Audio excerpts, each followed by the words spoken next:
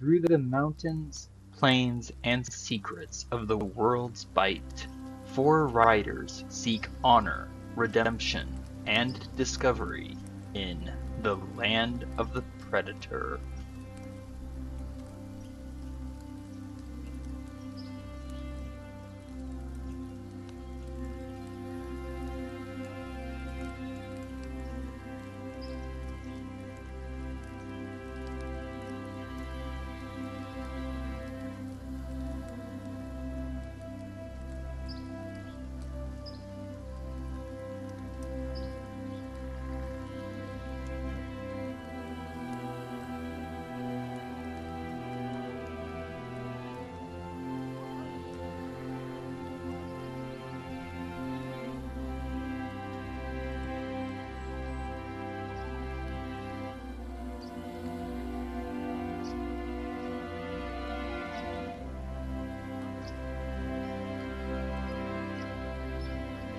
Journal entry, 7th day of Teleth.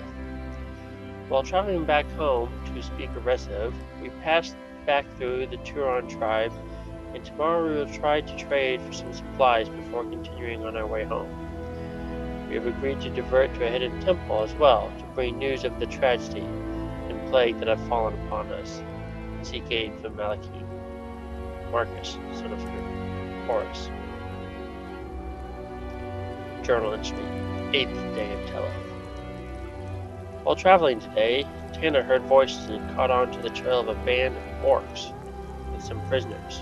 When we attacked them, we were surprised by some ogres and some evil, terrifying ghosts as well.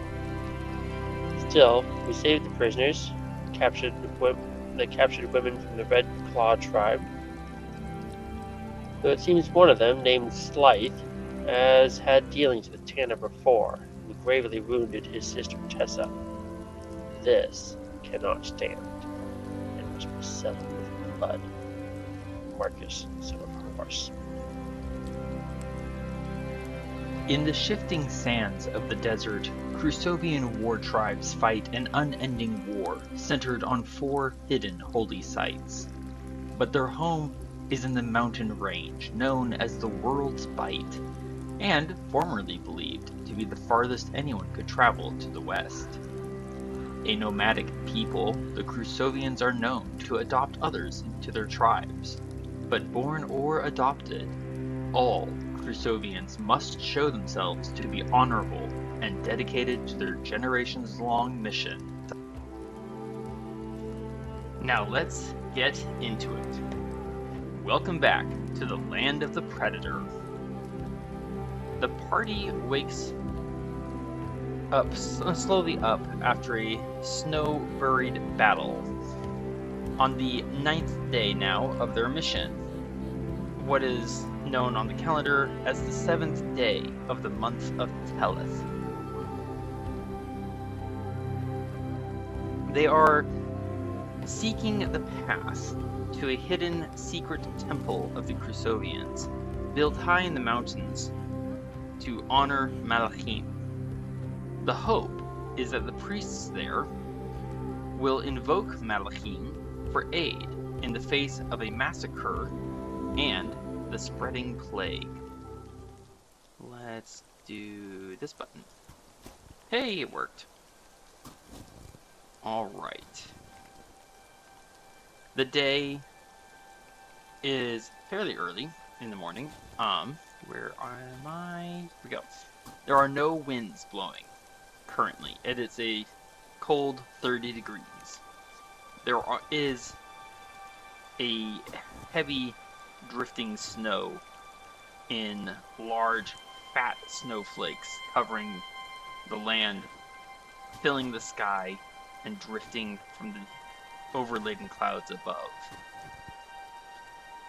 We shrug into our winter clothes, strapping on our armor. It's a fairly quiet day. The women that we had rescued from the orcs the night before, they left before we set up our camp, and there is no sign of them in our immediate vicinity. Given Slythe's animosity towards Tanner, it's reasonable to guess that they don't want to be anywhere near us in their current state. Can I please have Tanner, Roscoe, and Throk all make Constitution saving throws, because they all got injured in the fight. Here's Tanner's.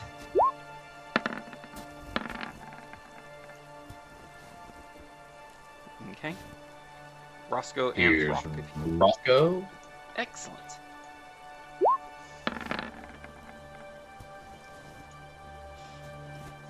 And then Throk. Making sure he is also on normal. Oh, good. Yeah. Roscoe and Throk, you wake up and it's really hard to see. Marcus, as you sit up and look around in the gray twilight of heavy snow, it looks as though both Roscoe and Throk are having a like the ridge of their eyebrows is distending and spreading down in a weird fungal-like growth, cutting off their sight. They don't look like they're doing so good. Did you say on both of them? On both Roscoe and Throk, yes.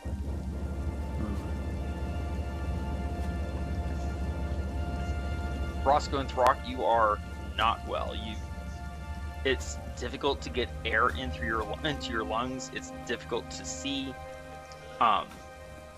If this continues, you will be forced to endure the blinded condition.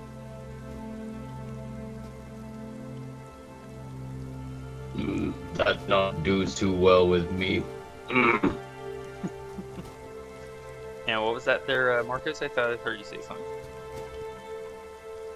No, I'm just trying to think real quick. Okay.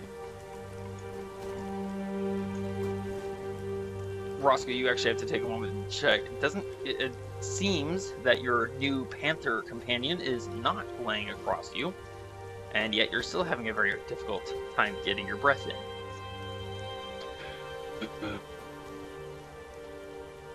I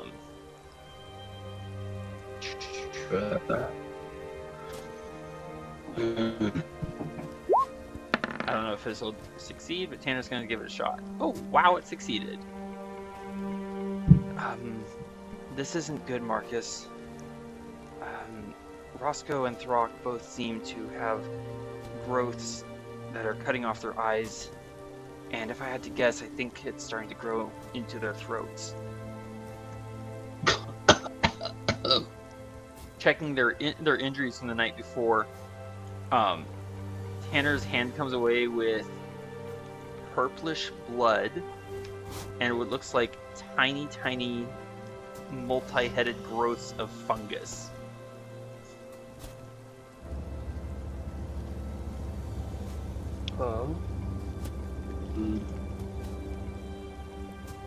Do you think, Tanner, you could scout out some herbs that might be a more reliably protect us from constantly getting sick? I can seek out herbs. I don't know how to extract and create medicines from them, but I can see what I can find. But I think Roscoe and Throk are already sick. Yeah. I will pray to Malahim and see what I can do to treat their illnesses for now, but we really must find a way soon to try and prevent this constantly happening, I think. And I'll use 2 uses of lay on hands to treat both Marcus and Roscoe. Okay, that's going 10 points. Yes, a total of 10 I almost said temporary points. Thank you for your application of lay on hands. That's 5 to Throk, 5 to Roscoe. You both feel as Marcus's divine blessed touch. You both presses onto your brows. You feel something receding from beneath your skin back into the bone structure of your bodies.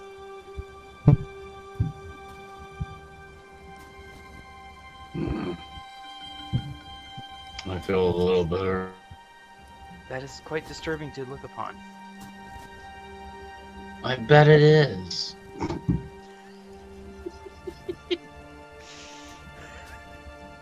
No comment.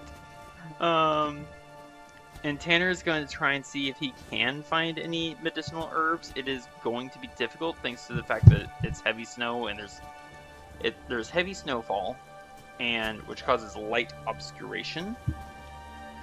Disadvantage on perception checks for sight, which I would apply to survival. Light obscuration, what's that do? I'm looking it up. Nope.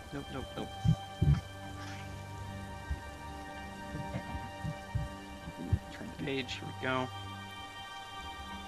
Okay, so yeah, basically all it means is the heavy snowfall is causing light obscuration, which means that if you're trying to make perception checks that rely on sight, you're at disadvantage. With that in mind, Tanner is going to dig down into the snow, kind of going by feel rather than by sight. Survival check. Whoa, what was that sound? I'm terribly sorry, but if there is any growing in this particular area, then I have not found it. Alright. I think I'd like to make it a group objective when we get back to our home tribe to seek out a like some type of healer or medicine person that can supply us either with some cure disease potions or like protection from disease potions. But I guess I'll have to wait until we at least make it back to camp. So. There is that. Tanner's going to strap his shield on as he looks up at the sky, looks at the mountains, and tries to get his bearings.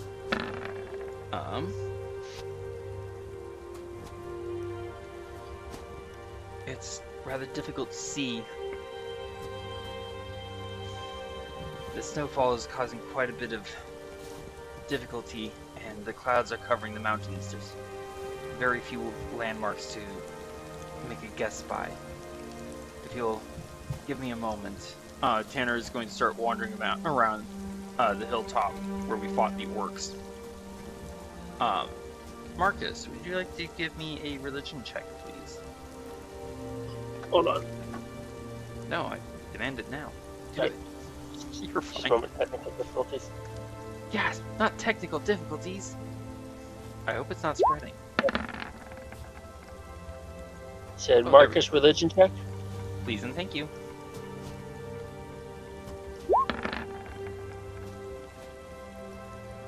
Nice. Yes, we did indeed encounter ghosts the night before. Given that that you didn't see anyone around that would have been calling them up, there are only a few ways that undead such as ghosts tend to rise up, especially in areas where they weren't already active. Of the possibilities are that someone deliberately called them up.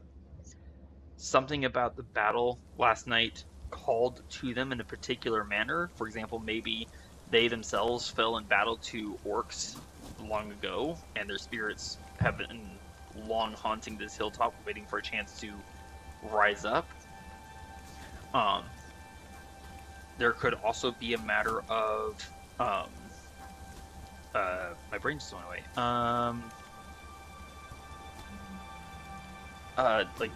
Spiritual disturbance. That something is happening in the other realms, of reality, other than the material plane. Without more evidence, it's a little difficult to say which of the causes is more likely to be occurring. As my tongue finally finds the gear and stops skidding about the road. I think I might have missed something. Was this with regards to us constantly getting sick, or what? No, in regard to the ghosts we fought the night before, like I mentioned. No, I got that, but I just couldn't tell. Okay, so Can you reiterate that in just a sentence or two? What would you say? You're aware of only a few possible causes that would have caused ghosts to rise up without a summoner of some kind. Oh, okay. Okay. About this point, Marcus, as you're ruminating on the previous night and the momentary terror that had struck deep into you upon one of those ghosts screaming after getting splashed in the face by holy water. Tanner suddenly blurts, "Oh, I had one of my mountains mixed up. I've found the path. If you're ready to mount and move out."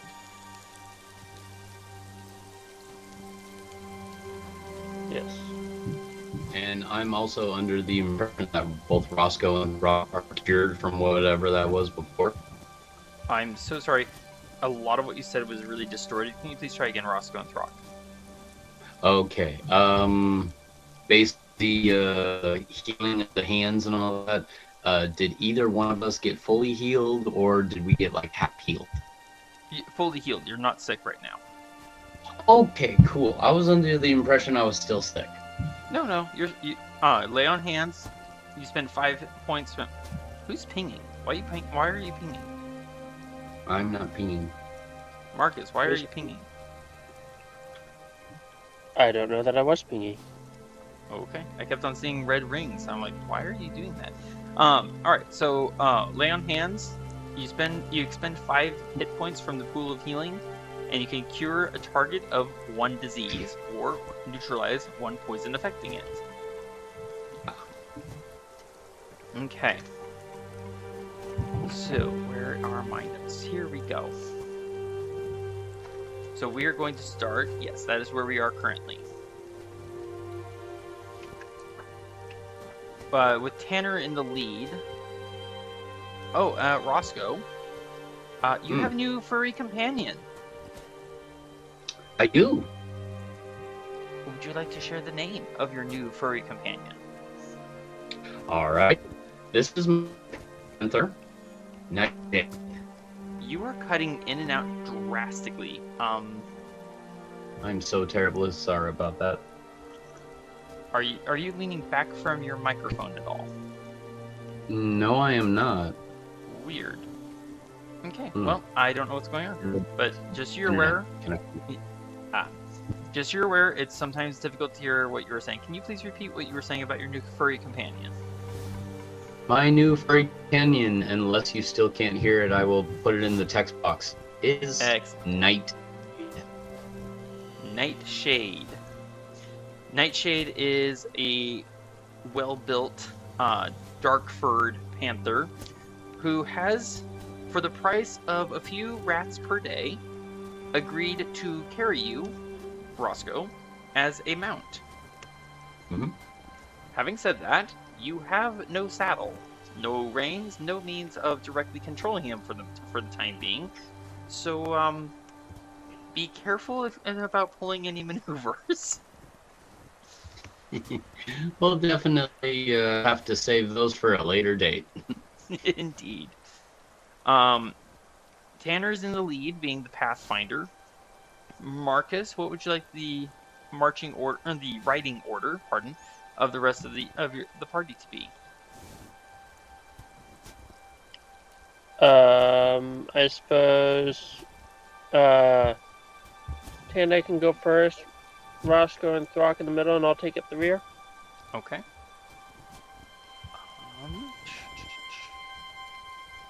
And Tanner is going to be navigating. Actually, he doesn't need to navigate. He doesn't get lost. Tanner is going to be focusing on foraging for supplies as we travel. And I'll just do basically an hour. It is going to be difficult because of the snow and the winter weather. 1 hour. That's a success. So difficult. Sorry. Oh, okay. And this is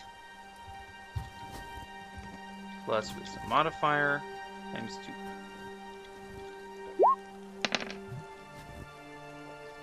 2.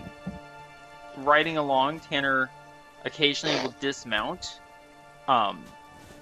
push aside the banks of snow, and occasionally come out with cold, muddy-looking tubers, some onions, odd-looking branches that, when broken open, ooze out a tasteless but nourishing sap.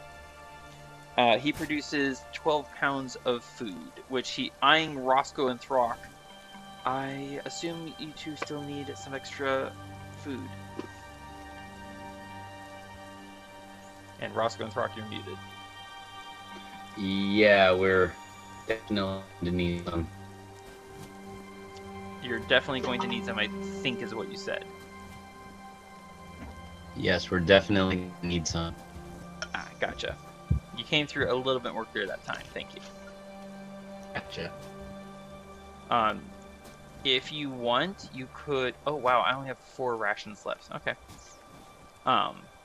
If you want, Roscoe and Throk, you could, if you want, try reconnecting your audio-video chat and see if that helps or not. I don't know, because I don't know exactly what's causing your issue.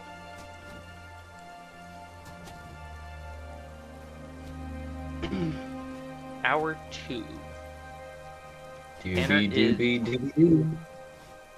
You're coming in alright? Am I coming in? Briefly. That's another success. I love how I say it's going to be difficult, and then oh my word. That's a lot of food Tanner finds. Tanner comes out of a cave that no one had seen coming up on the path, juggling several pounds worth of roots, tubers, potatoes, 18 pounds worth of food. How would you like to split this up? Marcus? You said you're down to like 1 or 2, right? I have 4 days worth of food left. And Roscoe and Throk, how much do each of you have? Or are you out? According to rations, I have about 13. Throk, though, however, you have 13. I thought I had to get rid of all my rations. What the heck happened? You didn't have to get rid of your rations. You had run out of rations when we found the Felon tribe, and when leaving the Felon tribe, Tanner had searched out food for both of you. I forgot about that. So you're actually quite well stocked. So currently 20. In 2 hours, Tanner has produced. I'm sorry. My panthers. Huh? I'm sorry, I did not find Nightshade rats yet. For point of reference, sorry, hold on 1 second, Marcus. For point of reference, Tanner in. Okay, hold on. For point of reference, speak.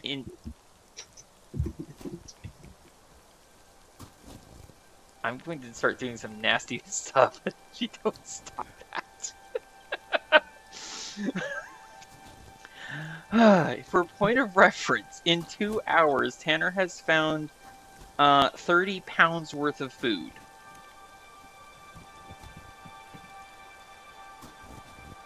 So how would you like to split that up? I wouldn't mind taking 6 of that and just putting myself at 10.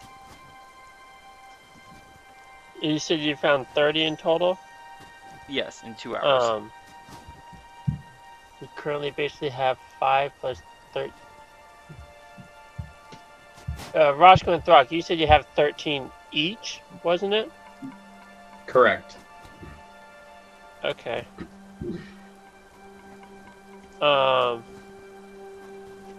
gonna try to see if I can do some quick math and just balance this all out, if that's all right. But You're fine. let's give Tanner 12 to start. 12. Total of 12? Yeah, to start. Okay, where are my rations? So I'm at 4, 8, okay? Now I'm at 12.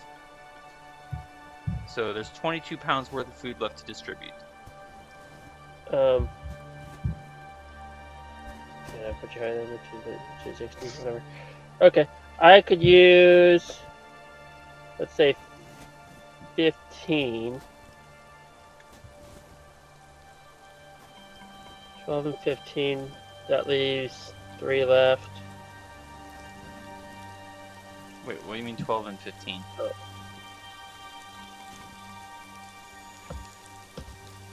I have 4. If you want me to be at 12, then that takes 8, not 12. Oh, I originally meant to give you 12, but that actually, yeah. Oh. Hold on. This is just all weird now. So I should be at 16. Got it. Rations. There it is. Thank you. What? Hold on just a second here. So yes, 3 pounds left. You are correct. Okay, actually, sorry, I'm gonna correct this. Actually, hold on. Let's give you 8. I'll take 12. That has everyone even at least, and another 10 to spread out. So, I'll give another 3 to each of Tanner, Roscoe, and Throk. Oh. Sorry. Wait, how much? 2 to everyone.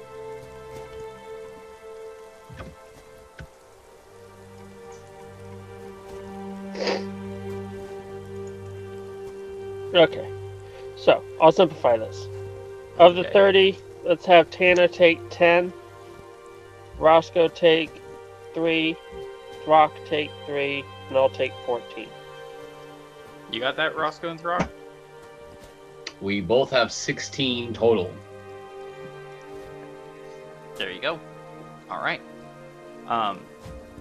Given that, Tanner is going to stop looking for more food. I think we're good for a few more days at least. Ooh, and instead, so let's see. We have traveled 9 miles. So that's 3 hours. Now, 4 hours. So we're at midday. The weather has finally decreased to just a light flurry of snow.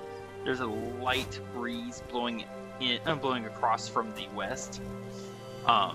It is still 30 degrees, so it's still pretty brisk.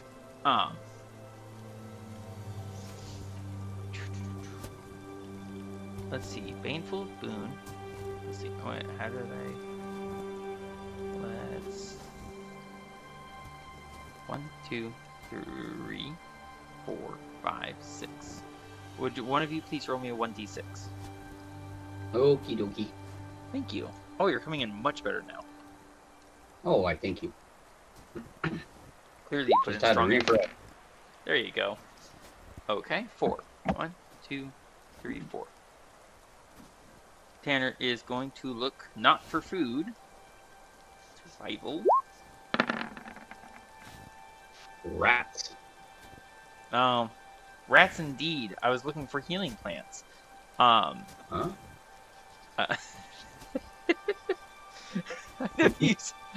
I'm sorry. I was taking what you said and turned it into a joke on you.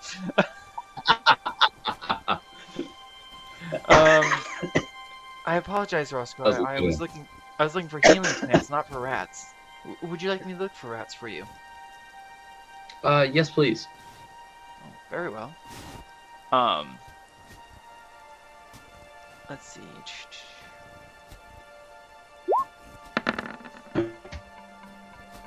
Unfortunately, none seem immediately willing to put their heads up for review.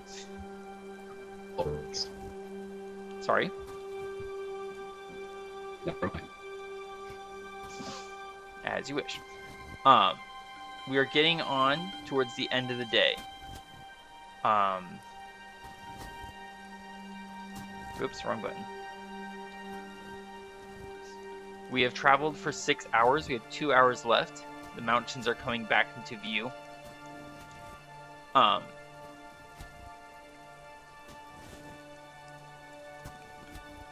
Tanner seems to tense briefly on Longstep's back and exhales a subtle pulse of energy out into the world as he is going to spend a spell slot. Boom, boom. There we go. For this. Okay. So this, I'm going to put out an aura for everyone to see. That is Tanner's 6-mile range with primeval awareness. We continue riding, and only a few seconds later, as the horses are stamping and steaming through the frigid air, just as we are getting about to there, Tanner suddenly leans back as though recoiling from an unpleasant stench. Marcus, somewhere about 6 miles ahead of us, I have detected fiends.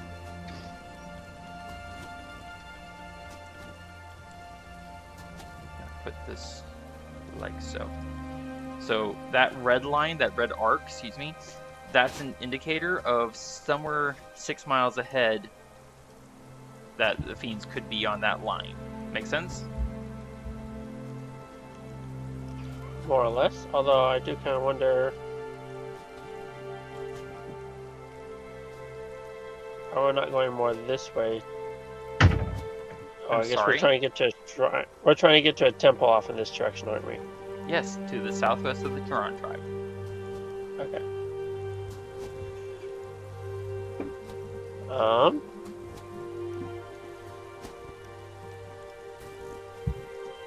not exactly eager to fight demons at this particular moment, but what if we try to navigate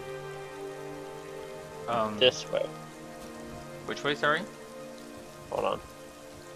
There we go. Well, I suppose that'd probably be pointless. That's 30 miles out of the way. So that's one reason not to travel that way. Alright, well.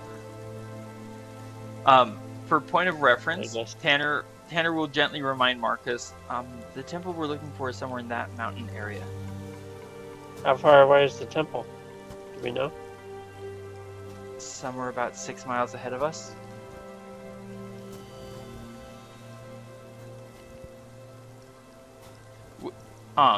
We have a choice here, Marcus. We could continue on. We could reach the temple by the end of the traveling day. Alternatively, we stay here for a night. And that would give Marcus and Roscoe both a chance to rearrange their spell lists in case we encounter fiends. I think that would be a good idea. Roscoe, do you have any spells you might want to be able to more readily prepare for dealing with fiends? No, because I feel as if we do encounter any fiends, I do know the grass needs to grow. I think if you have any options you might know to prepare or not, I think it would be wise to prepare some spells that more specifically deal with unnatural creatures. Well, then I guess I'll just have to snap some sticks. You'll have to, yeah. All right, yeah.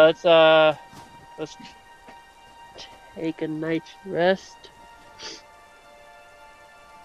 Okay. So basically we're going to end our travel about 2 days short. 2 days. 2 hours. Sorry. Where's my notes? I got my words all mixed up. 2 hours short of our destination? Technically 1 hour short. Somewhere 3 miles ahead of us is the temple. Somewhere in the mountains. Tanner has landmarks to follow. We could try and find them this evening, but it sounds like, Marcus, you want to take a night, and in the morning, prepare your spell list a little bit more, hopefully, efficaciously to deal with fiends. Is this correct? Marcus? Yeah. Okay. Excellent. In that case, everyone please expend 1 ration, because we're gonna eat while we camp, I presume. Nom nom nom. Throk eats quite noisily. Quite happily, but quite noisily. Roscoe, would you please give me a survival check?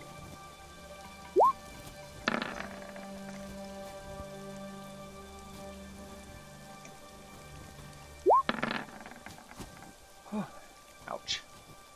Nice. You lay out some breadcrumbs near some brush, keeping watch carefully, and after a little bit you notice quivering whiskers, a questing snout, the gray fur of a fat rat. Nightshade, nearby you, looks at you with luminous eyes and pounces faster than you can blink. You have met the terms of your agreement. So far. Well done, Roscoe. Marcus, would you like to give me a religion check?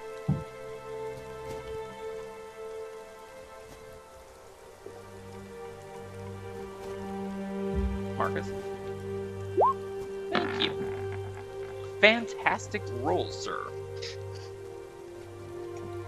You recall some of the lore about fiends. It sort of depends on what kind of fiend we're facing.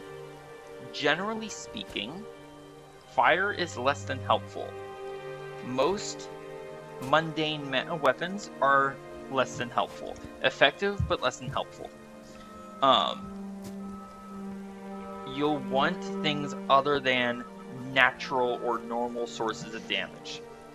So things like fire or cold or lightning, those more mundane sources of damage are going to be less useful. Depending on what kind of fiend we might encounter, some of them will straight up ignore fire damage, whether it's mundane or magical.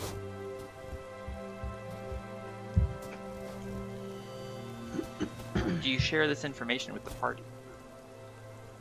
Yes. In fact, I'd like to consult specifically with Roscoe on this. Actually, I guess probably Tanner as well. No, you can't change your spells. I can. But I would like to consult specifically with Roscoe on this. And see if he can do anything to prepare some spells geared towards dealing with unnatural creatures.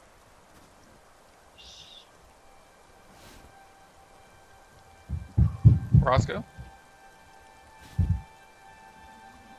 Do I have anything that I want to work on for unnatural creatures?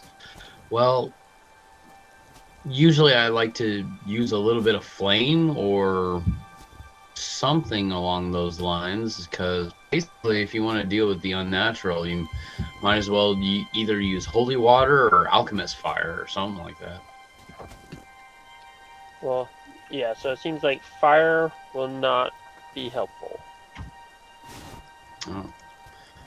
Well then, let's see. I don't think I have any other spells that could possibly help in that area. There is one other thing that would occur to you, Marcus. Any kind of fiend, fighting it in the dark, bad idea. All right. So, You producing have flame. anything? Well, we One do more. have the flask of oil, and we also have fire. I was gonna say more accurately, like produce light might be helpful. Any protection spells you might be able to offer, or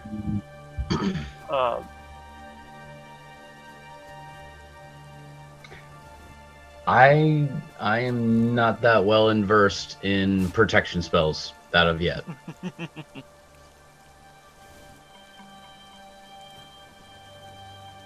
right. Although if I can get them to eat any of my leaves of torpor, I might be able to help you out there. Tanner looks regretfully at his potion of fire breath, and he's just kind of like, "Oh, I don't get to use this time." Aww. Or for that matter, alchemist fire. Aww.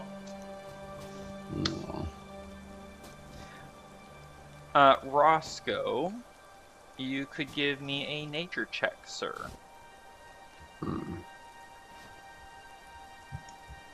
It'll be quite cold out here, but I'll give it a shot.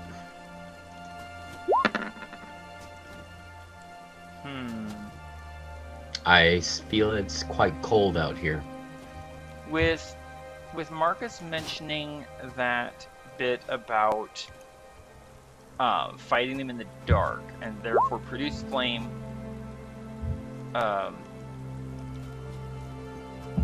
I see your message, Marcus, but I don't know what you mean by consider. So please explain a little bit more while I continue with Roscoe. Roscoe, yes, you could. I'm sorry?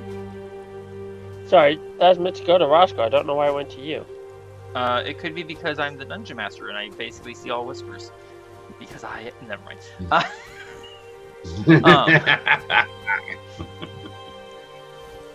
see all Roscoe. whispers. With Marcus mentioning that bit about fighting in the darkness, yes, you could do produce flame. However, what that would result in is illuminating all of us, but not necessarily preventing them from staying in darkness. If they just stay, if they're far enough away from us, then producing flame will simply highlight us to them rather than them to us. The flip side is, rather than trying to remove darkness, you could remove sight altogether, depending on the circumstances. Like, for example, maybe with a little bit of fog. I could. But before then it's just a matter of us playing hide and seek. Indeed. There's one other thing you might want to consider. Would you like to use Druidcraft to find out what the weather is for tomorrow? Certainly. Okay. Because if it's especially strong winds and we're out in the wilderness when we encounter gains, fog cloud won't help because it will be dispersed by strong winds. Right. Druidcraft. You get a sense for the weather for tomorrow. No snow in the morning. A little light powdering of snow around noon. Nothing in the evening. Cool 30 degrees. Some light winds out of the south in the morning. Which means no wind dispersal of fog cloud.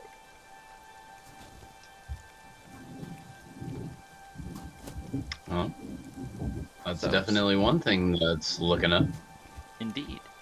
Alright. Do we all bed down for a long rest? Roscoe, did you see my message or no?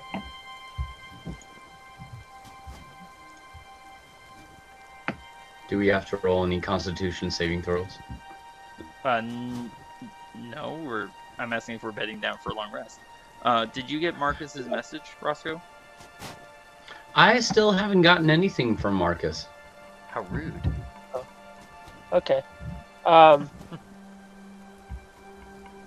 was just gonna suggest you consider the Moonbeam spell as a preparation option, but it's up to you. Consider the what? The Moonbeam spell. That's not one of my spells. I think it might be one of your spells. Is it a Circle of the Land spell? Maybe. It's a druid spell. But I don't have access to that one yet. It's a second level spell. Do you not have second level spells? You do have second level spells. Do I? I didn't Yeah. think I did. Yeah, you have second level spells. You're a third level druid. Huh.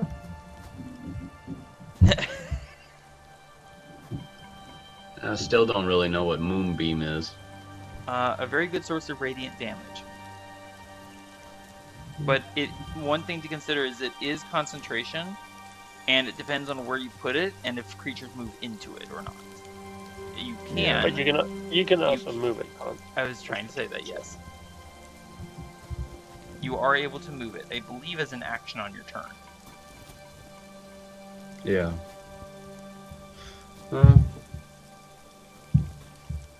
I think I'll stick with Fog Cloud. Okay. Alright. Marcus, have you rearranged your spell lists as we take our long rest? I was debating on that one. Yes. Go ahead and start the long rest, and I'll make my choice before we enter combat. As you wish. Oh wait,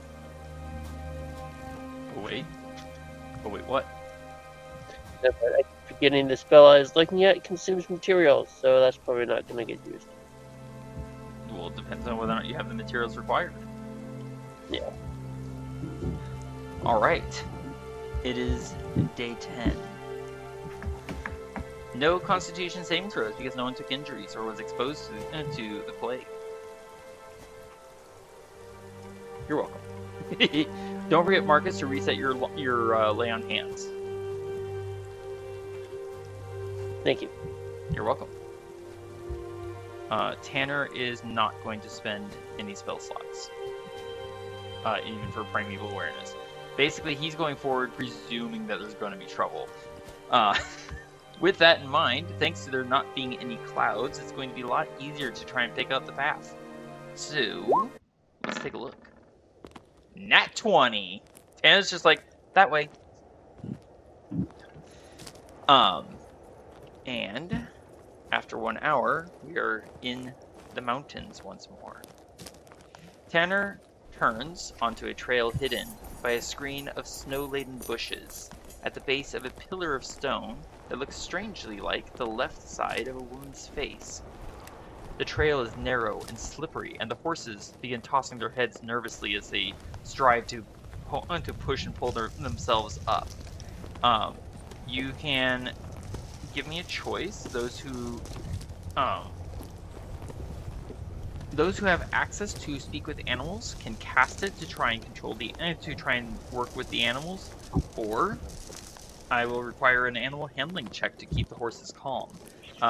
This does not apply to Roscoe. Nightshade is kind of just prowling and climbing, and thanks to his claws, not having much of a problem. So, Roscoe, did you want to do you have animal handling? Yes, I do. Do you want to cast it, or do you not want to? Well, it's called Speak with Animals. Is that considered the same thing? Yes.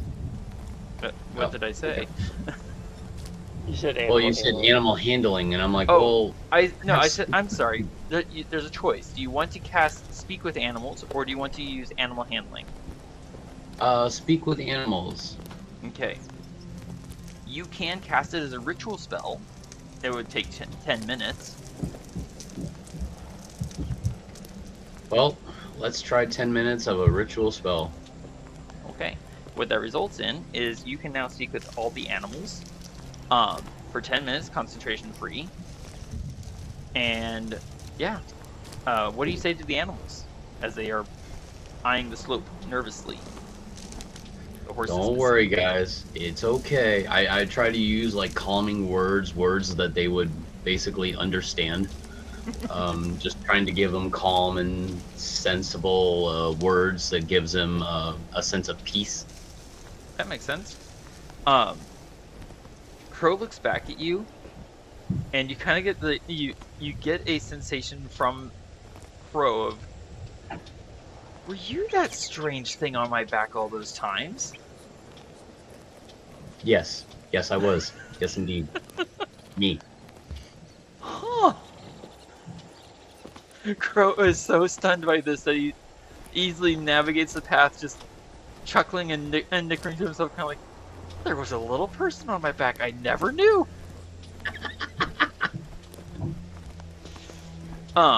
It takes some time, but thanks to Roscoe and his spell, Speak with Animals. Oh, by the way, while you have Speak with Animals, you can speak with Nightshade if you want, especially if you want to try and renegotiate the terms of your arrangement. If you want, it's up to you. Where was I? Here we are. Near a pool of sparkling green water in the shape of a boot, fed by a frozen waterfall, Tanner takes a left-hand offshoot that looks as though it would have gone straight to the waterfall, but twists and turns into a low cave. To get through, everyone, except Roscoe, has to dismount and walk their horses through the bitingly cold cave. Without the cold weather gear, it would have been very unpleasant. Roscoe, you still haven't Speak with Animals. Do you want to talk with Nightshade or no?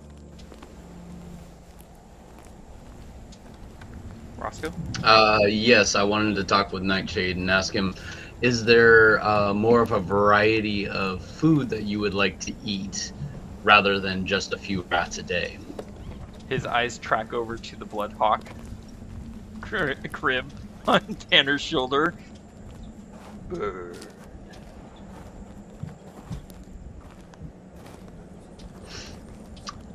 Preferably not the hawk. Pigeon. Pigeon, sure. We could definitely find some pigeons. He responds with a pleased and pleasured purr. It sounds slightly threatening. On the other side of the tunnel, and he is warming up to you a little bit, and seems to like the name Nightshade. Although it takes a bit of explaining to him that it's a plant. It doesn't really seem to matter to him. On the other side... Oh yeah, the Nightshade is actually a plant that allows even the one who takes said plant and mixes it in with an herb can actually help them sneak more quietly at night. I do not need plant. Oh, that's because you're more like the plant.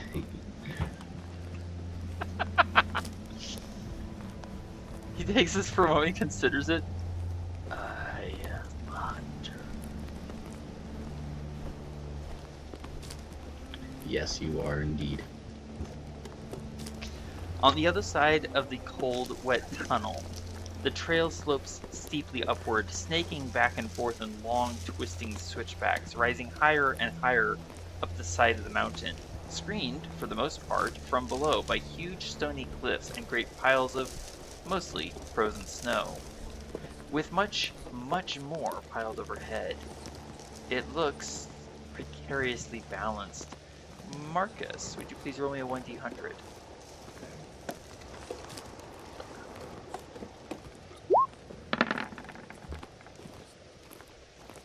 Okay. There is a crack somewhere either ahead or behind. No one's quite sure where. You hear the whistling plummet of ice and snow. It sounds quite painful when it hits whatever obstruction was below it, and it's probably much good luck that we were not in that vicinity. And by the way, anyone who would like to can give me a survival check.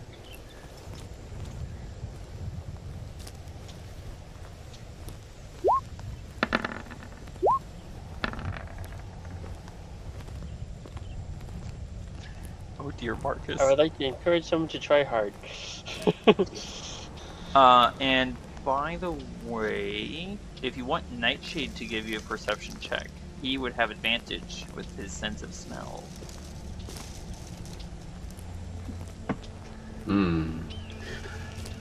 Hey, Nightshade, can you give us a bit of a perception check?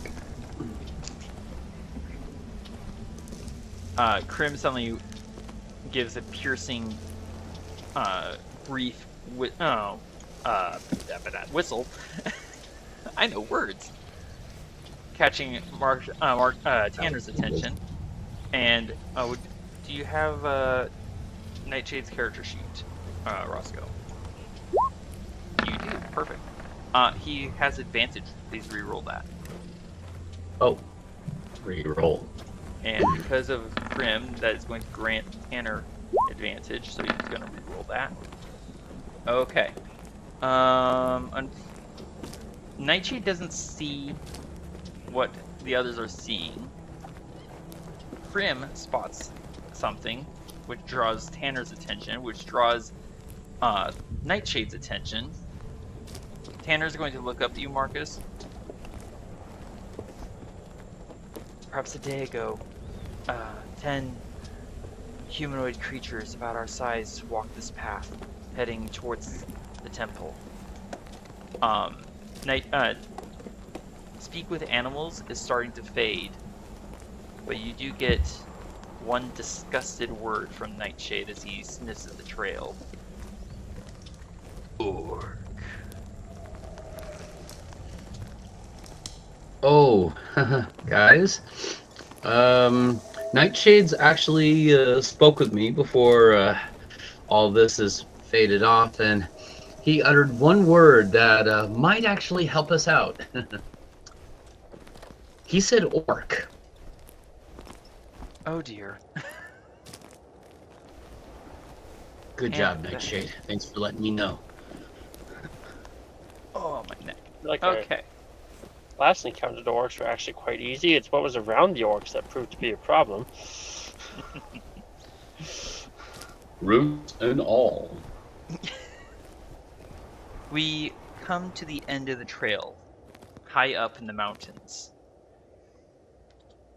The doorway is barred by a pair of heavy stone doors, deliberately and skillfully, if not masterfully, carved with scenes of mountains, clouds, and the distant wide plains of desert land.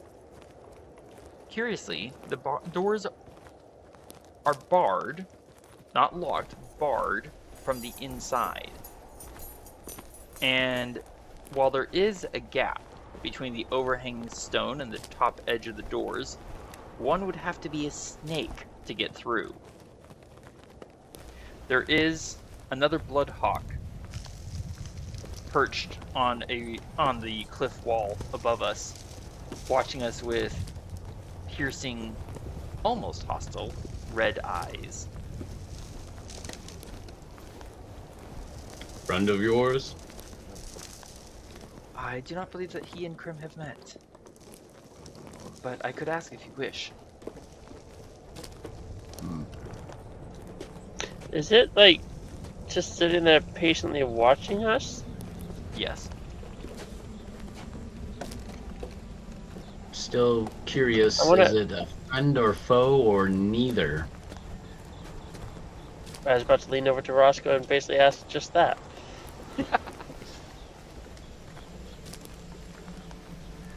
Tanner is going to go ahead and spend a spell slot for Speak with Animals.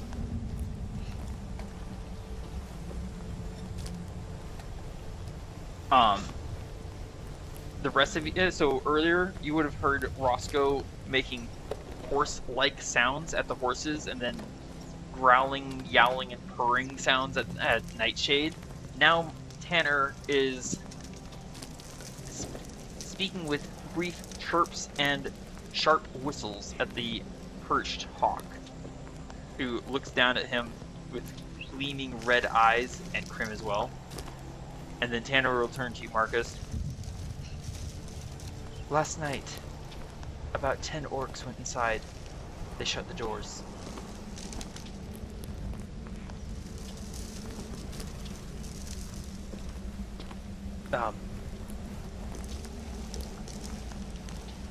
My new companion up there, or rather, I suppose, temporary neighbor,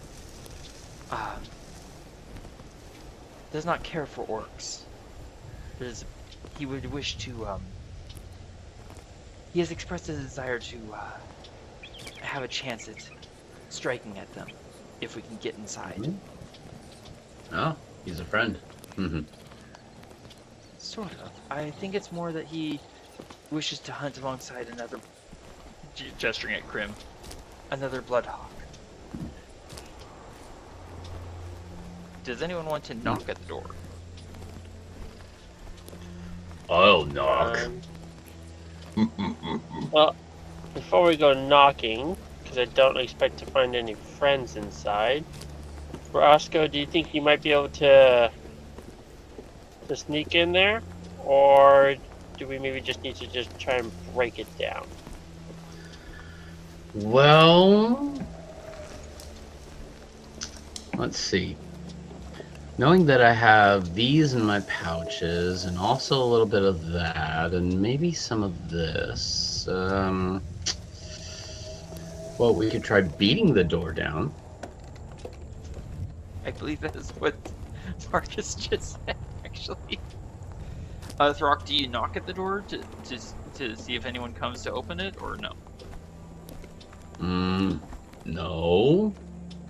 I try to be stealth-like and maybe unlock it with my nail. With your what?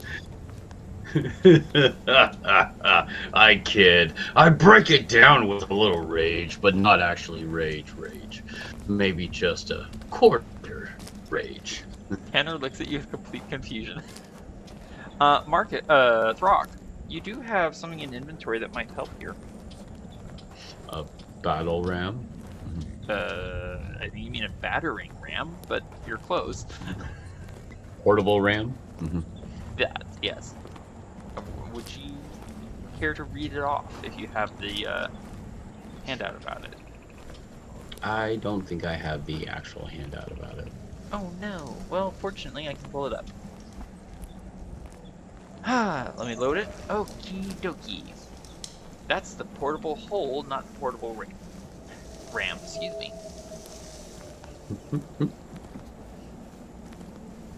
Here we go. Now loading. You can use a portable ram to break down doors. When doing so, you gain a +4 bonus on your strength check. One other character can help you use the ram, giving you advantage on the check.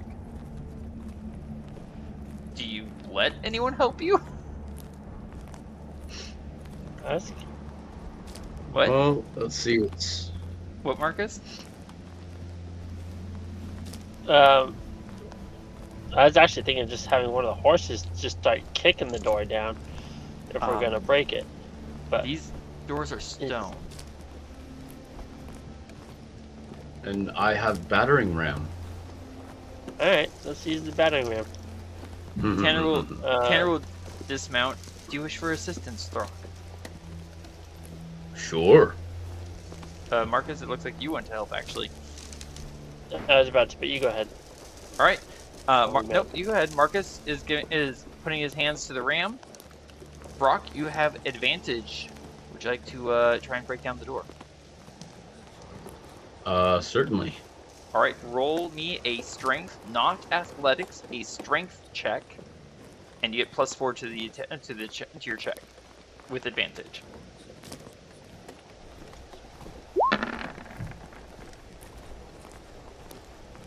You slam the blunt end of the battering ram against the door. There's a dull.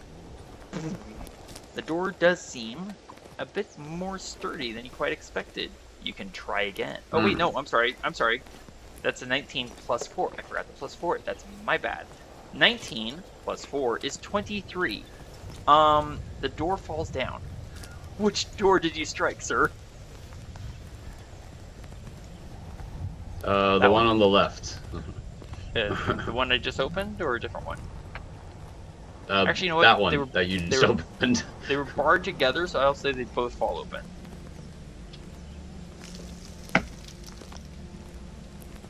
Roscoe, do you have any way to create some light in there?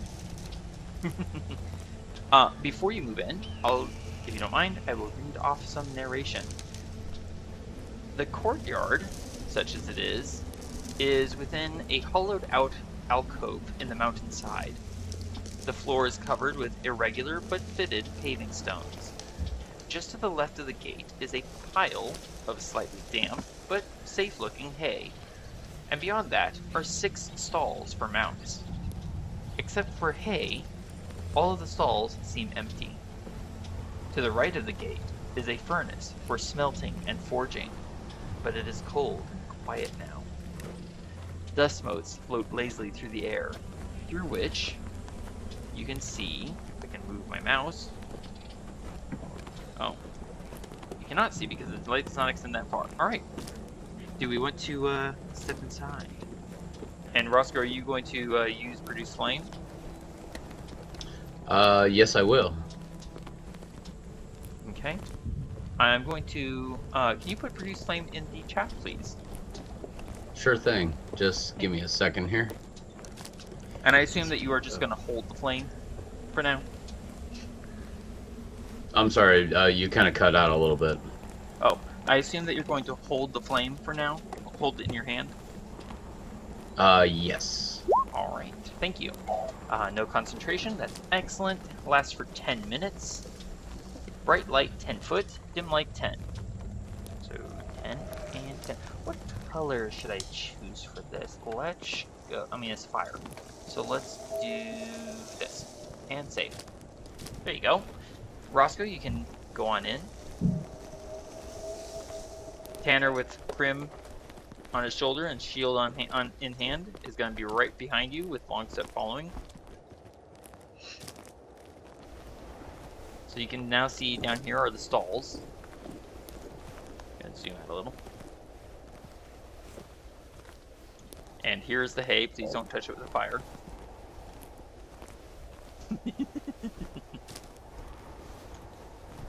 I'm gonna remount, mount and ride him in. Remount, mount. Throk, are you coming in as well?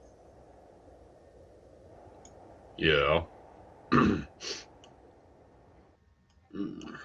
Can I put away my shield and pull out a lamp? You may. A lamp, I believe, burns for 6 hours when filled with 1 pint of oil, yes? Yes. Okay. Should we use the stalls for the horses?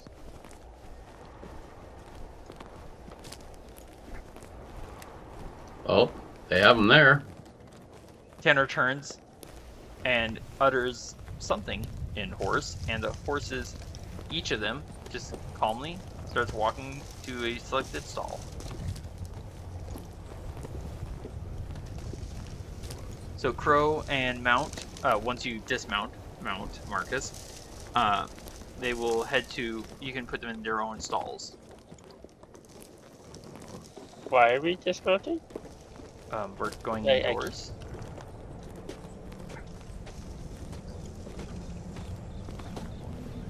Well, I was hoping this place was large enough to stay on the mountain. I guess not.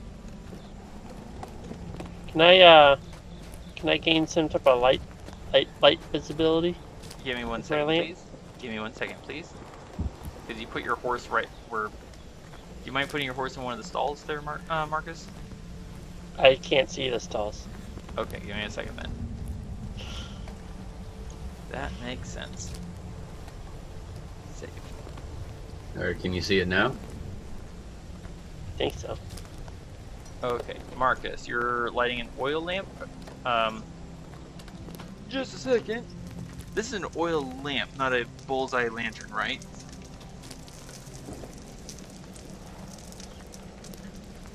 Marcus, I'm checking what I have in my inventory. thank you.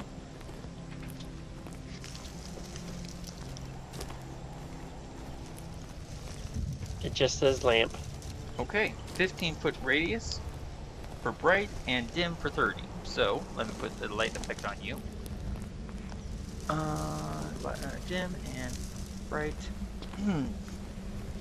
Bright 15, dim 30. And since this is an oil lamp, I'm going to make it a slightly different color. Let's do that one. save. Woo! There you go.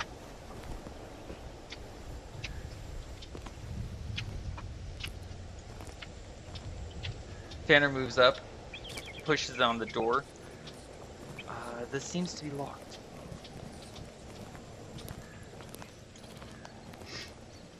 Would you like a hand there, Tom? I could try portable ram again. That's the wrong. Actually, no, that's the right button. Let's do this so I can actually. There we go, and save.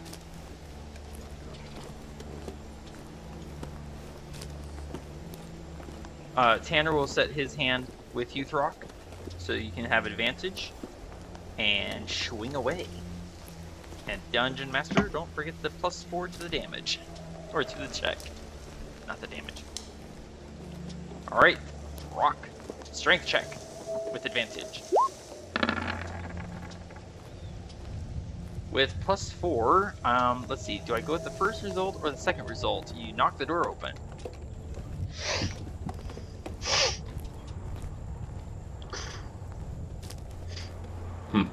At least I'm consistent. Indeed. Alright, so the hallway here, if you would not mind waiting for one moment there, Throk. The hallway here is 10 feet wide by 10 feet tall and unlit. There is a chamber beyond, and it looks like there are empty sconces for torches on the walls. The air is cool, dusty, a little musty, and there's a faint undertone of an almost coppery-like scent. And Tanner's going to adjust to make sure that his shield is strapped to his arm. Which means that... Tanner. Yes? Sorry. Do you know of any monsters or whatnot that would create a coppery scent? Give me 1 second. Let's do this. Nat 20. Monsters, not necessarily. Blood, on the other hand. And Tanner strides into the chamber.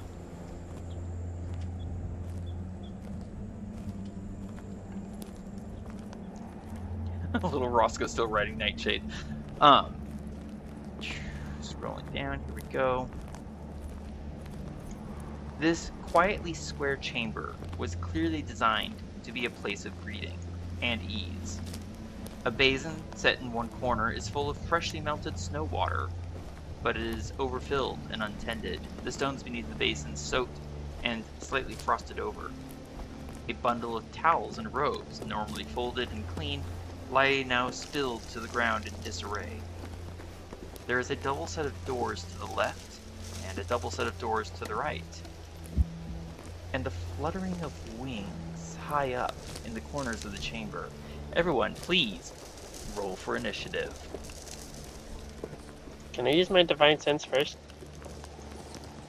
I will say yes, you can, and then also remember to click on your token and roll for initiative. And nice roll to Roscoe's. Was that Roscoe's roll? That was Roscoe. Noise. Ouch. Okay. This button. That's Throk. Oh dear. Oh, sorry. Oh, right. I need to roll for Tanner. Initiative. Not great. Alright, and Marcus, could I please have you roll for me precisely? Thank you. Now, we are going to keep these initiative rolls, and we're going to proceed throughout the temple until it is cleared in initiative order. Make sense? Right. Excellent. Okay. Tanner, there you are. Got a 15.6. 0.06. There we go. I remembered the decimal point this time. I realized not that long ago that one of our earlier fights had completely messed up and had Tanner going first in initiative order, and he wasn't supposed to. My bad. Okay, Marcus. Throk. Wow. Excuse you. Go. Indeed, you are excused. There we go. Cool. That was easy. Wait, did I miss someone? Oh wait, I'm first. Yeah, you will be first. I'm just checking. Oh, there he is.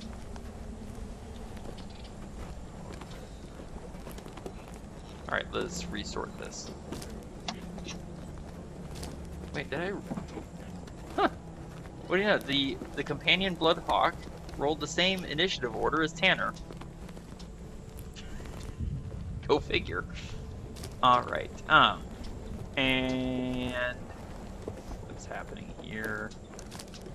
Okay. Right. Marcus, you used Divine Sense. So basically, you're walking in, you use Divine Sense, and right as you do that, that's when you heard the fluttering of wings. I'm going to throw an aura on you if I can. Let's do this. 30-foot aura. 60. 60. I'm sorry. Wrong one. There we go. Wow, that is a huge circle, even though you can't actually see all of it because it goes beyond the walls. So it stops at the walls. You do not feel the presence of celestials, fiends, or undead. Wait, hold on. You.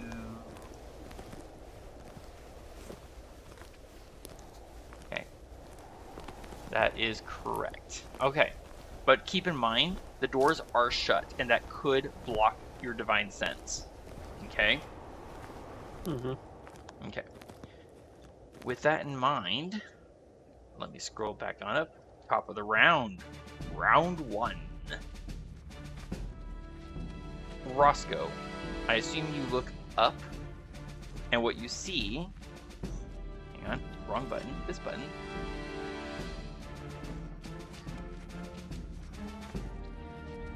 There you go. And just so you know what they look like, Roscoe, you're muted. Oh, how cute! Not really. They look like mosquitoes from nightmares. What would you like to do, Roscoe?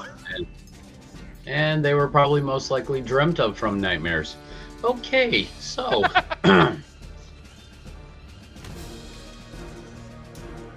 Let's see, I still have the flame that I've been producing in one of my hands. Correct. I can use that to throw at them, right? You can, but then you will no longer be carrying light, so to speak. Oh, well. Then I could also use Druidcraft to light up all the torches that are not lit. You can use it to light up one torch as an action. So are you going to throw your Produce Flame? Actually, yeah, I'm gonna throw my Produce Flame at a torch. Sorry, 1 second. I'm gonna need you to come up and move forward a little bit. Wait, you said at a torch, not one of the flying creatures? Yes, I did say at a torch. Oh, okay then. Alright, so I'm gonna turn the light off on you. Save. So you're no longer producing light. Which torch are you throwing your flame at?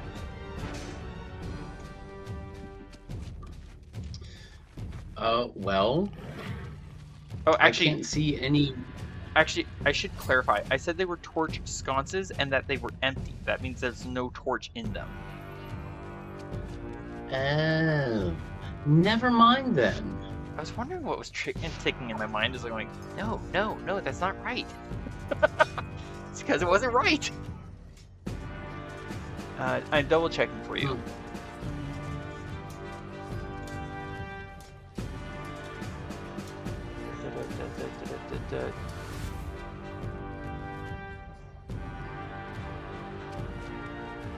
Where did I put that? Yeah, there is no sign of torches.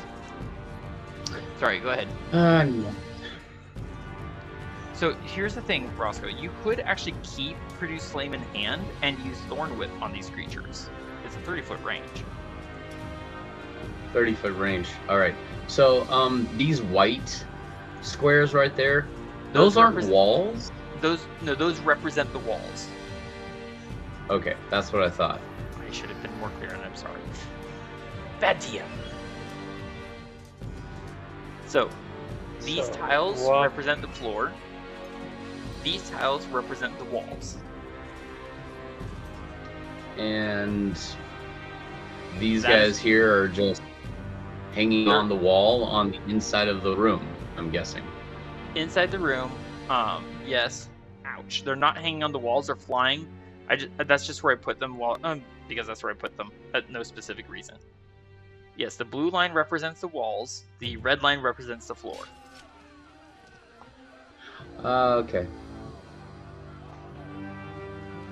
Thank you. Well, I guess I would have to just move out of the way. Where would you like to go, Roscoe? You have the full movement range of Nightshade.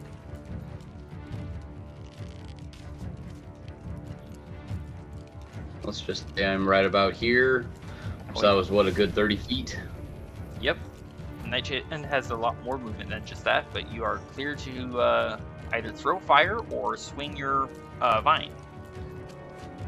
I'm going to use my Thorn Whip against this guy here. Alright, then that means you still have your... What? Wrong button. This button. And save. There we go. You still have your light on. Which one, I'm sorry? Mm-hmm. This one. Alright, make your attack. Right. Checking out Thorn Whip. Here we go. Please let it be more than a 1. Well, that hits, yes, and it's more than a 1, and you drag a corpse back to you. A corpse? You killed it. A corpse of a dying creature. Thank you. So you've got flame held in your palm. You raise your other palm, lash out a 30-foot long width of vine.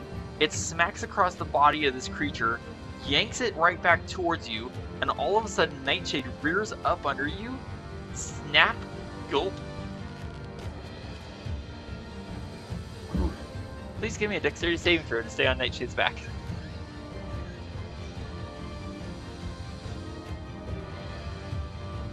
Oh, there we go. You're fine. You ride it out Okay. smoothly. I believe Nightshade still has 10 feet left. No, he has 20 feet left of movement. He only moved 30.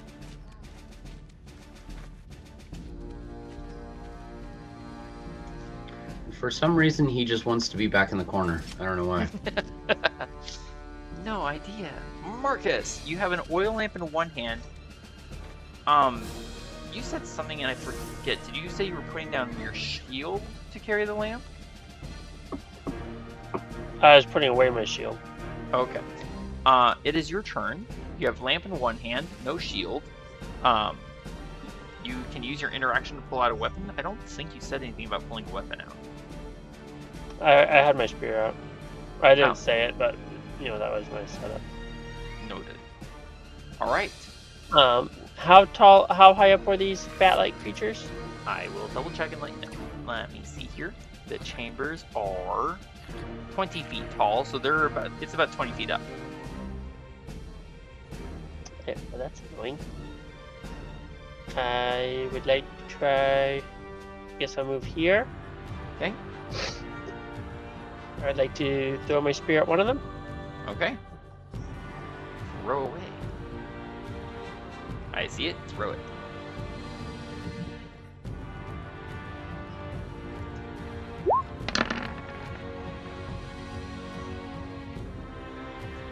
That is a 13 to hit, which is a glancing blow for half damage.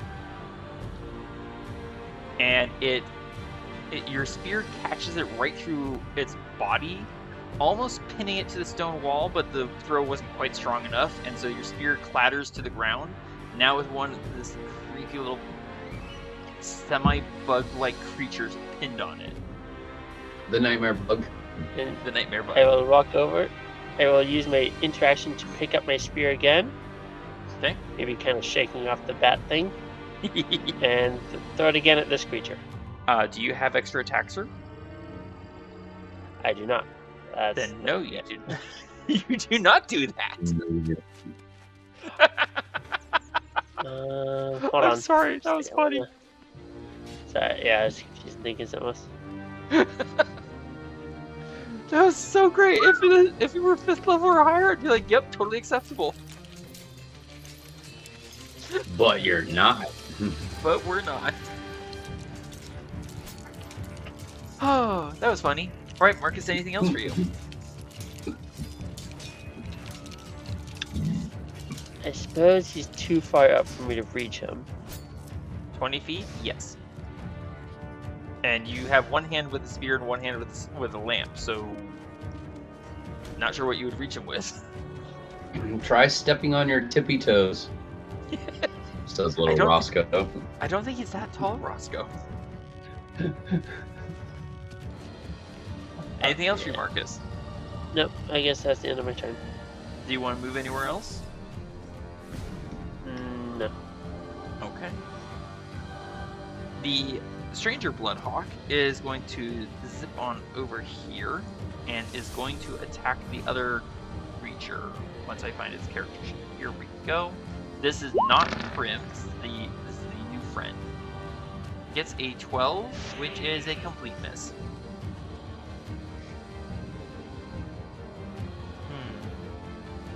Could use my action to tell Prim to attack. You know what? I'm going to go ahead and use my action to tell Prim to attack, which means I'm not going to attack, but then again, I'm mostly melee. I do have some options, I just don't want to throw them away yet.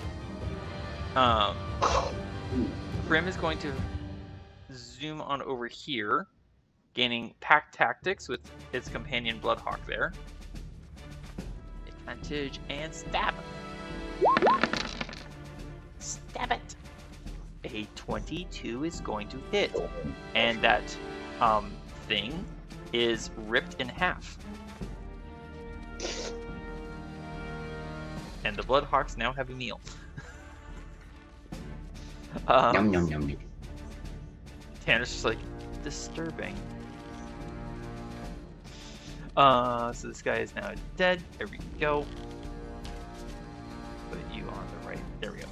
Alright, that was Tanner and Prim's turn. Throk. It's your turn, sir.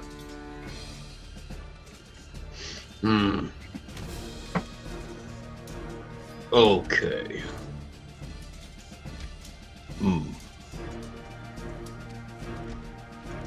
So Marcus, this is how it's done. You take the spear and you shove it right in this guy's general direction. Right here. I should move. Oh, did I have that on? I'm sorry, I had that on advantage. You do have it on advantage, however, 14 or 14 either hits for 7 damage. Roll me d6 and call odds or evens. Odds. Alright, roll d6. Alright, the spear is stuck in the wall. About 20 feet up. No. Isn't it a stone wall? Yeah, apparently it slammed right into a crack. Killed it. You did indeed kill it.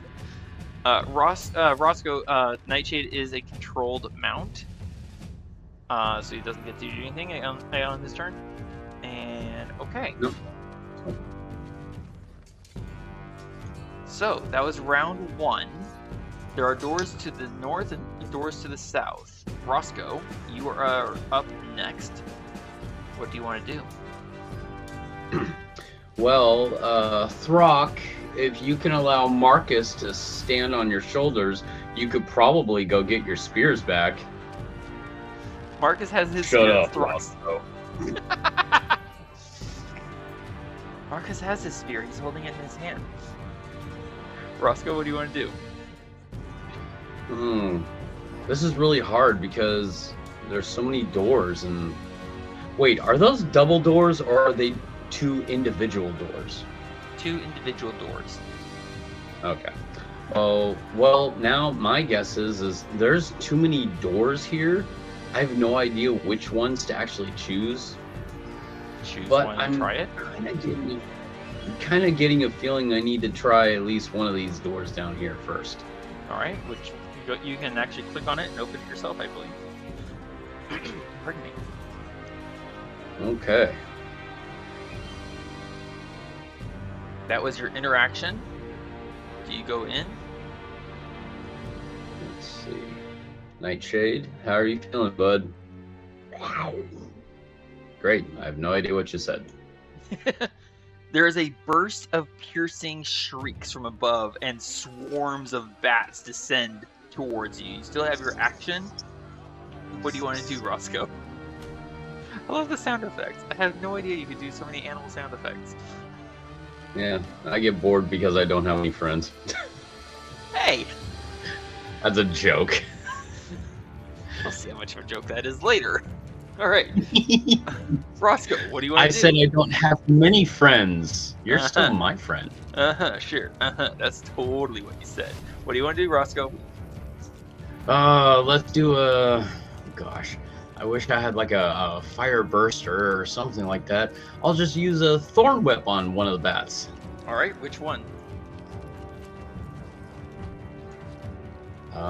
This one that's right next to me. Go for it. Okay, here we go, and... Whoosh! An 8 to hit does not hit. Yeah, I figured. I can almost They're hear like big Roscoe. meta bats or something here. I can almost hear Roscoe just whip crack. Uh-oh! I'm in trouble! Uh-oh. Yeah, because now he turns tail and goes, ah! Now remember Outta here. you can have Nightshade disengage and move back. Nightshade, disengage! Let's go! Retreat! Retreat! The only thing is you cannot shut the door, because you use your interaction and your action already. I know, but sorry guys, there's a bunch of bats in there. They're just bats. Marcus, it is your turn. I'm gonna come running down about here, and I will make an attack against this. Against this. And at this point, Divine Sense Actually- ends. Excuse me. Yeah, actually, I'm gonna throw my spear at this one. Which one? Sorry? Oh, this one to the south. Got it. All right, make your ranged attack, sir. It is a flapping crowd of bats in here.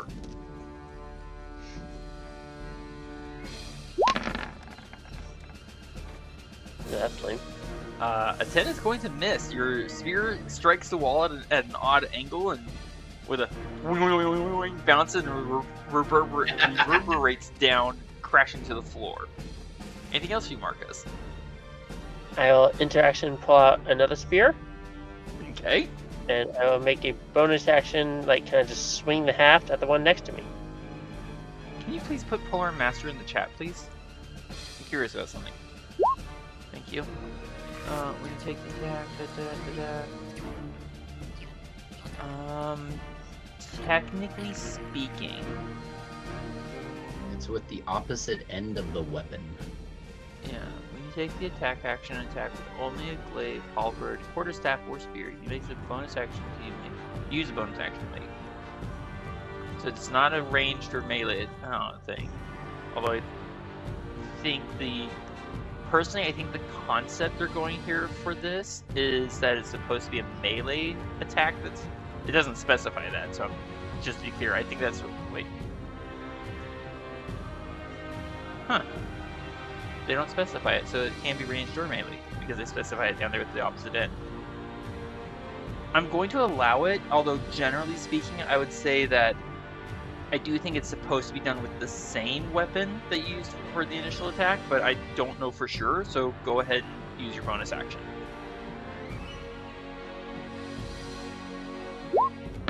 Excellent. Let's see if this hits. An 18 is gonna hit for 5 bludgeoning damage. Watch that health bar. Wrong one. Bonus action, yeah. I had the wrong one selected. There you go. 5 damage. You managed to smack one of the bats. Anything else for you, Marcus? That's gonna have to be the end of my turn because I'm out of movement. Okay. In which case, the companion, Bloodhawk, is going to go flying in right over your head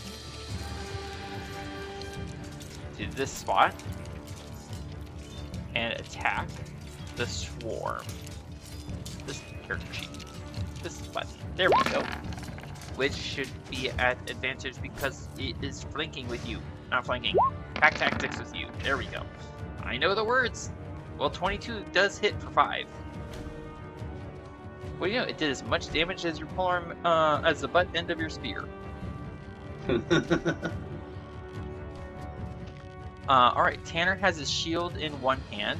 His other hand is empty. So Tanner's going to move on up, use interaction to open that door. Slide in underneath the other Bloodhawk.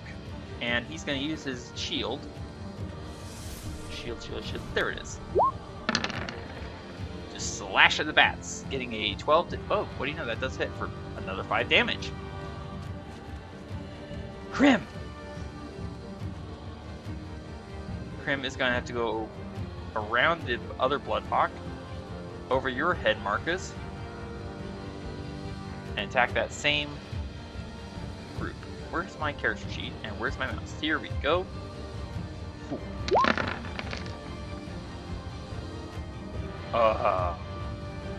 That's actually the exact number of hit points that swarm had. Krim just took it down. Rip! Thud. Last bat hits the ground in a bloody mess of death. Indeed. Alright, so it was Krim. Throk, your spear is about 10-20 feet up. You can climb the wall and go get it if you want. Well, do you have your shield in hand? Sure. Why not? Okay. So it's going to cost you some movement to get up there. Because it's 20 feet up, so you're going to have to spend 40 feet to climb that high. So this will take your dash action. Ow. Does that make sense? Yeah. Alright. So you climb on up. That costs you 40 feet out of 60. So you reclaim your spear. Do you have your shield in hand? Yeah, I do actually have my shield in hand, but that's fine. It's right in the corner, so it's easy enough to just use your mighty fuse and press against the opposing corner walls and climb on up. Grabbing your spear, I imagine you kind of slide on down. You have 20 feet of movement left, and you have your spear back in hand. Yeah. Please put yourself... Yeah, perfect. You have 20 feet of movement left, sir. From all that, just 20 feet left? Yep. That was a mighty throw. And there you go. Well, I wanted to be accurate. You were quite accurate, yes. Nightshade is controlled. The bats. They are going to fly on in here and close that. Don't need that character sheet anymore because all those creatures are dead. Eeny, meeny, miny, mo. Gonna attack the ranger. Oh no. I was trying to find a rhyme. And not only did I not find a rhyme, but the bats did not find a flesh to bite. Alright, top of the round. We're gonna go back to Roscoe. Well, There's not really a whole lot I can do because everybody's standing in the doorway. So. I mean, you can move up and still make your attack. Oh, I'm sorry. What was that, Marcus? I was gonna say, yeah, I'm pretty sure you've got a reach attack with that whip spell. Oh yeah, the thorn whip. Yeah, the only problem is that Marcus and Tanner are in the way. So in essence, the bats are gonna get some cover from this. Ouch. Yeah, but you can still make the attack. Well, let's see. Was there something else that I could... Whoops, I did not mean to do that. Noted. You're not casting Druidcraft. Boop. There you go. I'm done. Reality resets. I could actually try speaking with animals. You could cast that. If you want to. It would take an action to cast if you wanted to use it as if you wanted to spend a spell slot. If you want to instead use a ritual, it's going to take 10 minutes to cast. Yeah, no, I don't want to take a ritual to cast. Fair. But what I'd like to do is use it and see if I can try talking to them and saying, hey, where are those stupid orcs that came in here? You know, something like that. My eyebrow. Okay, so that's what you want to do? Yeah. Oh, it just occurred to me. Tanner still has his own speak with animals active. Yeah. You still have your thing going on, so you could actually talk to them. Yeah, do you still want to do that and spend a spell slot? Because I kind of think you wouldn't want to. I don't really want to. Okay. All right, then what else would you like to do? I'm just gonna sit back and wait until you do your little thing. Are you gonna ready an action to attack or no? I will ready in action with Thorn Whip. Yes. Okay. In that case, you've readied an action, and if you realize that these guys are fully hostile and there's nothing to do, you'll attack them. Yep. Cool. Marcus, it is your turn. The bats are swarming about, trying to fight and snatch and rip and tear, chirping angrily. What would you like to do?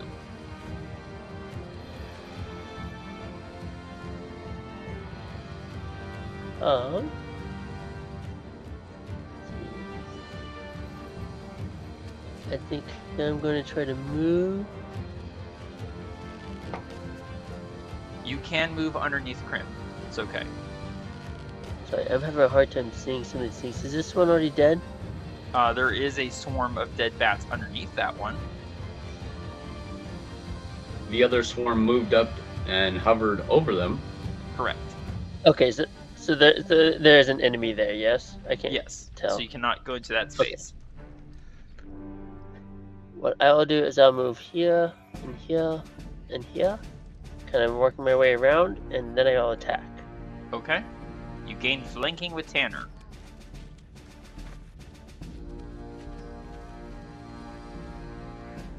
And... yeah, I'll just do that. I'll do... Stabby with the spear. 22 hits for 4 damage.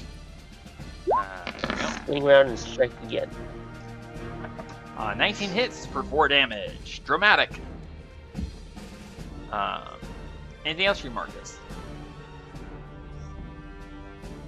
Die, you rats with wings. They're not rats. They're bats. They're rats with wings. I get the feeling that you're not willing to negotiate on this. The companion Bloodhawk is going to stab and gaining advantage in pack tactics and flanking. Gets a dirty 20 to hit. That'll hit for 5 damage. Alright, Tanner. Tanner is wincing. They're very loud and they're so angry. They aren't listening to anything. They're just, it's like they've gone mad. And thank you for flanking. It's going to grant Tanner advantage and War Shield. If I hit, I deal 4 damage. Okay, 24 hits for 4 damage. Roscoe, Tanner has just stated that these creatures have gone mad. They're not even communicating. They're just shrieking and screaming. Roscoe, would you like to use your ready to action? Sure thing. All right, launch it. There is no cover granted to this swarm. Nat 1.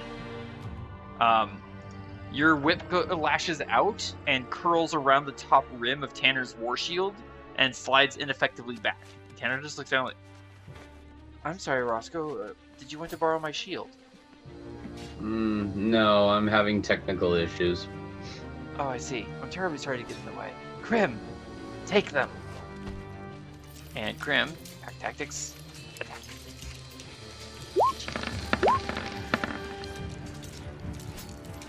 16 will hit for 5. Would you believe that's actually the number of hit points I had left? I believe it. So that's there was only one bat left. Yeah, exactly. And Krim kind of chirps with disgust, like, you're not even worth eating. Disgusting. Throk, it is your turn. Oh, sorry, what? It is your turn, and you can see another turn. You can see another set of doors down here. Door come open! 20 feet, you can move another 5 feet. Just moving my map up now. Hold that thought and stay right where you are, please. Actually, you know what? Go ahead and put Throk right in that square, please. Here, get over there. No, right there. There. That one? Yes, because you open the door and you see what looks to be a lump of clay almost the same size as you that twists, turns its hollow mouth opening, going at you.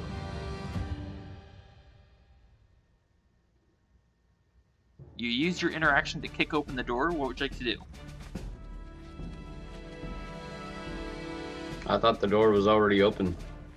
Yes, that's... Wait, what? No, you stepped up to the door, opened it, saw this thing. You still have your action and your bonus action. What would you like to do? I want to slice that thing in half. So you have your spear in one hand and your shield in the other. Did you mean you wanted to stab at it? Oh no, I put my spear away and using my interaction, like when I grabbed my spear, I slopped down, put my spear away, and then I started running for the door. Now that I'm running through the hallway, I pulled out my axe so that I can do some real damage. Okay, so just so you know, it takes an interaction to open the door. You used your interaction earlier to put your spear away. I don't remember if you said or not. So you use your interaction to open the door now. If you want to pull out your axe, it will take your action to do so. Alternatively, you can use your action to make an unarmed attack against this thing.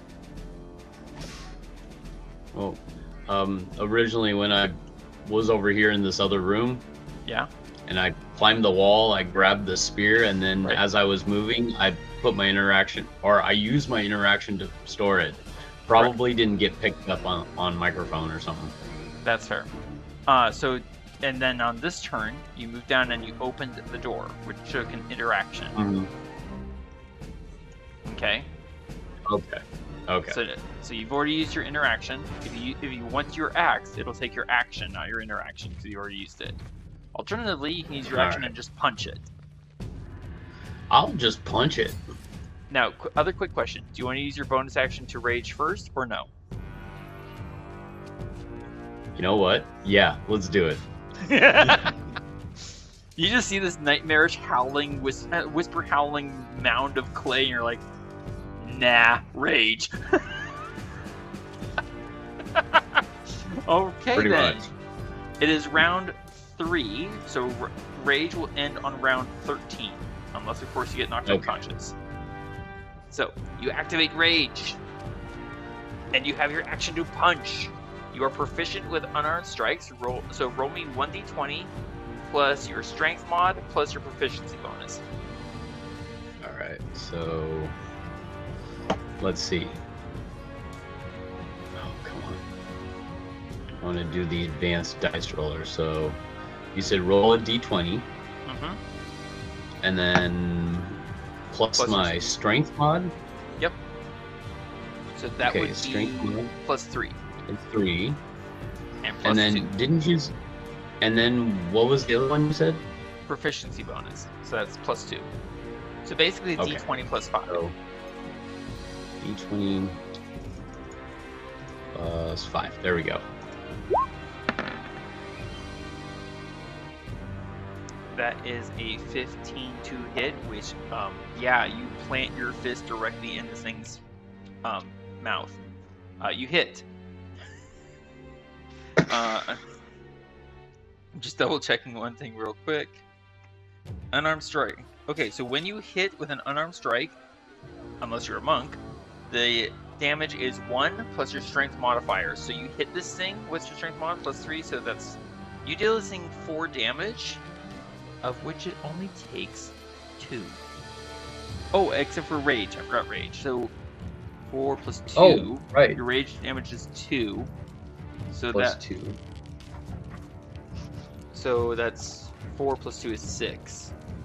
Does rage require you to hit with a weapon? Da-da-da. When you make a melee weapon attack using strength, gain a bonus. It does require you to use a melee weapon. I missed that. So it's still going. It's the plus 2 to damage is not going to apply on this hit. Okay. Sorry for all the rules figuring out, but there we go. It's alright, just so that we know for next time. So Exactly. So I think you moved. What was it? 25 feet. You still have, I think, 5 feet remaining.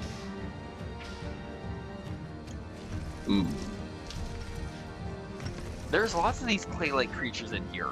Lots of them.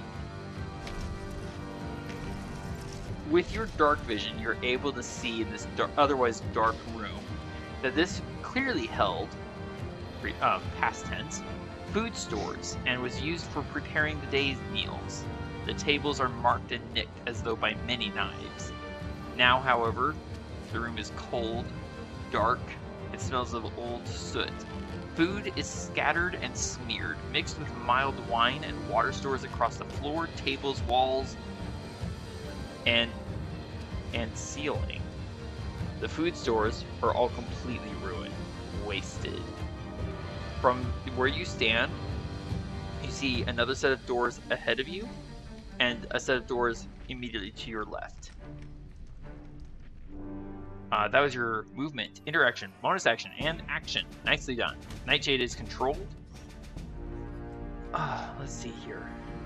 Which means we go to the top of the round. Round 4, which means it is these creatures' turn, and the very first one up is the one you just punched in the face. Mm-hmm. He apparently did not appreciate. So he's going to attack you.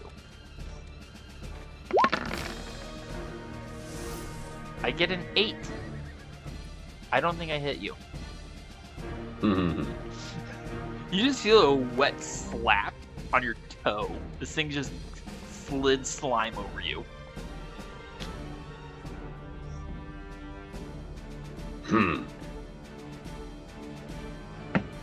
And this one oozes up to you. And is going to attack you as well. Getting a natural 1. It just slides on up, stumbles a little, looks up at you.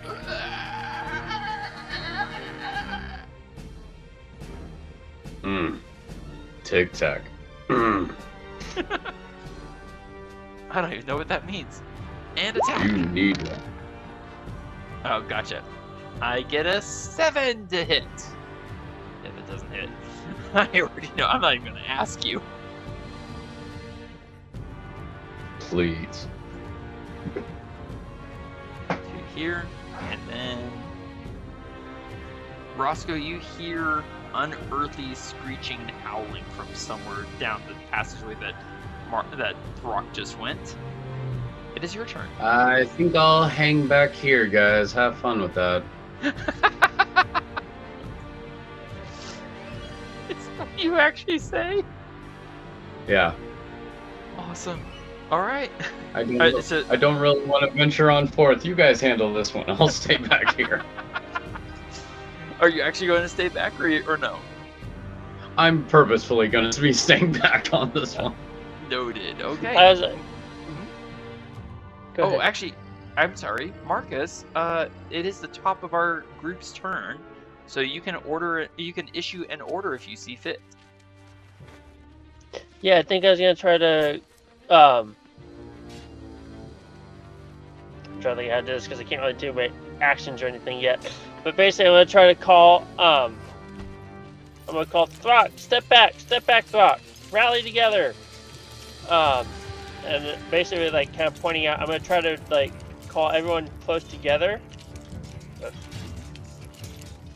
and point out to kind of like make a half circle here, and say that if we let them come to us, we can attack them as a group. Do keep in mind that these here are walls, not floor. Oh, I thought this was more of a circular room. I thought I should clarify.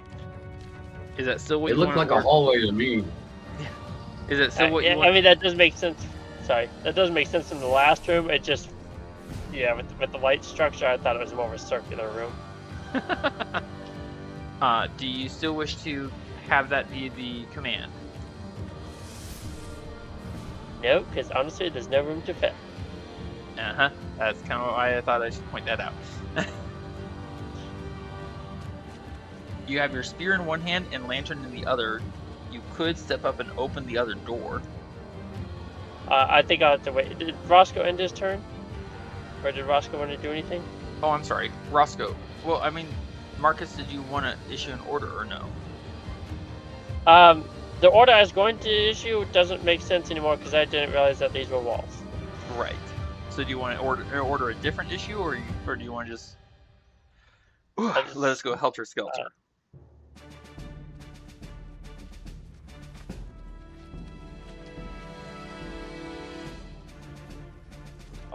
I'll just let Roscoe go for now. All right, Roscoe. Marcus issues no order. You want to stay back? I'm hanging out back here, guys. Thank you. So technically speaking, Roscoe, if you move here, you can actually make a Thorn Whip attack against that creature. Against which creature now? This one? Right, the one right in front of Throk. Yes.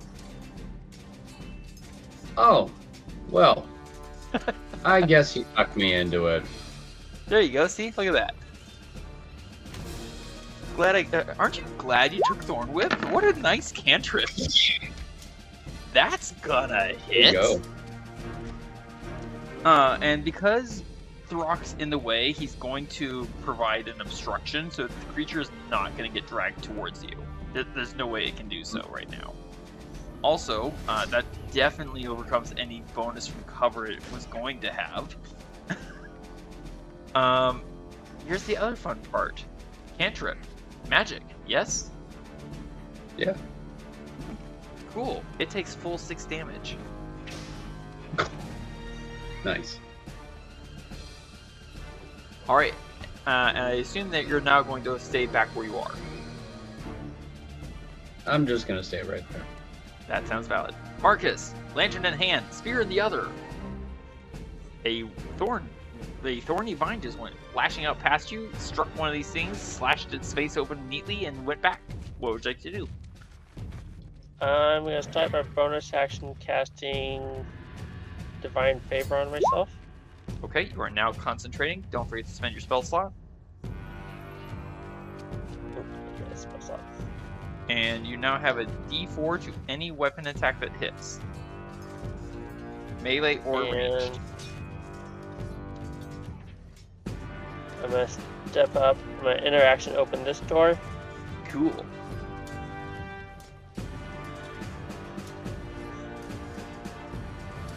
Yeah, you move 5 feet. You have 25 feet remaining. Oh, that's not right. I opened the door. See the creatures. I shut the door. Shut the door. I'm sorry, Marcus. Go ahead.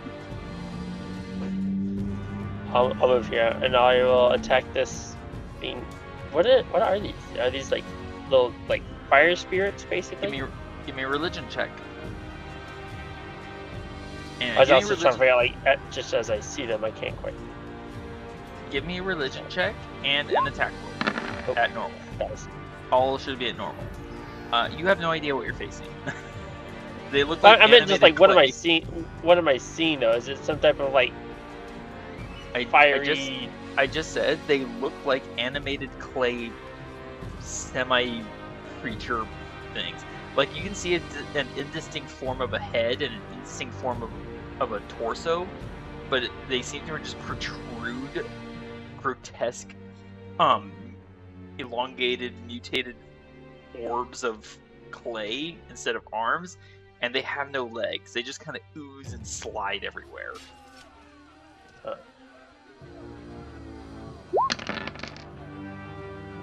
Oh boy, does that hit. Okay, so it's going to take 3 damage from the spear, and 4 damage from the radiant, and it goes poof.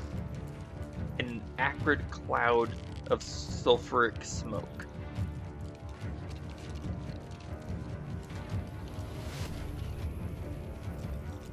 Alright.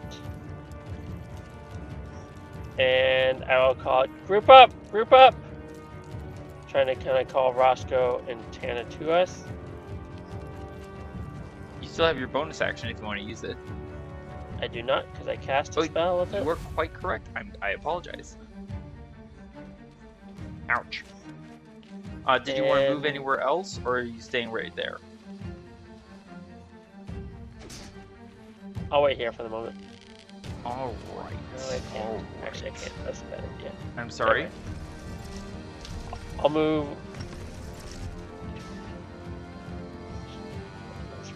I'll move it down here. Okay. I love how you're just like, group up, and immediately run away from Throk.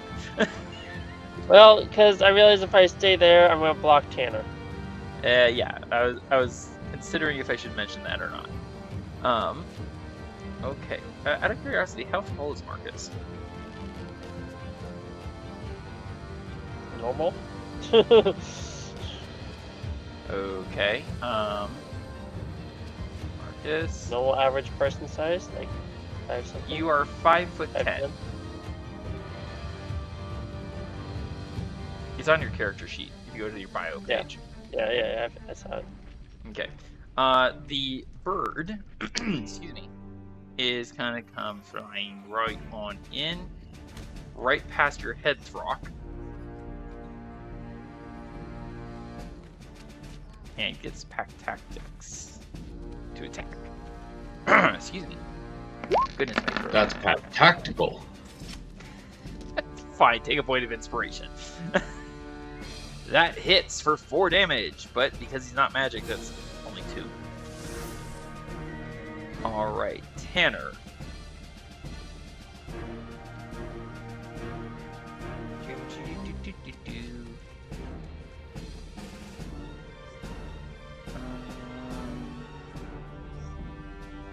No, not there. Sorry.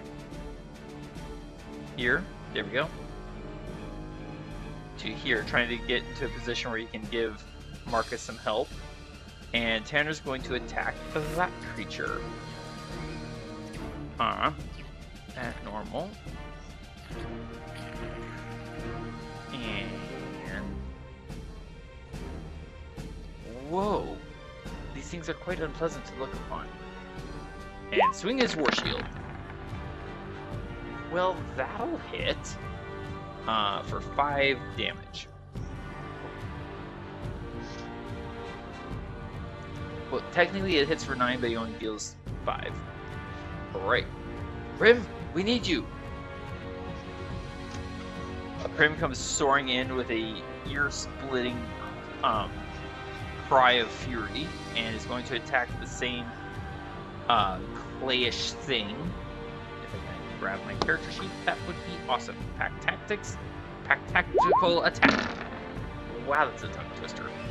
Well, 25 will hit, dealing 3 damage, or dealing 5 damage, but it only takes 3. And I need to make a Constitution saving throw. It is resilient and does not perish. Throk, you are enraged. Which means on this turn you can reckless attack, and you can also use frenzy. If you want. And you can use your interaction to pull out your battle axe. Interaction, pull out battle axe. Yeah. Time to go to town.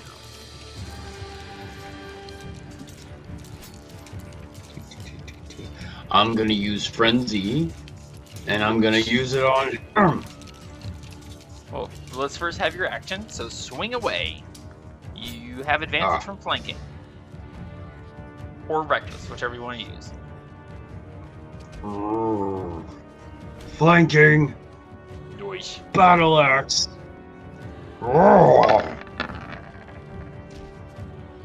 That kind of sounded like a Death Star laser, like a turbo laser from Star Wars. That was weird.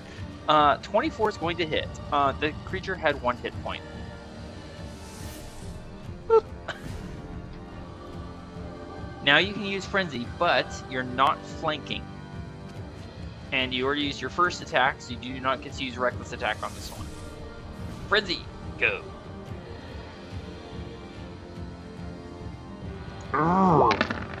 Smash him. Well, a 15 is going to hit.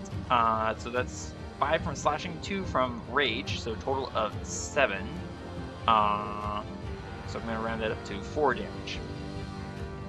Nice, Throk. Anything else for you, sir? Do you want to move anywhere? No. Okay. Yes. What? I move here. I claim this space! And then you start gagging on the sulfuric smoke. Nightshade is controlled. Indeed. Nightshade is controlled. Top of the round. Round 5. Excuse me. This creature. Wait, which one are you? Is going to swing at Krim. It does not hit Krim. Krim's armor class, thanks to Beastmaster, is 14, so that misses. This creature here is going to attack Tanner. Oh, gosh, that hurts. He gets confused about which way Tanner is, and it just kind of like swings up in the air. Final creature is going to attack Marcus. I get a 19 to hit Marcus for 1 damage. That does hit. Marcus, you take 1 point of damage and a Constitution saving throw, 10 or higher. It tickles.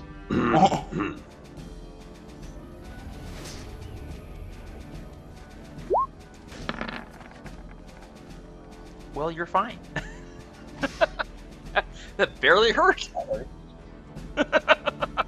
Roscoe, it is your turn. Alright, I feel like there's enough laughing going on down in there. I need to know what's going on. These things do not seem that terrible of a threat. Quite horrific to look upon and listen to, but otherwise not terribly dangerous. I feel like I actually thought they were going to be dangerous, but... Are you going to go right next to them? Cool. Yeah. And then use Thorn Whip on this guy right here. Excellent. No disadvantage. You attack it, at normal. Pardon?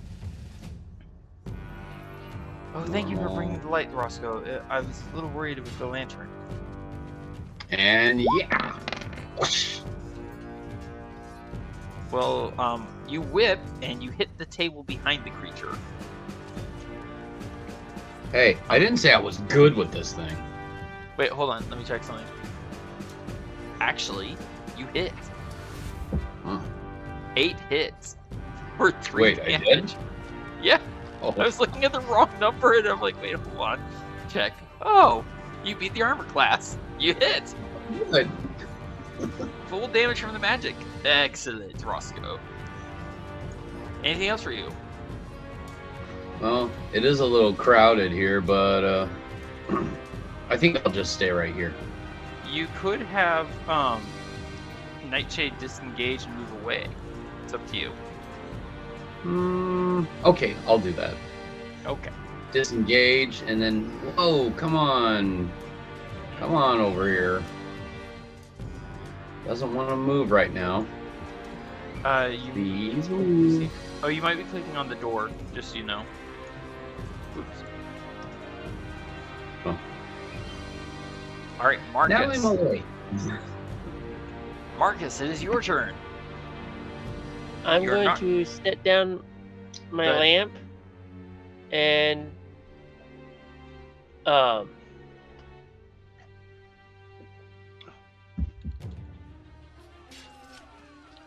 And then a hush Nice. falls over the players.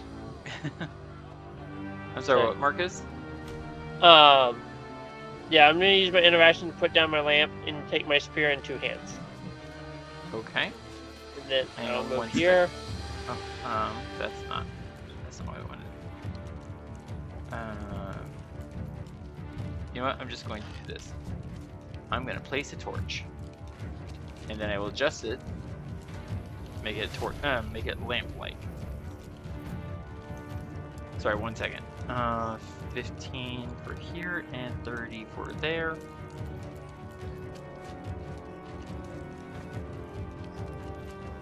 So you are no longer glowing.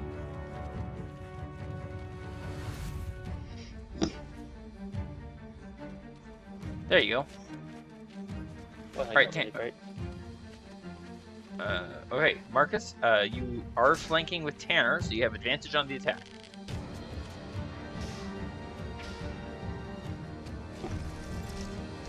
Marcus, there you go.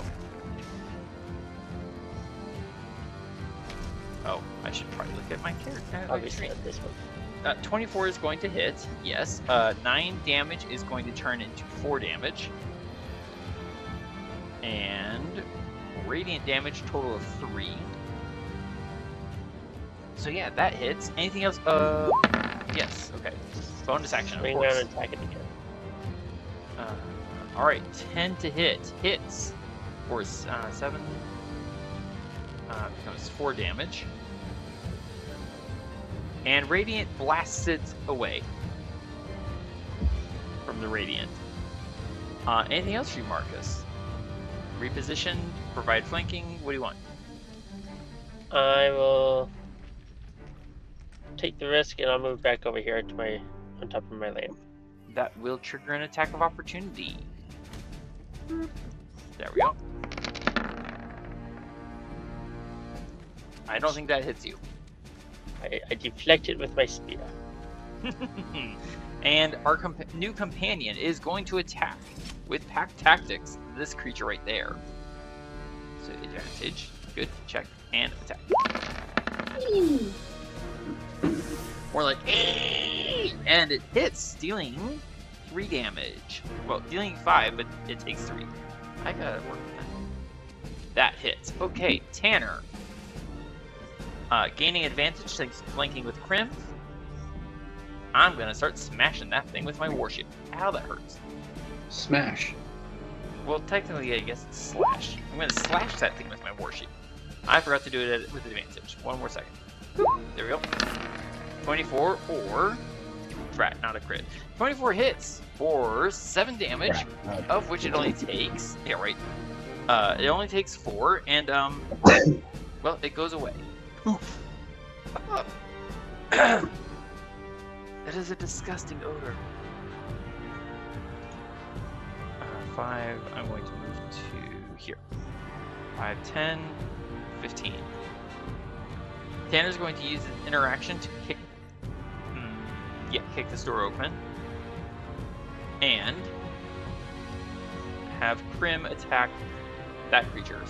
Crim still gains attack tactics, thanks to Tanner. So, advantage and stab. Stab the foul thing! Well, 14's gonna hit. 8 damage, which becomes 4. Throk. Big Throk. Your turn. Gonna move over here so that I'm flanking. I can get No that way. advantage. Indeed you do. I feel like this is gonna hurt for him. And battle axe. I accept your 15 to hit. That is 8 slashing, 2 rage, total 10, of which it only takes 5. And now you can frenzy. Frenzy. Frenzy. Also, still flanking. Indeed, so still advantage. Oh gosh, that's gonna hurt. Oh my. 11 hits. God. That's a total of 13 damage with rage. 11 slashing, 2 rage. Oh, yeah, this guy only has like 4 hit points. Oof. You've only moved 5 feet. You have 25 feet remaining. There are these double doors, this passageway down here, and you still have your interaction.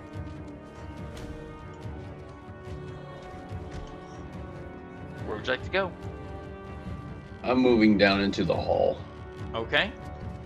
You've used a total of 20 feet, so you have 10 feet remaining. And Throk, there's blood seeping out from beneath these doors. Meaning something just got killed. Well, it's not actively flowing, if that makes sense. It's just inert. Then something just died not too long ago.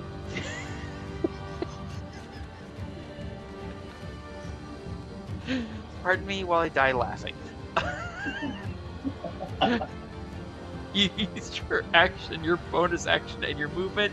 There's nothing for you to use your interaction on, so we will move on to Nightshade. Unless you want to put your battle axe away, that's an option. No. Valid. Alright. Top of the round. Roscoe. Throk is moving on ahead. I'm sorry, Marcus. You say so? Oh, Marcus. Yeah, before Roscoe goes anywhere, Marcus would like to look over them and ask him if he, well, is he carrying anything? He's carrying fire. Using anything? He is carrying fire. And his... Okay, then. Oh. Roscoe, are you carrying your shield? Because if so, then you really shouldn't be able to make your Thorn Whip attacks. No, I shouldn't be. Okay. Make sure your shield is unchecked, please. Oh, sorry. No, No, well, I had put my shield away. I don't know why it's still on. Because you got in the habit of leaving it on. Marcus, any orders you want to give? No, I was thinking about asking him to carry my lamp and provide light, but it sounds like he's already got his hands full, yes. Well, he has one hand for casting and one hand holding a ball of fire. Yeah. So, no, nothing to say. Okay. Roscoe, you moved, I'm not sure how far. 20 feet. Technically, Nightshade's moved 20 feet with you, so Yeah. Nightshade has another 30 feet remaining. And still has the option to dash.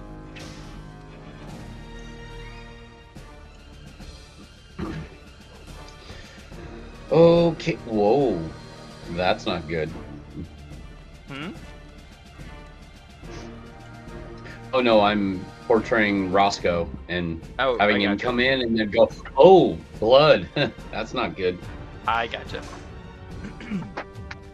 I believe you have enough movement with Nightshade to move all the way up to that door. And he will go up to the door.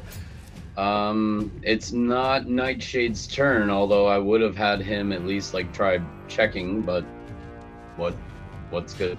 What's that gonna do? I don't know. Roscoe, you can use your interaction to open the door. I'll get a little closer. There. Oh my. It's a very large puddle of blood.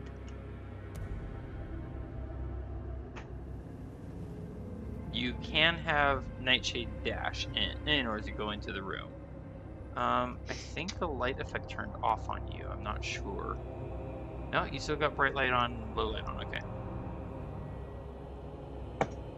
Nope. Sorry, my mouse is doing something weird. No worries. Excuse me. Okay, why are you doing that? Because it I wishes think the to button's mess with getting sticky. I think the button's getting a little sticky on this one. Well, stop pouring syrup on it then. Right. There we go. And Hooray. now, yeah, I'm gonna dash. Okay. Nightshade On carries in. you on in. Whoa, This, that's just a lot of blood there. just so you know, you're Roscoe. Nightshade is standing on a corpse. I don't think he really minds. I do. I don't think he does. This holy room has been thoroughly desecrated. What had been a chamber for discussion and meditation, reading and prayer, has been transformed into a scene of depraved slaughter. 4 priests lie broken on the floor, skinned and butchered, their body pieces scattered among the pews, before and upon the altar at the far end of the room. The corpses are bloated and carry a purplish hue. Please give me, Roscoe, please give me a nature check at normal.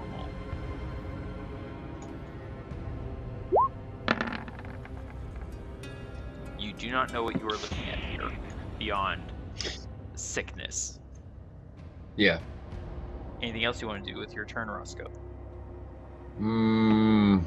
Just let the guys know. Well, I don't think you guys want to go in here unless you guys have stomachs of stone. Marcus, it is your turn.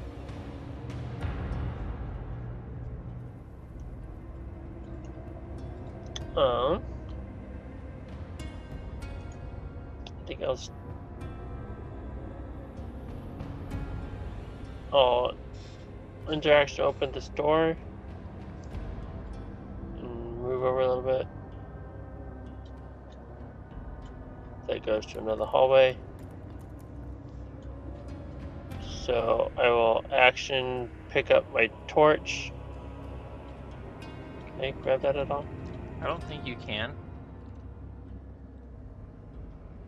So I will just move it, and I will turn bright light back onto you.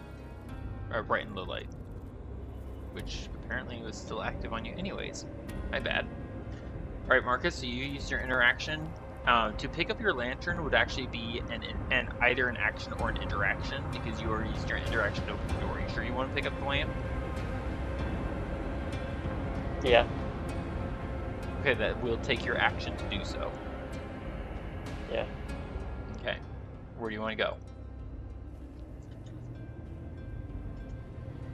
You will move over here towards Roscoe. Okay. Excuse me. That's all of your movement, I believe. And yet, Marcus, please give me a nature check.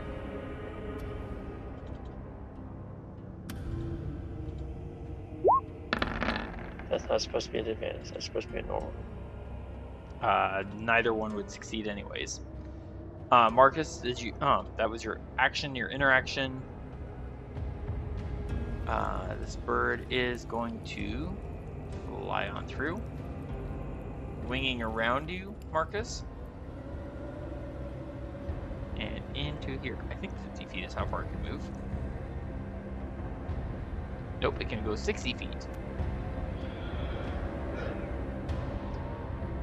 Roscoe, the birds, one of the bloodthirsty little monster bird just comes flying in, looking around, and apparently is annoyed that there's nothing immediately to kill.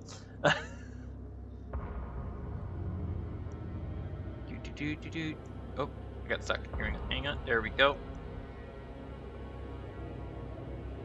15, 20, 25, 30. Here we go.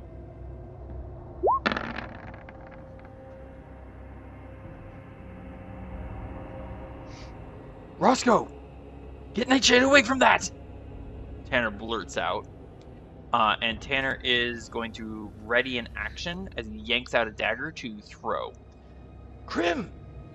And Krim is going to come flying in to there. There we go. Okay. Throk, it is your turn. Tanner is ready to attack something, though you have no idea what.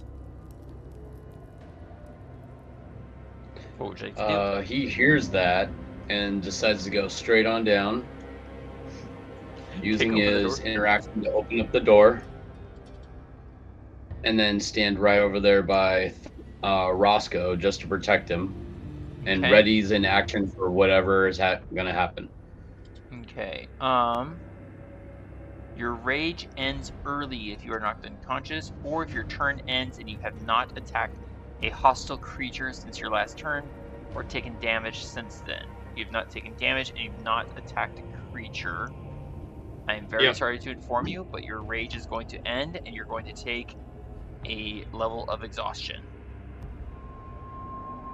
Why? I didn't do the whole other thing. You did Frenzy. Yeah, I did Frenzy. I didn't do, what's that other one? Reckless Attack, which would give me a 1 level of exhaustion, wouldn't it? No. When you use Frenzy during Rage, you can, at the end of your Rage... Oh, Frenzy does use 1 level of exhaustion. Never mind. Yeah. Gotta keep up with your... like... I'm sorry? Is he allowed to, like, give himself a minor cut on his axe? And deal minor damage to himself to keep it going? No, I don't think he's allowed to do that. I'm gonna say, technically, extremely technically speaking, you could make that argument. As DM, I'm going to rule no.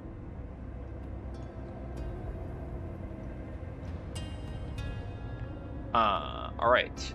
Nightshade is controlled.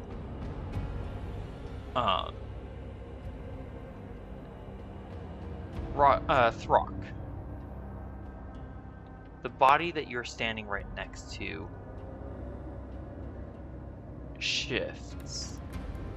Its skin bubbles and boils and ruptures, and something comes out of it. Ooh. That's a good reaction. As I quickly have to look it up, because I want the description to be right. Come on.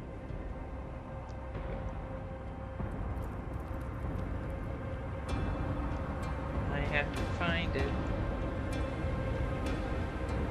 There we go. I have a page number.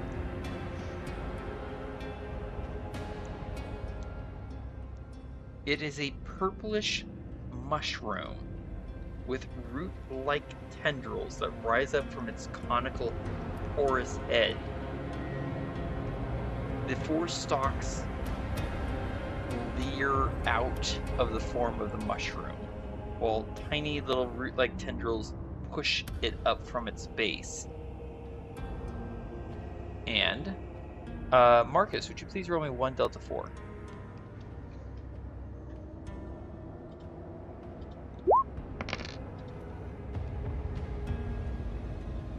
Okay, Marcus, it's going to attack you 2 times. Or not Marcus, sorry, Throk. Throk, it's going to attack you 2 times. It does not gain advantage on the attacks because you have not used Reckless Attack. So attack 1, attack 2. I get a 19 and a 4.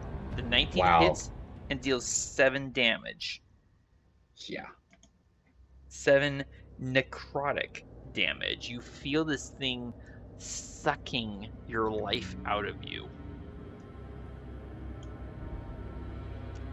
And then the other body in the room begins to rupture. Throk, this thing, it crawls and slimes and oozes its way through underneath the space of the pew. Throk, please roll me 1 Delta 4.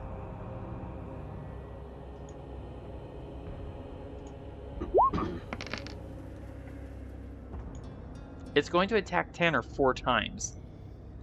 Oh. 1, 2, 3, 4. There's 2 crits. Oh no!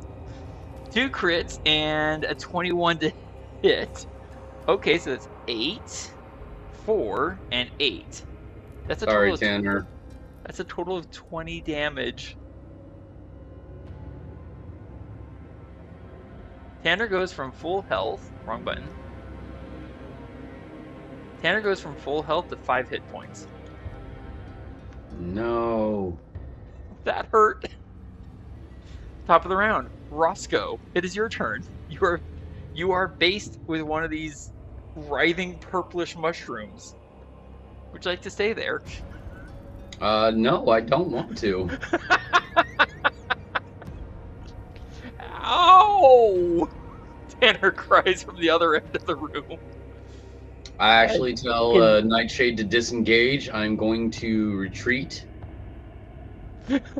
Marcus, what were you going to say while he's repositioning? I was gonna basically call out that Roscoe, Tanner needs you. Can you heal him? And then I'm gonna pull out a hack and leaf brew. And I'm gonna give it to Tanner. Ow! From 25 to 5 in 1 round. Ow! That hurt. All All right. So I'm gonna Let's go use one of my hack and leaf. That brings me down to 6 left. It's gonna be 8d4 plus 8. Thank you. Let me get that roll for you. Thank you. Ow! Oh, and I actually should have used my ready to action. I completely forgot I did that. I'm gonna go ahead and roll that. I would have attacked the one attacking Throk. Dagger. There we go. 12 to hit. Does hit. Okay. Throk, the menacing purplish gross mushroom, just lashed at you twice, hit you once, and then a dagger seems to sprout from its head and drops it dead as I hit it for 7 damage. Ugh, nice shot. And then Tanner screams, "Ow!" That is 30 hit points from Roscoe back to Tanner. Thank you. So that puts Tanner back up at full health. Ow! Ow! Ow! Ow! Ow! Ow! Thank you, Walker. That hurt a lot. Anything else you want to see, Rob? Also, too, get the rest of us out of that hallway. I mean, you are controlling Nightshade. You can move. He hasn't moved very far yet. Yeah. There you go. Okay. Anything else for you, Roscoe? You're just Nope, that's it. I healed you. Let's get out of here now. Let's go. Let's go. Let's go. You're just like, well, that's that. Bye, everyone. Marcus. How did you get over there so fast? Marcus, it's your turn. I can't decide which is funnier. Tanner going from full health and all this time to almost dead in 1 turn to how'd you get over there so fast? I apologize. Marcus, it's your turn. Is this mushroom-like creature over here still alive? I cannot tell. Nope, it died. He's dead. He dead. He is very dead.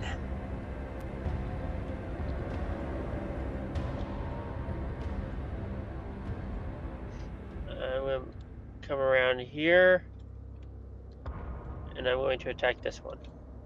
Okay. You have advantage on the attack from flanking. Go for it. These are apparently very fragile. Quite neat, but very deadly. fragile. Yes, indeed.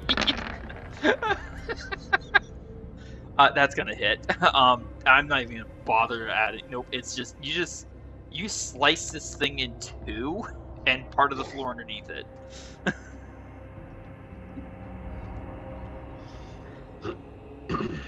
Ouch. Alright. Thank you.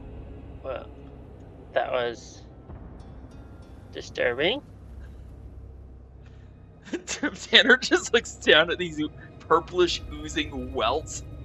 I quite agree. Ow.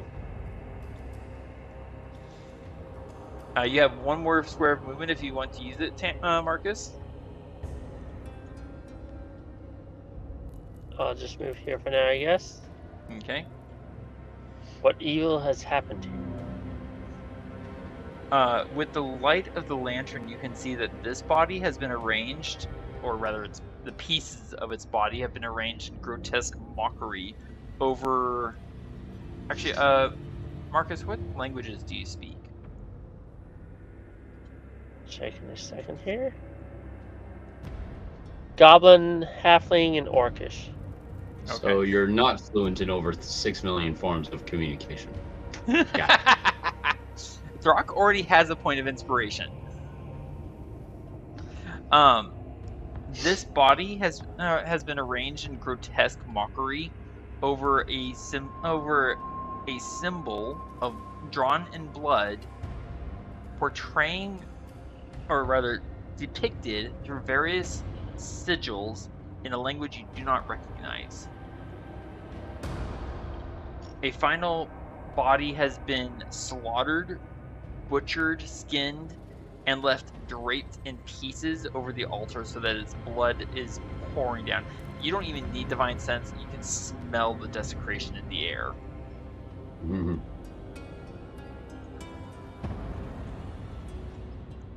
Alright, so that's your turn, Marcus. This the bird's just like, nope, don't like it in here. Bye. 60 feet. I understand there's other places to search. Krim, follow your new friend. And Tanner is going to go here, and then here, and then to here. I believe you opened the door, yes? I opened a door. Yeah. So that was 35 feet. So yes, Tanner is using an action to dash. 40, 45, 50, 55, 60. Oh, I cannot see.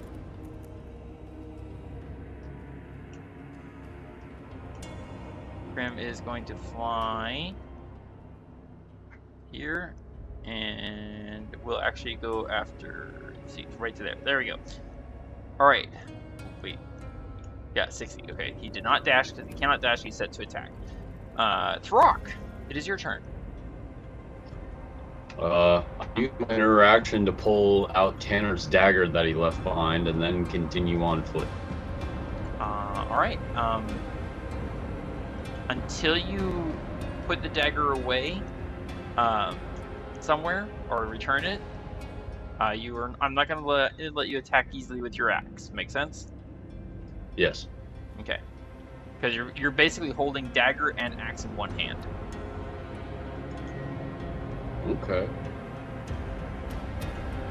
Fortunately for you, you have dark vision. So you come around the corner, you look down this doorway, this open doorway, and you see Tanner with shield on one arm, his hand on the wall, and he's just kind of feeling his way. Because Tanner cannot see in the dark. What? You need dark vision. Ah. For sure. Anything else you want to do with Throk? You use your interaction. I believe 30 feet of your movement. Use my action to stow away your knife in my belt. That would be your action to do that. Yeah, my action to store away your knife. I apologize. I misheard you. Partially because I was coughing. Nightshade is controlled. Alright, here we go. Top of the round.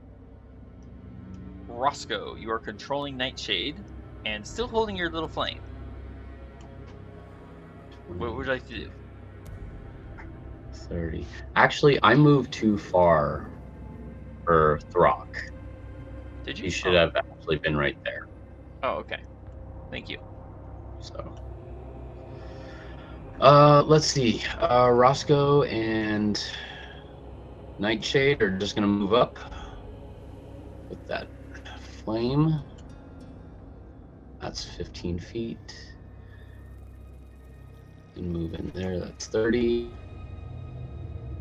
Yeah, Oh. another 20 feet. Good light. It was very disturbing in the dark. Thank you, Roscoe.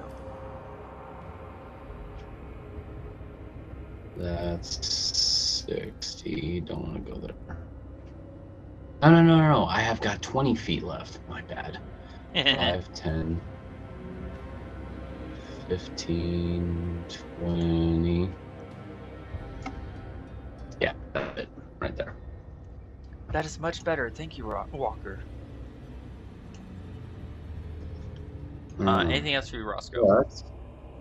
Well, it is still very dark ahead. I'm going to have Nightshade dash. Okay.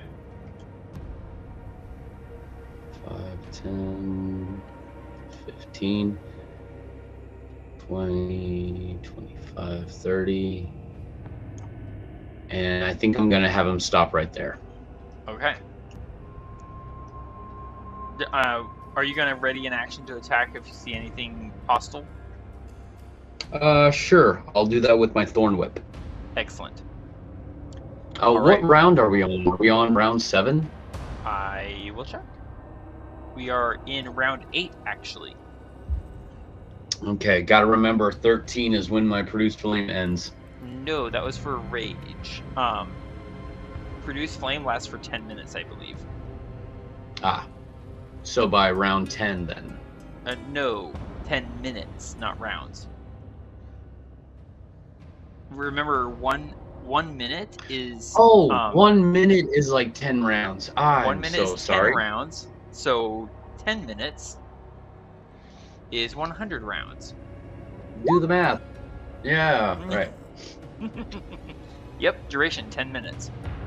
Yeah. Marcus, it is your turn.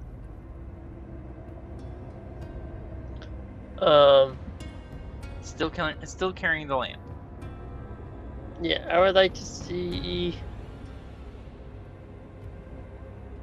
Do I see any kind of like identifying markers over here that might or sigils that might identify as like who did this?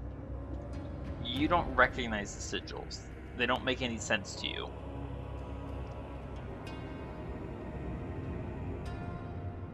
And do I see anything of importance or relevance over here besides the desecrated bodies? No.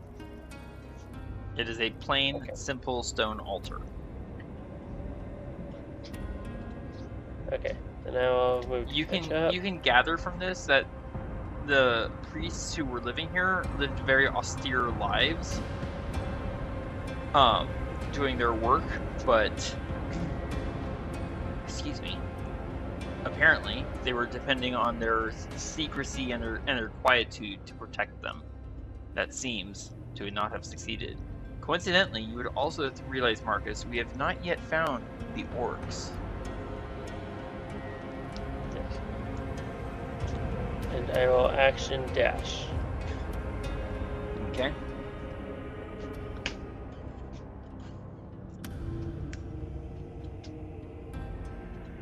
And that'll have to be it for my turn. Oh, that is much better lighting. Good. Thank you, Marcus.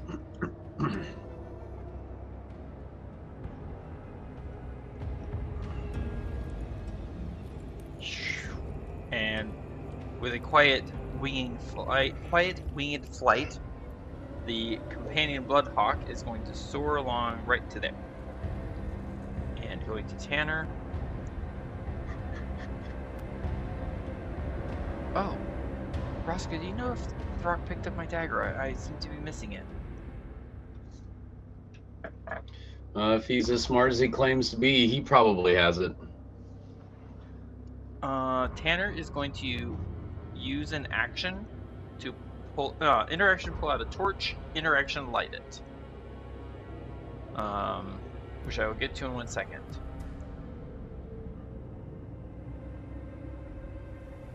To here. Perfect. Okay.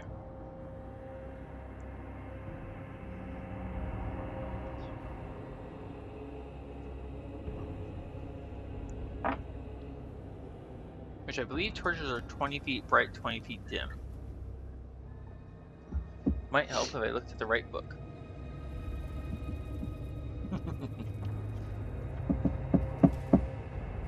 Who is there?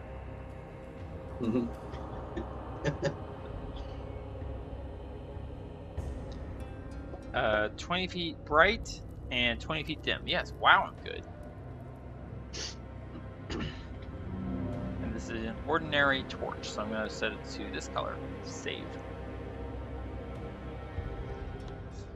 Whoa, that's bright. Alright, Crimson. Alright, Throk, it is now your turn. Thank you for your patience. And I think because there's just no action going on whatsoever, 15, then there's 30, that gets me just inside the door. I'm gonna dash. Noise.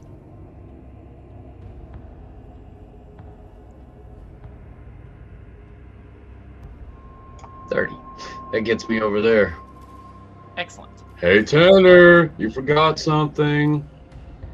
Oh, thank you, Throk. I was wondering where that went.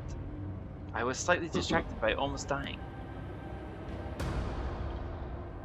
Top of the round, Roscoe. By the light of the torch and your little produced flame, you can see that there is another set of double doors down there. Too far. Still trying to figure out why are we here? This is the temple that we were going to.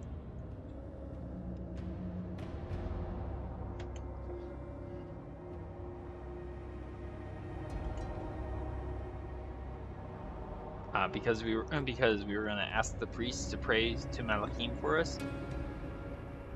Oh yes, that's right. But the priests are now dead, so now we're on our way to find their killers, murderers, desecrators. That seems justifiable. Do you want to use your interaction to open the door, sir? Yeah. Okay. Let me set the scene for you. Okay. This large room is designed to be a comfortable room for about 8 people, with 3 separate freestanding candelabras, the candles on the outspread arms of which long extinguished and cold. To the left of the door you have just opened, before a vertically spinning whorl of eldritch fire, stands an elderly orc leaning on a withered staff, throwing the last set of orc bones, apparently the remains of its companions, into the flames.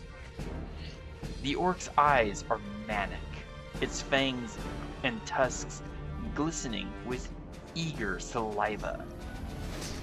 And there is something within the fire receiving the bones. Please give me a religion check, Roscoe.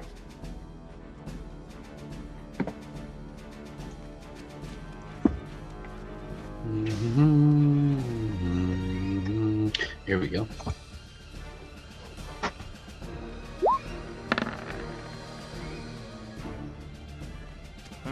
Not great. Alright.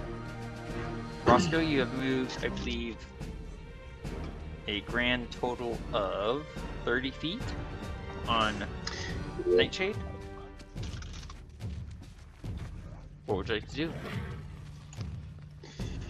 Oh, I kind of want to do something, but I sure hope everybody in my clan understands why I'm doing this. That's all. I dismount from Nightshade. Okay. And, well, here, let me just slightly move Nightshade out of the way because I wanted to have Roscoe front of the door. That makes sense. And I cast Fog Cloud on myself. Okay, understand that you're not casting it on yourself, you're casting it in the space in which you're standing. Yes. Okay, just want to make sure we understood. Alright, so that is a 20-foot radius sphere of fog, and you can place it anywhere within in line of sight within 120 feet of you. Within 120 feet? Yep. So you can fill that room. Sorry, I'm looking for the spell token. Spell token? So yeah, if I could just make it to where the center of it is like right here. Give me one or like second. right next to him. Let me find it first. Hold on. Okay, here we go. First level of fog cloud. Where did you want it? Basically like in the center of the room. Like so? Yeah.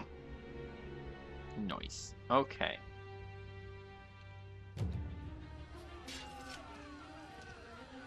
There we go. First level fog cloud, and yep, everything within the circumference of that grayed out area, which I will change the color of which to make it a little easier to see. Everything within that circle is effectively blind. Okay. Which means no attacks of opportunity, no sight-based casting, no advantage, no disadvantage from any feature or ability. And Roscoe, you are now concentrating. Would you like to use your movement, the rest of your movement? You've used half of your movement to dismount.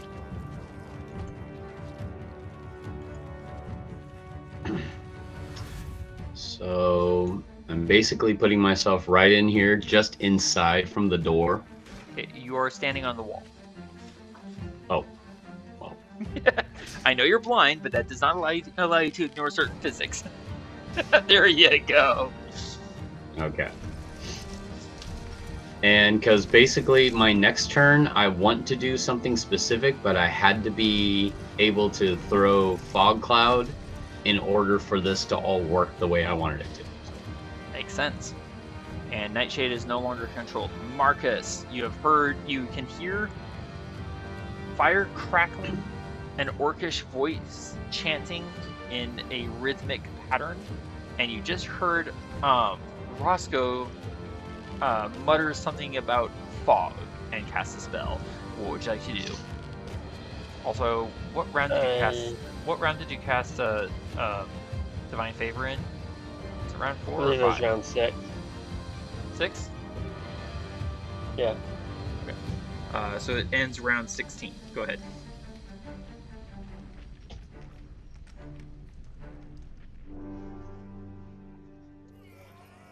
Trying to see how far I can get over here.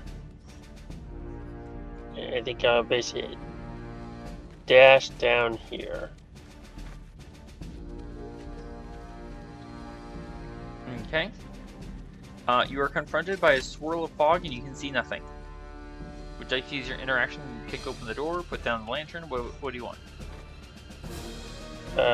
Yes, I'll interaction kick open the door. I can't really see him, but I can still attack him, right? No, because you used your action to dash. Duh. That makes sense. I'm sorry, that was hilarious. Marcus can have a point of inspiration. That was awesome. I am way too accustomed to an entire class's action economy. Entirely different class action economy. Can I attack you in this fog? No, you may not. You use dash. I guess that's it. I guess that's all I can do. Alright, in which case, the companion Bloodhawk is going to soar right into the fog cloud and attack. Oh, left it on advantage, my bad. I'll go with the first result. Okay, that's gonna hit. For 4 Okay, damage. that's gonna hit. And scroll on up. Throk, roll me 1d4, please. Certainly. 1d4 coming up. Thank you.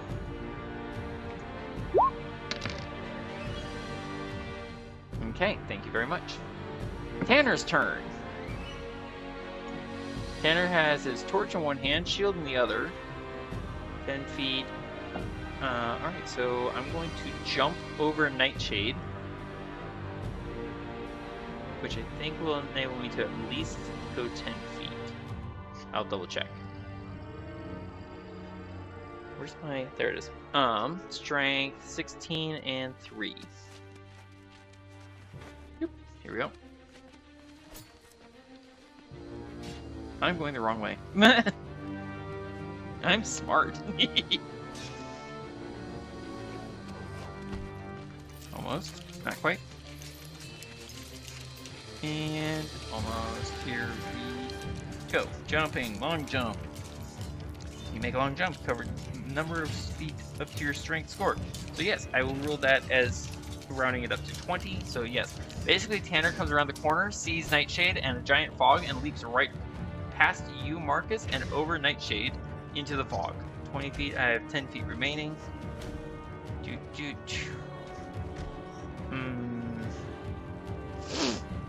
Rat. I'm going to drop my torch right there. I can't see in the dark. See in the fog, anyways. 20 and 20. Oh, wait. Go up. There we go. So off, safe. Torch token. Here we go.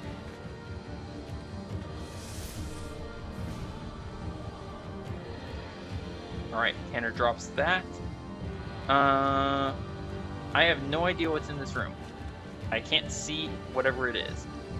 I was warned not to use fire. I'm going to... Do I have another... I could use my dagger. Do I have another throwing item? Oh! I have javelins! I'm gonna throw a javelin!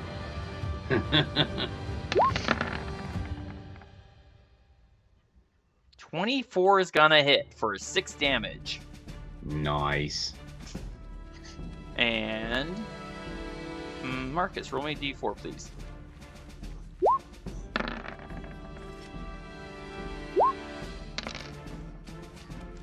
Well, that doesn't matter. Bless ends.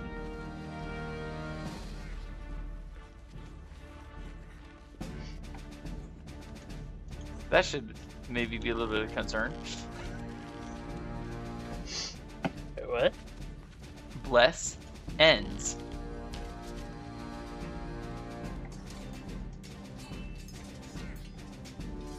And Tanner is going to call Krim, over here! I can't see it! Krim is not going to gain pack tactics because he can't see. Handy spell, isn't it? Fog Cloud. Except now it's kind of backfiring because now my own companion doesn't gain it. Well, I wanted it to be an element of surprise. It is definitely an element of surprise. Krim is going to attack. Pardon me. Oh, normal. Put it on normal. Ah, darn it! I lost in that one. Okay. That is just simply a D4. Okay. 22 so is going to attack. 22 hits. Well, yes, it's also going to attack for 6 damage. D4, 2, and 2. Yes. Okay. So a total of 6, ignoring the extra 2.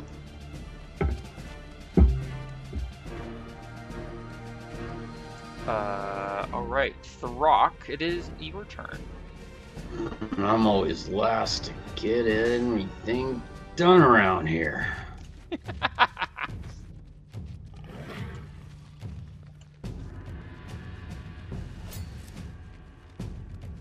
25, 30, right here, and then I'm going to dash. Makes sense. And This you can way. also jump. You don't have And to jump There you go.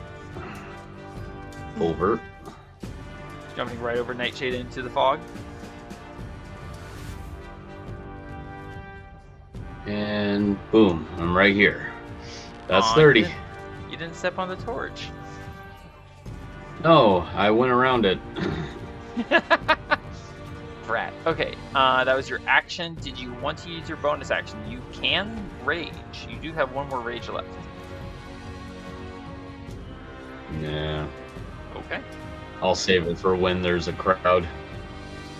Oh, Nightshade. What does Nightshade want to do? I want Nightshade to kind of follow in pursuit. Okay. Pursuit of Roscoe. Yeah, of Roscoe. Okay. Oh, darn it. Your fog cloud shorted out something I was going to do. Rude.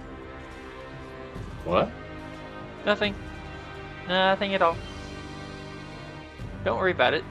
Keep moving. Oh. Are You sure? can have... Yeah, go ahead. You're fine.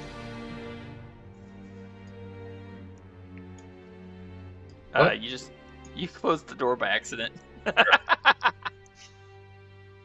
Wow. Nightshade starts forward, walks into the door. What the?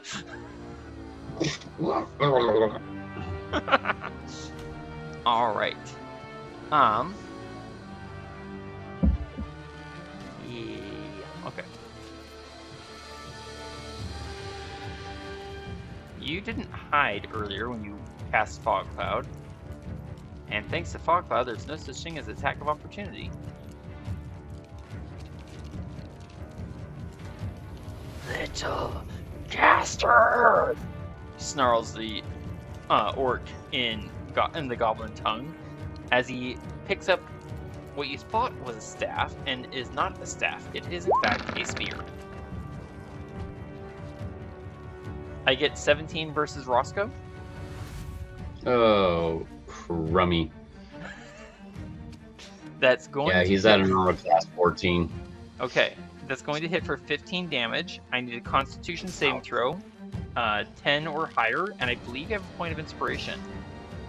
I do. Oh, okay. Well, you can use it for advantage.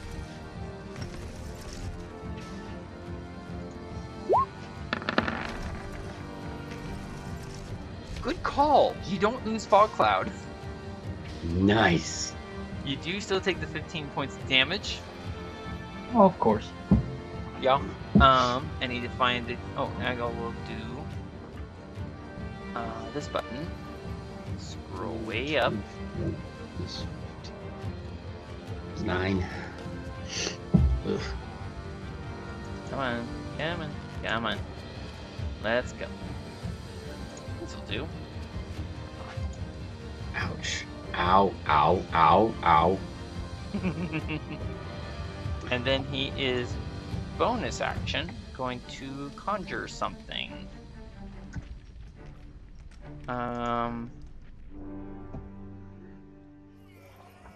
Yes, okay. Let's do this button. Incoming Throk. I get a 22 versus Throk for 7 damage from a spear that appeared right here. Ow!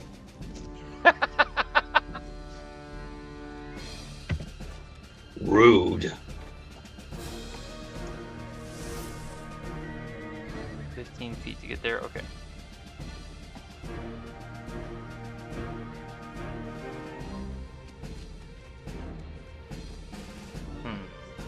No good.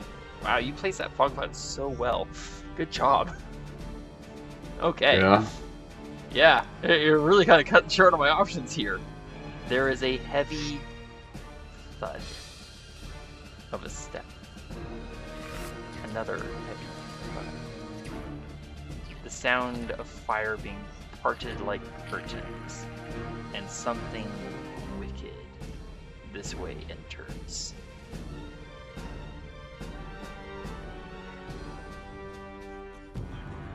Something twisted and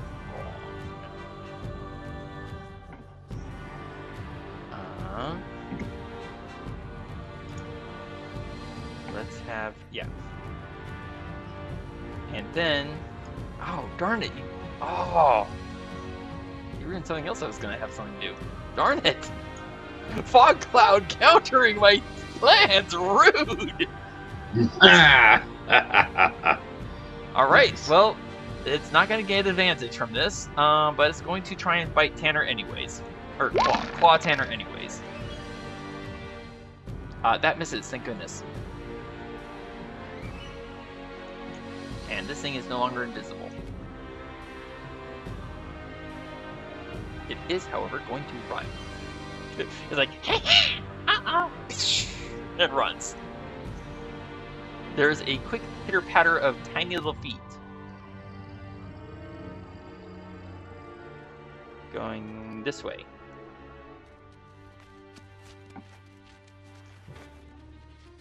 Alright, top of the round. Roscoe, you're in a lot of pain. Yes, I am.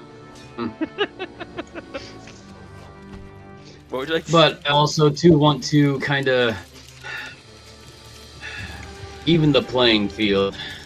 Are you sure? I'm going to use my wild shape. Ah, there you go. And you are still concentrating, so yeah, talk about the days.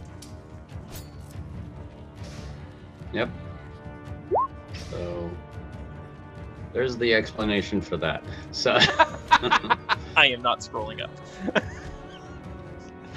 no, it's a pretty long explanation, but basically, long story short, I want to actually do my.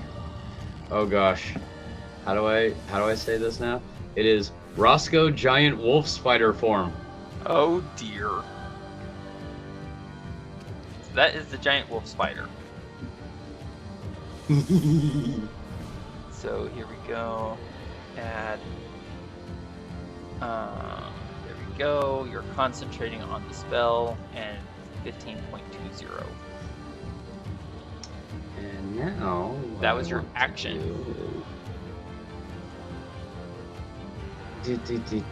Now what I want to do is use spider climb. How much climb speed do I have? I have a climb speed of 40. Okay, cool. And you said the walls are 20 feet, so yeah. So you can basically I'm just crawl going right to up to the ceiling. That's basically what I want to do. Nice. All right, and so it's 20 feet up along the wall. So you still have 20 feet on the ceiling because you have a climbing speed. And let's see. As me being on the ceiling,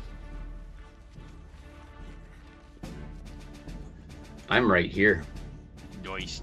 Keep in mind you cannot speak.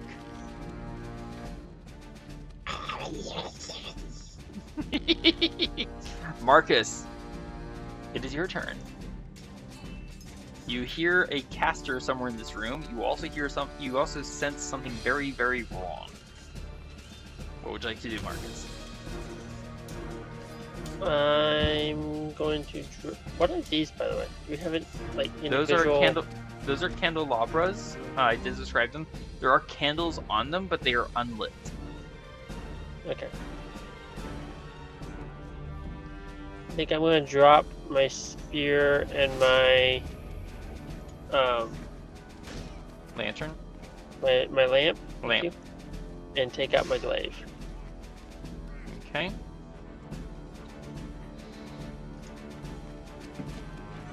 And This button. Turn off. Turn off. Save. so that's not really You good. are able to move through the Bloodhawk space because it's flying over your head essentially.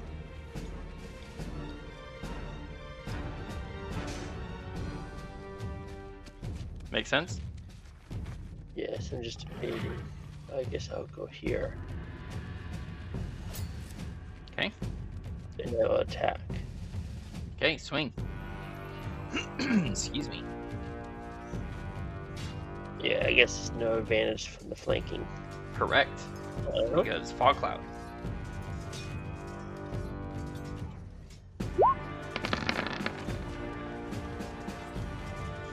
17.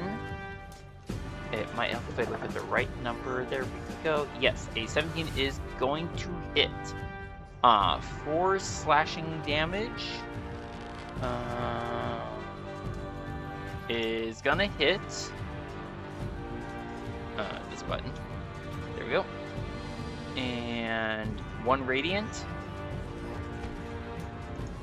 Wow, low radiant damage. That hits. Or that is dealt. Okay, there you go. The damage has been applied. Polar Master coming around. 15 to hit. That hits for 4 bludgeoning. You feel like you dented something, maybe. And 3 radiant. There you go. And I'm going to pour some of my magic and the fury from seeing the dead clerics on that. And I'm going to turn it into a smite. Excellent. Alright, so, can you please put Divine Smite in the chat, please? I said please twice. That was redundant. Repeatedly. And unnecessarily. But I'm bummed. Alright. Sorry? 2 or 3 d8s. Sorry, what did you say? Because I'm not sure what I'm attacking, I'm asking if I'm rolling 2 or 3 d8s. You are rolling 3 Delta 8, sir. Woohoo. Burn them. Okay, that's going to be an extra 6 damage. Ouch. Not as impressive as I was hoping. Alright, so you've used 1 spell slot for Divine Favor, 1 spell slot for Smite. I think you're down to 1 spell slot. Marcus, do you want to warn anyone of what we're fighting?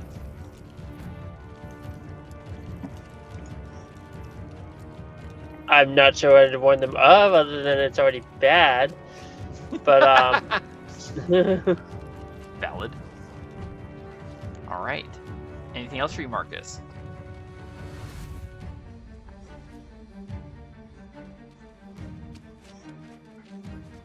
Marcus? I will call out, work together, chase the orc! Kill him quickly!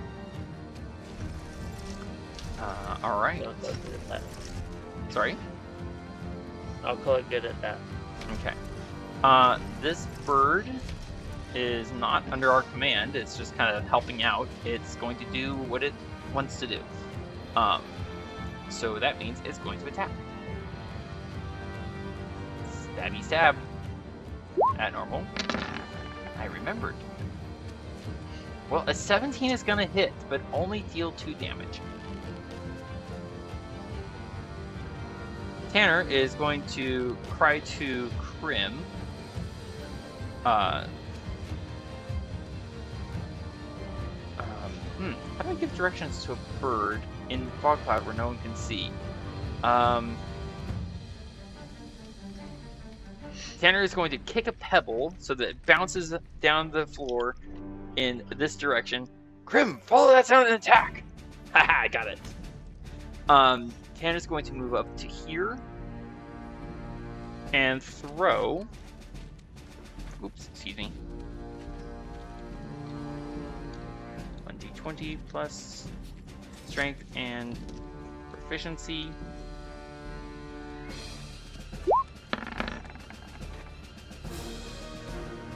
Natural 20.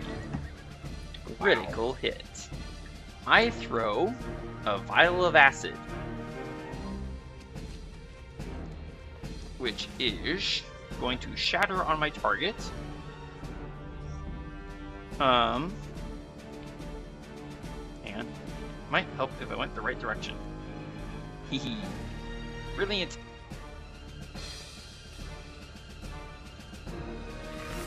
Gear. Here it is. Ooh, too far. Alright, acid deals 2 Delta 6 acid damage, but I rolled a critical hit. So I'm going to say that's going to deal 4 Delta 6 damage. I think. Where did it go? 4 Delta 6? 2 Delta 6 becomes 4 Delta 6, yes. Actually no, I followed the rule Brutal critical rule. There we go. Sheesh. Words. So that's going to be. Oops. 2d6 plus 6 and 6, 12. Acid down. So that's 16 acid damage.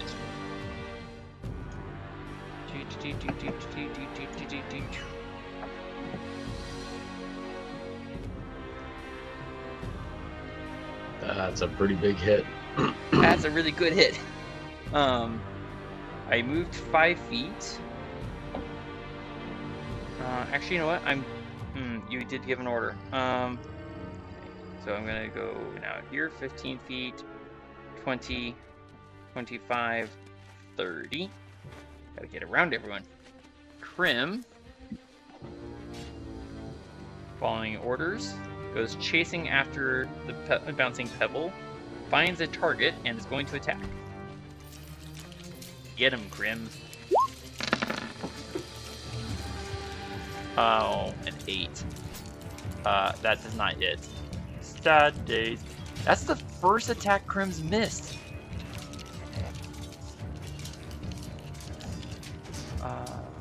Oh wait, yeah, okay. Sorry, I had to double check the math number. Alright, Throk. You've heard Marcus's order. You hear the sizzle of acid and the shattering of a vessel. What would you like to do?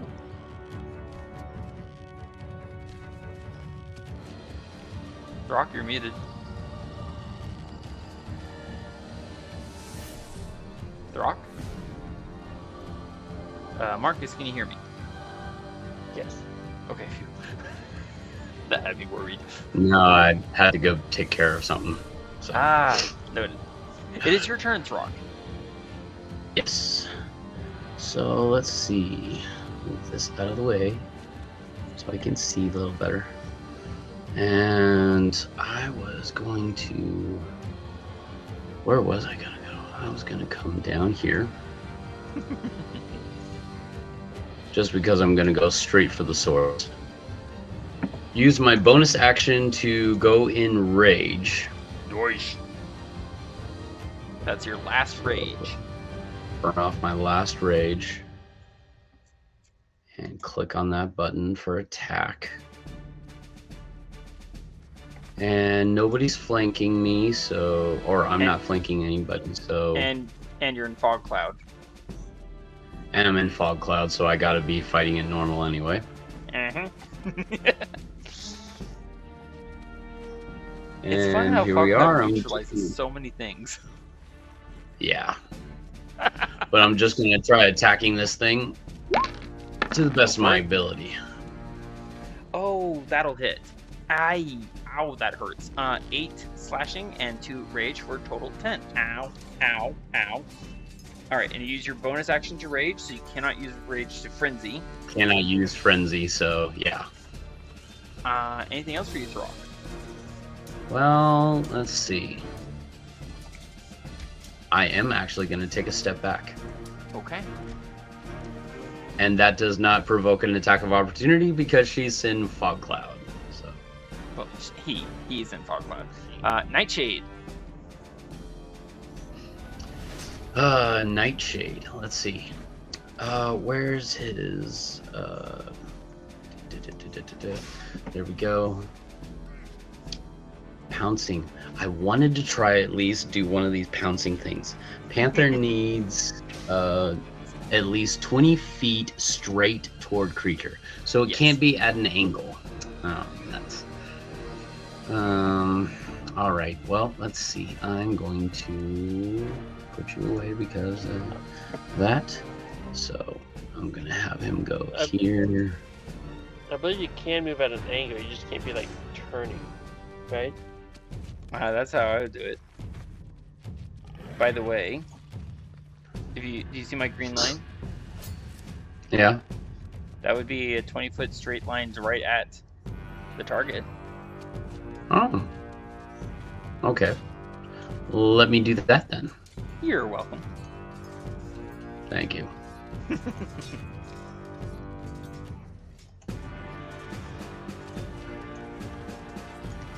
So that's 25 feet, and then pouncing Go right for it. there. All right, let's see the So now pounce I can attack. Bring his page. So you need to Pounce make a claw attack. Oh, that's the wrong page. Let me bring up.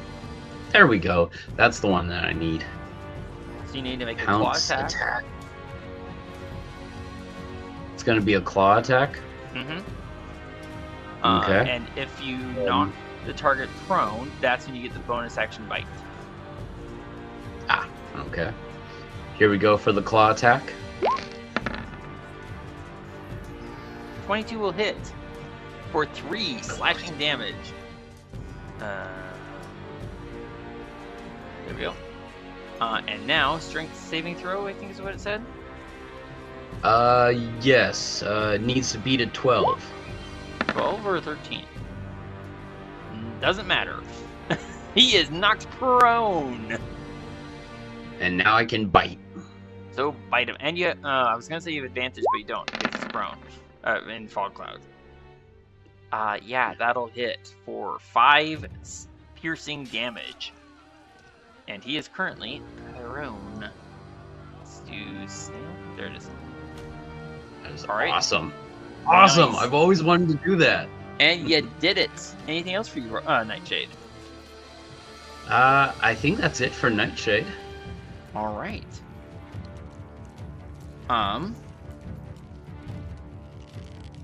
He's gonna stand up using half of his movement. There we go. That button. He's no longer prone. He's gonna walk away from Nightshade, triggering no and Crim, triggering no attack of opportunity. And Marcus. Spear attack incoming, sir.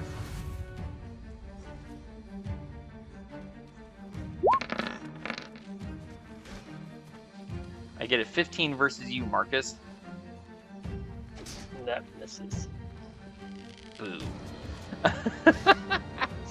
Kind of hard to see in this fog, isn't it, buddy? Alright, so now it's time for the creature you're fighting there, Marcus. No, it's not. It's his turn.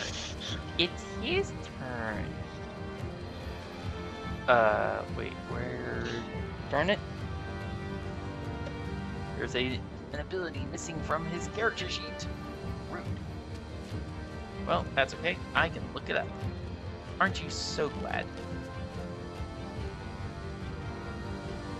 Not there, not there, not there, not there, not there. There he is. Okay. He's going to he's going to attack you, Marcus.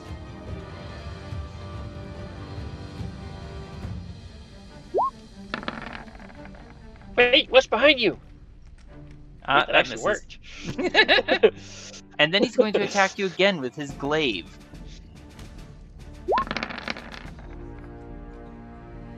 I get a 15, which I'm pretty sure misses. I duck under the swirl through the fog.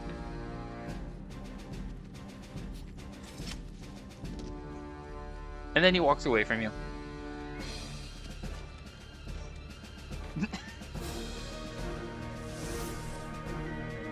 And this guy.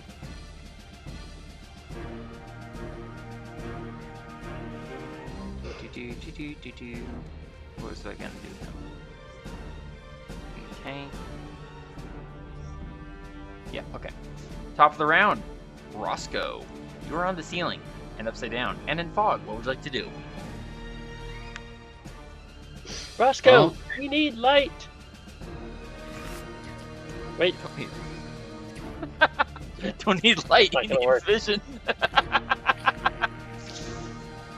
well, more importantly, he's a spider. I don't think he can do much about light anymore, anyways. That is That's true, actually. 15 feet to move across. Then I travel about 20 feet down. You see, And then this I turn orc. around and I attack Actually, this guy right actually, you don't, because I'm going to use a readied action. Roscoe, as you come into sight, you see the orc's eyes go comically wide. And I need you, sir, to give me a wisdom saving throw as the giant wolf spider.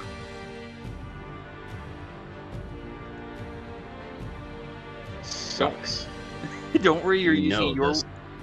Don't worry, if you use your Roscoe giant wolf spider form character sheet, it's going to be your wisdom saving throw modifier, which is a +4. I was really hoping to use my spider bite. Well, first let's see if you succeed on your wisdom saving throw. What's my DC? No, you do it's not succeed. All right. Well, hold on. You do understand? Wait. I need to check something. You become a full-on beast when you shapeshift. Mm-hmm. You retain all your skill and saving proficiencies. But you do fully become an animal. And... Right? You become a full-on animal? Mm-hmm. So a giant wolf spider has no languages. So you don't... Oh, you're... I think you would still retain your intelligence and your understanding of language, even though you cannot speak language. Okay, so we're gonna go ahead with that.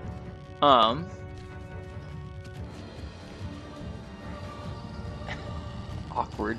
He's going to growl out, "Grovel!" And you feel magic seize your limbs, pulling you to the ground, writhing on the floor in the prone position. You are under the command spell, which basically only lasts for 1 round. You can still... Wait, hold on. I gotta check.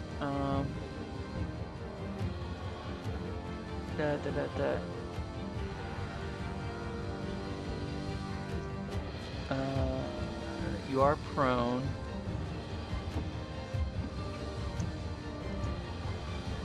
You fall prone and then you end your turn. Okay.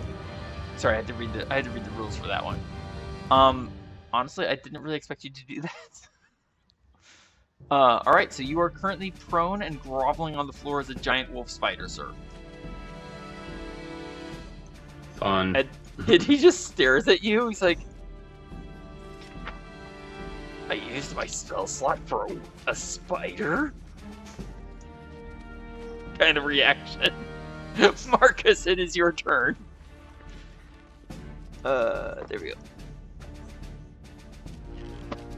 Marcus? Yeah. I guess I'm going to come down here.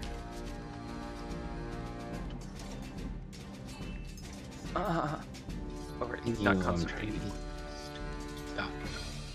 I'm sorry? If I come here... I was trying to fix something on my character sheet and it wouldn't let me get to the little white dot. Marcus, you are standing... You're on the wall, Marcus. Dang it. Those darn walls. Dang it! You can go here. But not there. Marcus, take a point of inspiration. It's hard to tell which wall sometimes. It's been the same thing the entire time.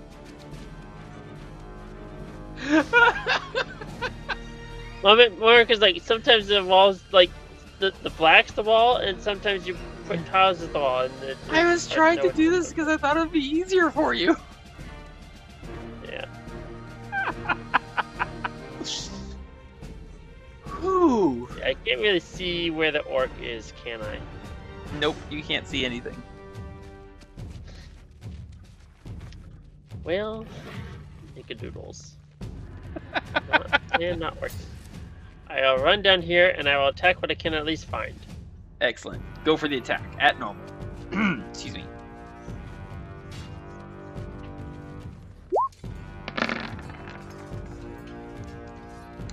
That's going to miss, sir.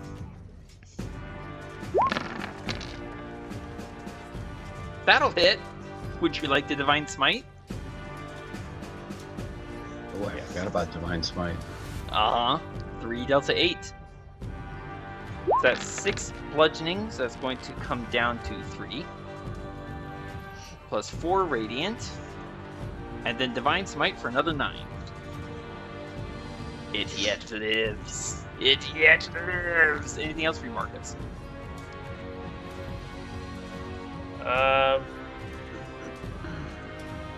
Nope. I just gonna yell, kill it quickly, it's almost dead. Okay. So where's my mouse? There it is. That's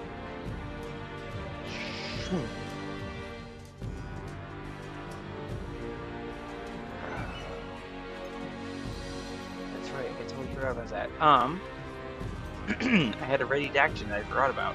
Wrong button.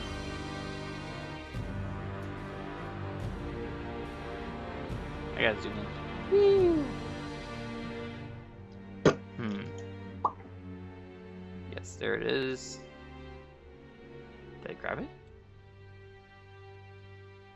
No, I did not. Ah, annoying. That button. There we go. All right, this creature is going to come visible out from underneath its shroud as it uses its reaction to make an attack against a prone creature with advantage because you're not in fog cloud and it's not in fog cloud, and it can finally see, and it's quite annoyed at this. Roscoe, to your multifaceted, multiple eyes, this is a very odd, bat-winged, 2-foot-tall menace of a thing. Its body is covered in tiny little protruding spines, and it's going to claw at you, sir, with advantage. Excuse me. What's your armor class? Oh wow, I hit you. I had to get you prone. Yeah, I think I'm at an 11. I had to get you prone in order to hit you. As a wolf, wow, this guy's weak. All right, sorry. Can I wait? You're a giant wolf spider. Are you immune to poison? I don't. Nope, you are not immune. Huh. Even though I can dish out poison too. I would have thought a spider was immune to poison, but I'm apparently wrong. Okay. All right. I need you to make me a Constitution saving throw, sir. As the giant wolf spider. This isn't gonna work. You came so close. Honestly, I was kind of expecting to hit Throk with the grovel spell. All right. You are poisoned. Doing so horribly. You are doing so good, and okay. So first off, you are currently poisoned for 1 minute. You repeat the saving throw at the end of your turns. Poison just means you have disadvantage on, I think, attack rolls and maybe ability checks. And I need a Constitution saving throw for Fog Cloud. Let's do this for poison. Alright. Oh, nope, Fog Cloud goes away. Drat. Stupid right, little that... Something tells me you want this thing now. 7 and 6, that's going to be more than your spider form has. That is a total of 13. You're so close. Alright, so Roscoe, you're going to take 2 points of damage from this. Oh well. You got so close. You just didn't quite expect to be hit by a command spell. No, I didn't. Did you already mark the 2 damage to yourself? Yeah, for some reason it's not working on the thing up there, but... Oh. Yeah. That's right. Yeah, that was I marked it. I'm down to 7 points. Yeah, it's showing up on my end, so you know. Honestly, that was actually a really well thought out thing with the whole fog cloud thing. You really kind of screwed up some of my plans for these things. So, like, what am I gonna do now? Oh, right. yeah. So that was his ready to action. Oh man, I was gonna use commands so much, you have no idea. Alright, finally, this guy's turn. There it is. He is going after, at normal, the orc. That's not going to hit. Tanner sees Roscoe is prone and in trouble. And Marcus, you did order this thing to be killed. Grim! Oh wait, Roscoe, real quick. Would you want to kill this thing yourself, or do you not care? I don't care. Okay. I'm thinking about just getting myself healthy. Valid. Grim, take the little thing, and Mark. Here we go. It just got bigger.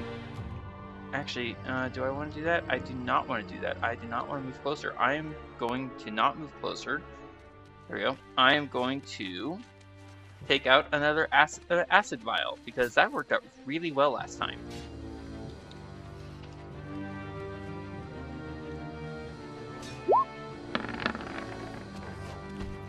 A 14. I hit him. Who would like to roll me 2 Delta 6 acid damage? Sure. Roll it!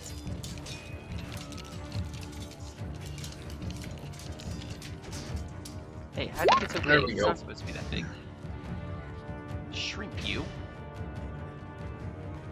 That is 9 damage, and that thing had 4 hit points. Nice. Poof. Acid splatters all over the armored hide of this creature. Roscoe, from your prone position, what you saw was a heavily muscled, purple-skinned, glaive-wielding, bearded humanoid with clawed toes. Except the beards looked more like thick, writhing ropes rather than hair. And then acid melted its head off, and it disappeared in a cloud of stinky smoke. Nice shot, whoever that was. I'm glad I could repay you for healing me earlier. Thank you again, Roscoe. Krim. That's not Krim. I grabbed the panther by mistake. Hey, rude. I'm going to do this. Yeah, I grabbed the panther. The panther's not approved. Thank you, Roscoe. You are right next to this creature, so you're going to give Krim Pack Tactics, which turns a nat 1 into a 10. Thank you. Unfortunately, a 10 misses anyways. Nah. Throk, it is your turn. Mm-hmm.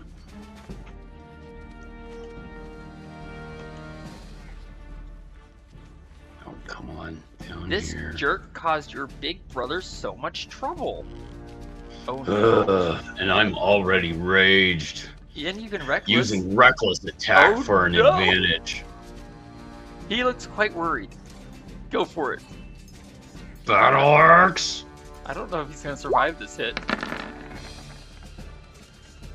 A 10 misses.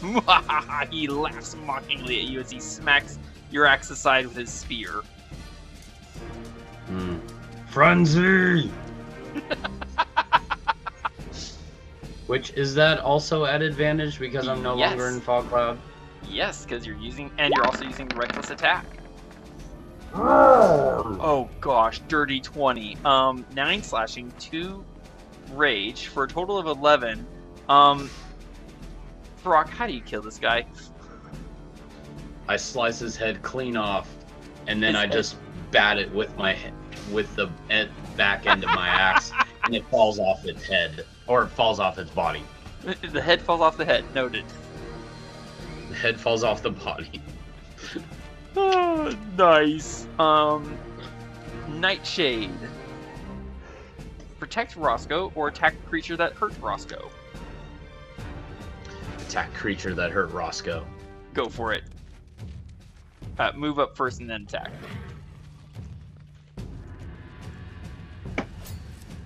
And let me pull up. There we go. Roscoe's Panther. With it should be claw attack, shouldn't it? You can choose claw or bite. It's up to you. Let's go bite. Cool. Oh my god. Really? Nat 1 means no. Alright, the little creature is going to scream, laugh, spit in Nightshade's face, and turn invisible.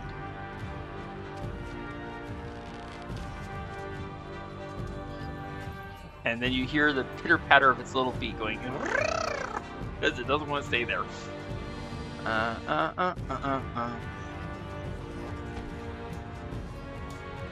It was a good try, buddy. I appreciate it. Alright.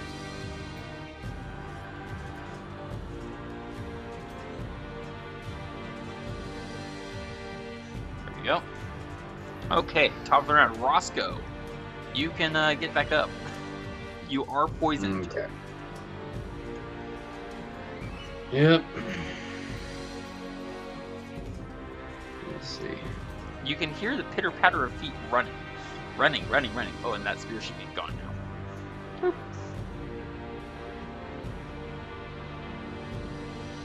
Huh. I don't know where the pitter-patter of the feet is going.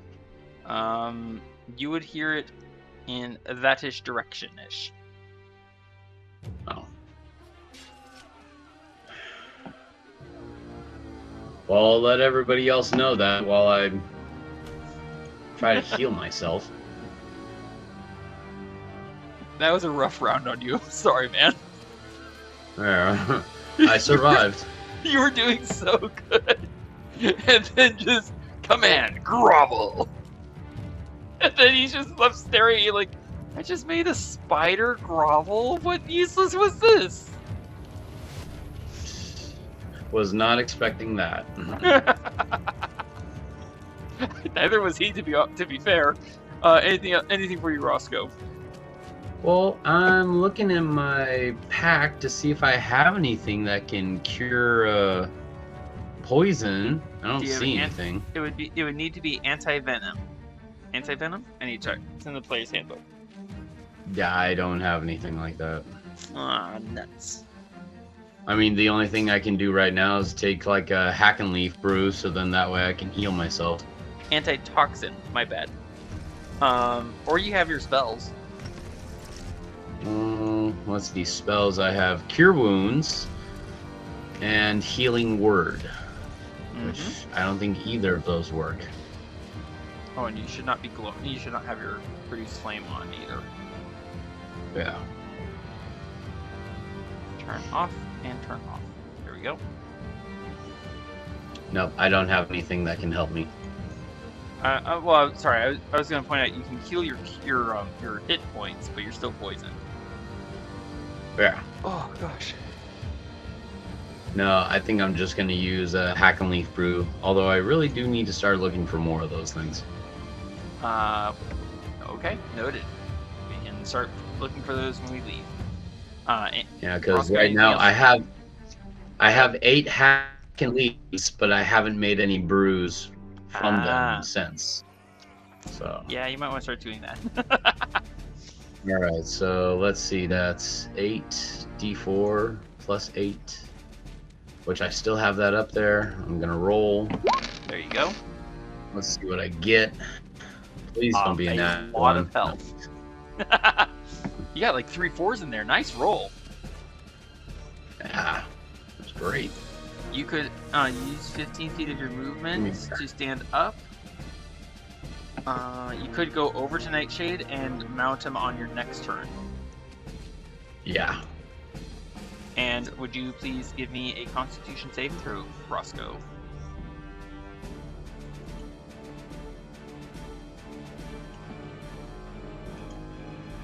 And Constitution saving throw from that last little thing. Sure.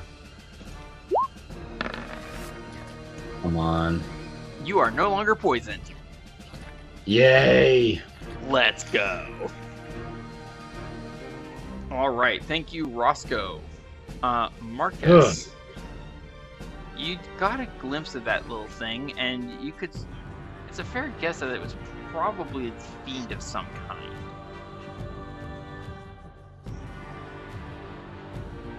Marcus? Yes. I wasn't sure if you were about to say anything more. Oh. You can't see it. You hear the general direction it was going, but you do have a feature that would let you know exactly where it is. Yeah. I'll use another action of Divine Sense. 60 feet. And would you put it in the chat, please? Thank you very much. Where'd my mouse go? There it is. Let's do this. 60, save. Detect. Sorry. Hang on, scroll up. You know the location of any celestial, fiend, or undead. Bing. Bing. Right I'm next going to to your... yell, Tanner, with me! Okay. And I'll run this way. And I'll point to where it is. Okay. So basically, you're going to indicate, if I may be so bold. Yeah, but I'm gonna basically try to guide Tanner to it to attack it. Noted. Satisfied that the orc is now dead. Oh, and thank you, Marcus. That was your action. I don't think you have a bonus action to use. This Bloodhawk is going to look over at you, Throk, with its fierce eyes, glaring intently, and start flapping calmly away. As it passes by Roscoe, it again glares fiercely, but not in a hostile manner, more like, we're the hunting partners. Mhm.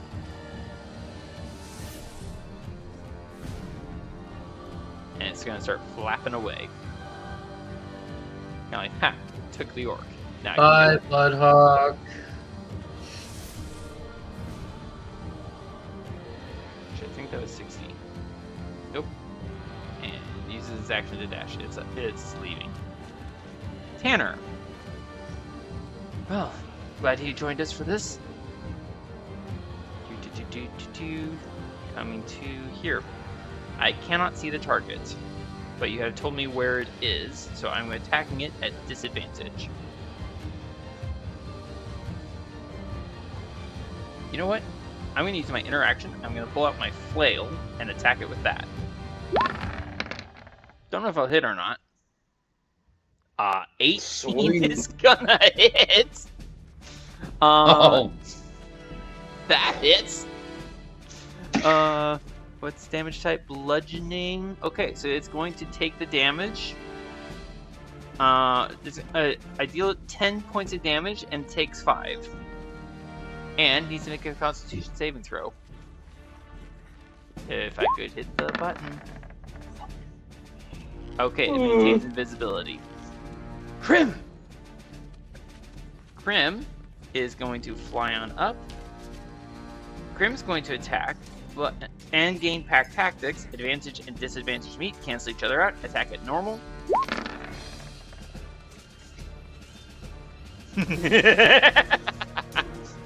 Poof!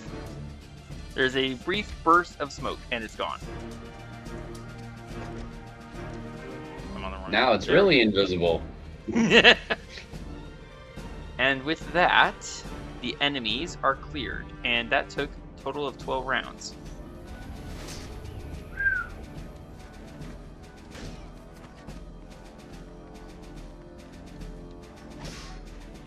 This room has several beds in it.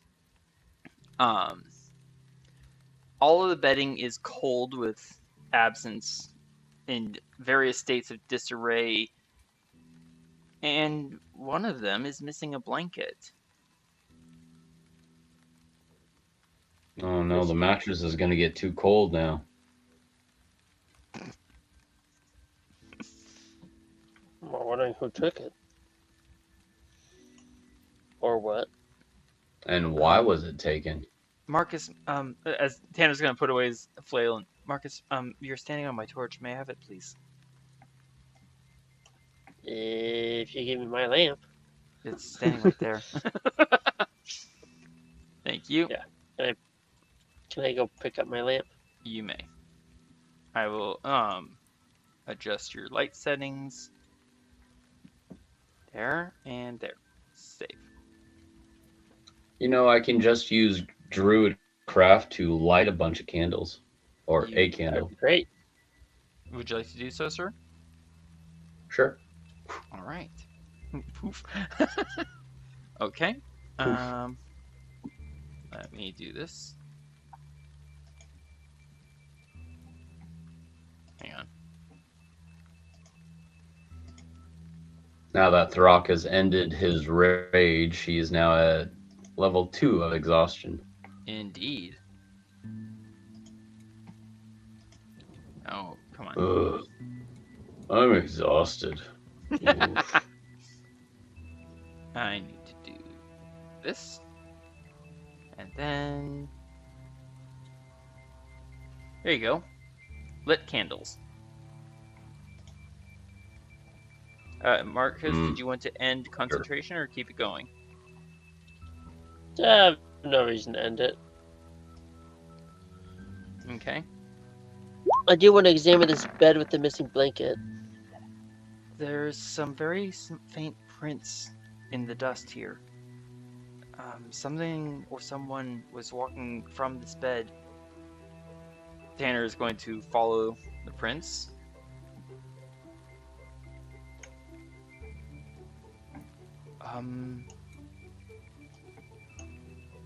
The prints lead to the wall. Is Roscoe lighting all the candles then? Yeah. Okay. Thank you for letting me know. Oops.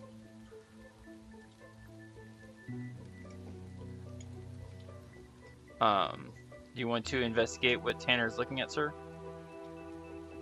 Well, which one Where doesn't Tanner have is standing. a blanket on it? I'm not able to separate the blankets from the actual beds, so we're gonna pretend. Oh, Can we just put a marker on, Nice. like a... would have In been cool one if you moment. could. I know, right? There. So now this area is very well lit. I'm gonna say, draw. This bed was missing the blanket. So Tanner followed the trail from the blanket that he's found, and he's over here standing next to the wall saying, it's the track leads to the wall. I don't really understand. Throk, do you There's still no have that other- battering ram? Hold on. But two people talked at once. I heard what Marcus said. Roscoe, what were you saying? Roscoe. So there's no like door or path or anything like that on the floor, around the walls. Nothing. The trail leads to the wall. I'd Does like anyone- to make a quick search ahead. of this room first and check and see if we see anything else of note. Okay. But then probably have Throk and Tanner take a battering ram to that wall. All the beds, except for the one marked, have their blankets. Everything is in disarray. Excuse me. The vertical whirl of fire has disappeared ever since the orc died. Hmm. Does anyone want to search? I would Yeah. just work. Okay, hold on. Sorry. I heard a yes. Is Roscoe or Throk searching? That's a yes on Roscoe. Ah, excellent. Go ahead and give me a perception check. I will get to you in one moment, Marcus. Perception. Here we go. And let me just check. Yeah, I'm doing this at normal. Perfect. We both got a 9. Wow. Nightshade has advantage on smelling.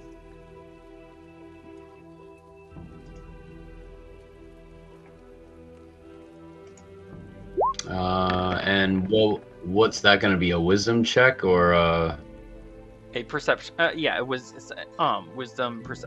Sorry. If you look at your Panther's character sheet, you see strength, dex, Yeah. con, int. Underneath, you'll see skills, perception +4. Click on the perception +4 after you mark advantage. Ah. After I mark advantage. Okay, here we go. Wow. Nice. Nightshade and Tanner both get down really low near the base of the wall, right where Tanner's standing. I smell... And Nightshade says he smells it as well. Smoke. Very thin smoke, as of candle smoke. I think you're right, Roscoe. I think there is a doorway here. But I'm not entirely sure how to open it. Well, Tanner, Throk, you still have that portable RAM, right? That's what I was saying. Does anyone want to actually investigate? Well, first, before we try to go into another room, I'd like to try and check this orc for, well, just anything useful in general. Any potions, He has a especially. spear. Thank you, Roscoe. Roscoe. Marcus, he has a spear that is rather blood-soaked, crudely formed, but functional, as evidenced by his stabbing Roscoe nearly to death. Sorry about that, Roscoe. That was painful. Yes, it was. He's dressed in tattered, like thrown together cloths, skins, furs, bones, leather thongs. He's wearing 2 different sandals of 2 different sizes, neither of which actually fit his feet. Okay. He's an ugly orc. Does he have any magical charms, items, or potions, though? No potions. If he has charms, then they are of bone fashion from his, or perhaps his tribe's, various victims. One thing to note, he does have similar tribal markings to that of the orcs that we slew a few nights ago. Roscoe, with that check, and Tanner and Nightshade's discoveries of a potential hidden door, you do find, hidden behind a loose tile on the wall, a lever that you can tug on. Do you do so? Roscoe? Yes. Okay.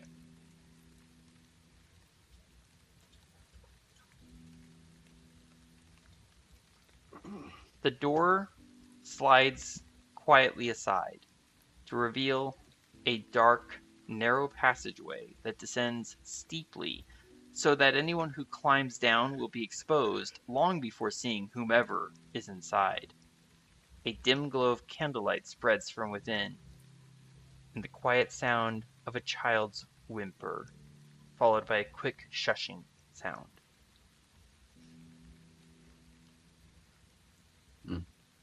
Oh, Tanner, before you Hello? go, Oh, sorry. here's your knife. Oh, thank you. I was wondering where that went. What was that, Marcus? Marcus was going to call out down the stairs. Hello, who's down there? There's a brief, shocked pause. I am Priest Anatole. Who speaks? I am Marcus, son of Horus. Are you a priest of this temple? I am.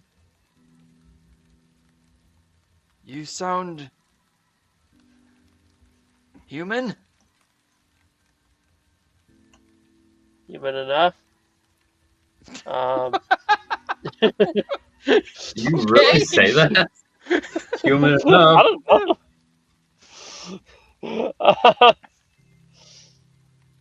I'm gonna step in here and ask if there's any other creatures in here. From the floor Besides, that you obviously. step on, you feel a brief tingling surge of magic travel up your legs, and then quiet. And inside this room, you see an elderly priest who identified himself as Anatole, a thickly built, nervous-looking man, a woman who is huddled slightly behind his arm, and between the two of them, you can just see a young boy who looks very similar to both the adults that he's hiding behind.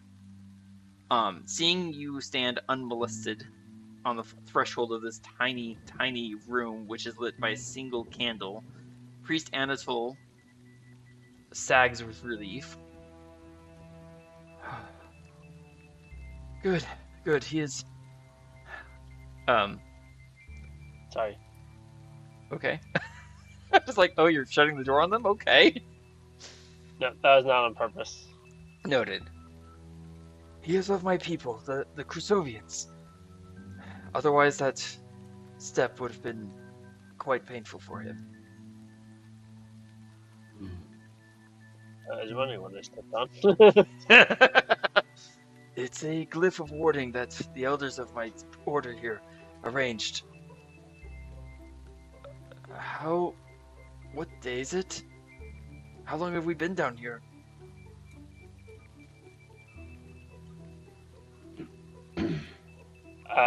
It is the 8th day of Telleth. I have no idea how long you've been in here. Very good remembering, actually. You are correct. It is the 8th day of Telleth. The adults sag, and the boy he actually starts weeping. Priest Anatole thinks for a little bit, and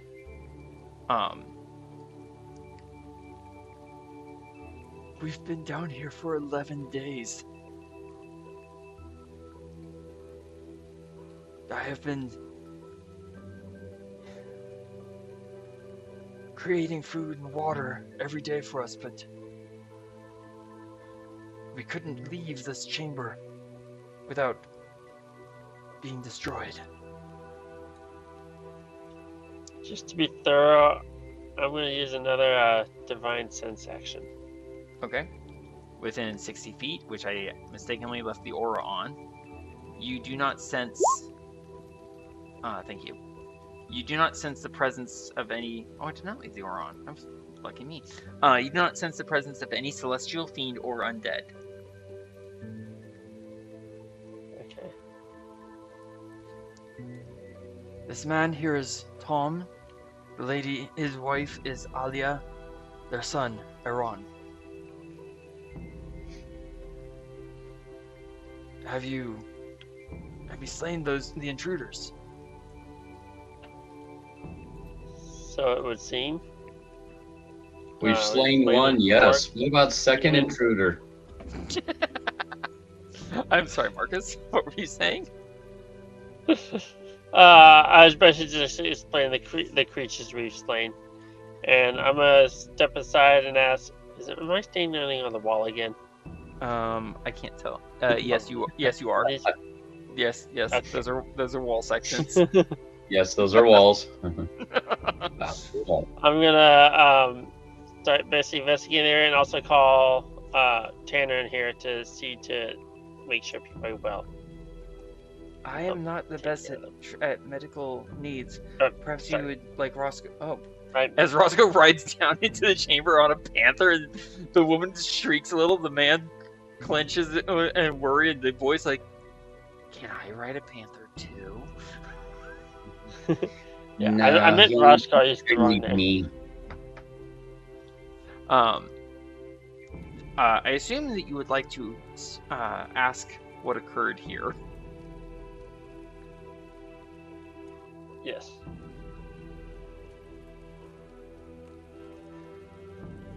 Tom and Alia look at each other quite guiltily as Priest Anatole takes up the tale.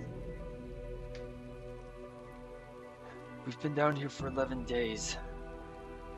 Because 12 days ago, Tom and his wife Alia and Iran, they showed up on the doorstep of our temple, seeking sanctuary from the storms, the howling winter snows, and, as they claimed, demons that were hunting them.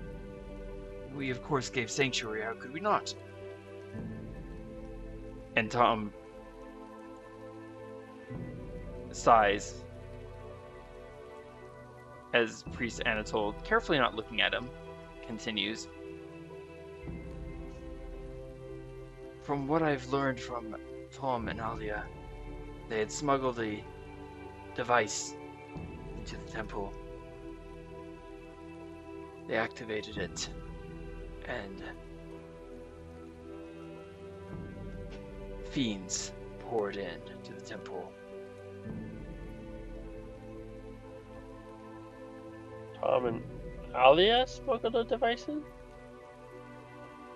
Tom answers, "We had to! We had no choice!" As Alia interrupts him, "You don't understand, they would have killed her!" Priest Anatole shushes them sternly. "The matter is complex, and I only have partial information from them. Things were rather confused in the initial attack. They slew the other members of the Order, I am certain. I was able to get Tom, Alia, and Aran down here, and during these last many days I've learned that their daughter was taken hostage. Tom, would you like to explain what occurred?"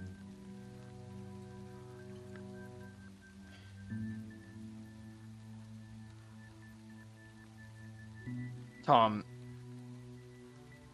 still looking rather guilty and ashamed. "We didn't know what the device was going to do. Certainly not that it would call fiends here, or that the fiends would start attacking anyone and everyone. Even us.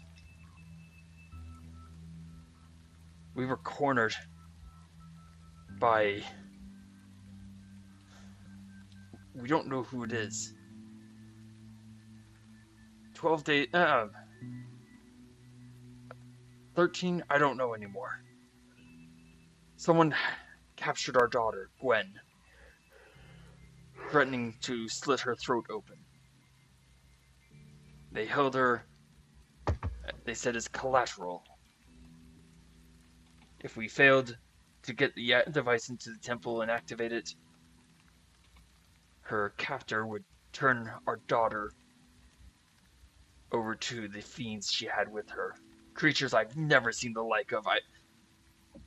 His speech actually falters, and his eyes go distant for a moment as his brain apparently stumbles over the remembered horrors of what he'd seen.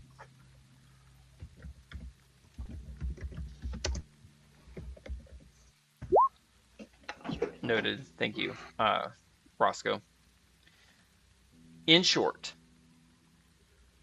Gwen was taken prisoner by a person who wore a deep hood and cloak, spoke in an elderly woman's whispered voice, and stood with a horribly bulging hunch to their back. The demons referred to this person as Archon. The fiends referred to this person as Archon, and Archon had assured Tom and Alia that Gwen would be held alive as security to ensure that they would not betray Archon. Archon had promised, of course neither Tom nor Alia believed her, that Gwen would be returned unharmed when the device was activated. Neither of them knew what activating the device would do. The location of the temple had been described precisely by Archon.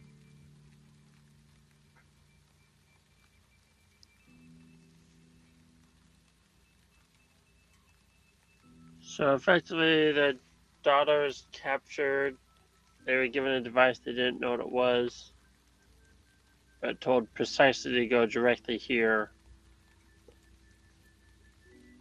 And then that's kind of what opened a portal to the orc and the demons in. I don't know of any orcs.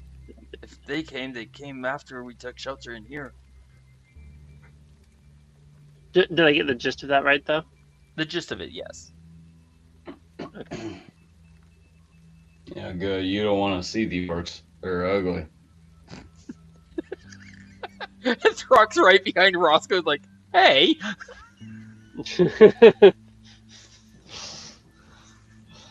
It's okay. He's only half ugly. I'd give you a point of inspiration, but you already have one. Tanner will step No, forward. Throk, you're actually pretty handsome looking as a half orc. Thank you. Half handsome, half ugly, apparently. Right. Tanner will step forward. Where did you last see this Archon and Gwen? Oh, a day's journey east from here. And then Alia will quickly describe Gwen is a young woman of 14 years of age with long auburn hair, emerald eyes, sun-kissed skin, and a scar over her left eyebrow. She does have a small tribal tattoo on her right shoulder. Does that match any the people that we saw from the orcs that we killed in our last encounter? No. Or are these people at all of the same tribe? No, these are not of the same tribe as Slife, which I believe is the Red Claw. Yeah. Or just the other girls or like women that were in that group. Priest Anatole, seeing our status and our armor all dinged up and battered, is going to offer something.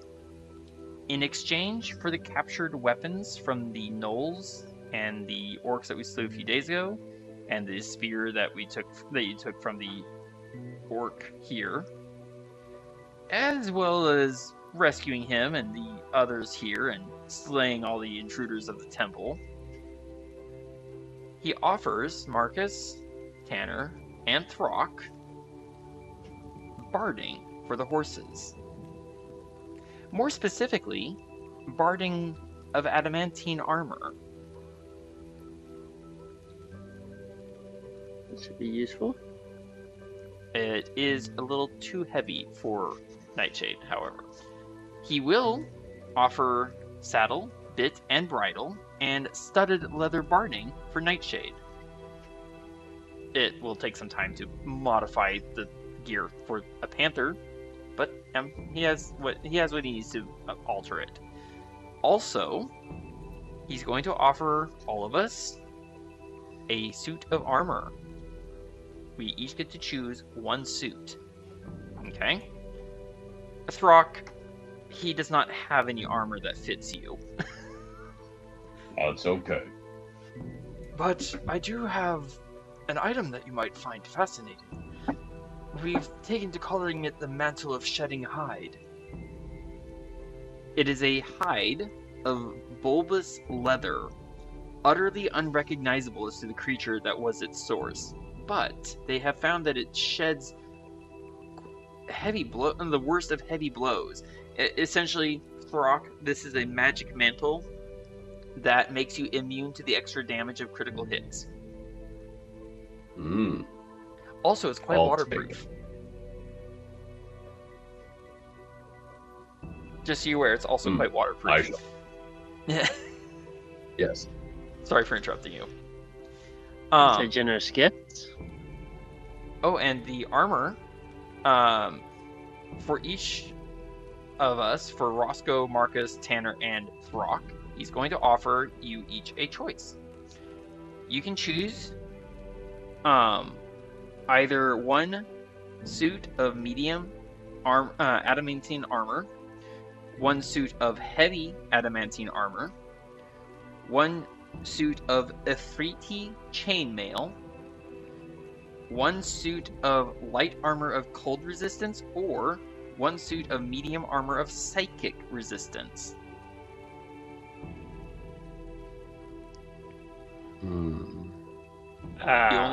You only get to choose one suit of armor each. I'll make it easy. Hold on. I couldn't tell. Hold on. That's clearly Oh, I know. Hold on. There you go. He's getting it. I just selected all.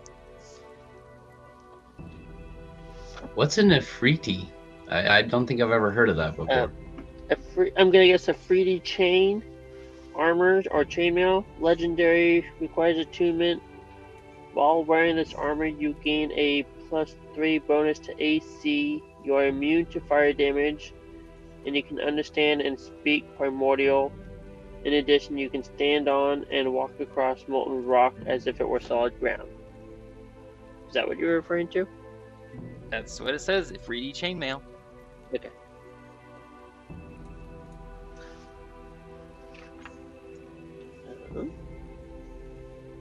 Adamantium armor. For Roscoe, I'm not sure if he wants that one or the light armor of cold resistance.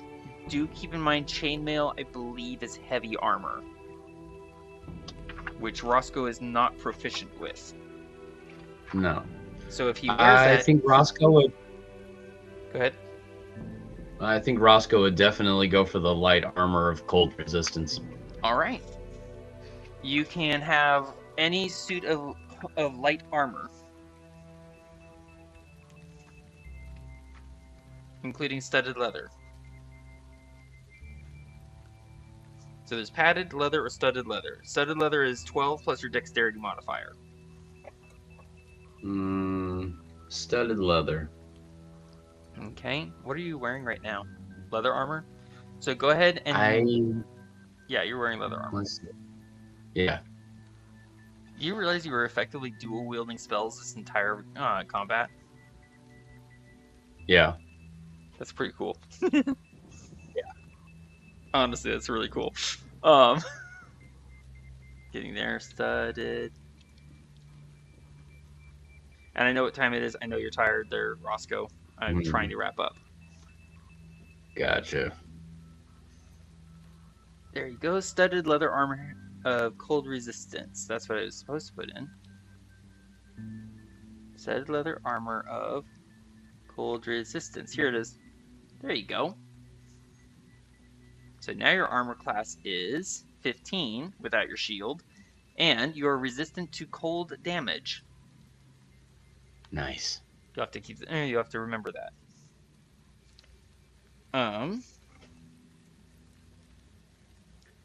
Marcus, what do you want? Oh, and Throk, I assume you're going to take the mantle of shedding hide. Yes. Okay, there's no bonus to your armor class with this. Oh, I figured. I was trying to see just what exactly this medium armor of psychic resistance does. I'm gonna guess it's regular armor that just. What did you say it does? Gives you resistance to psychic damage. Okay. And Throk, I I've added mantle of shedding hide to your character sheet.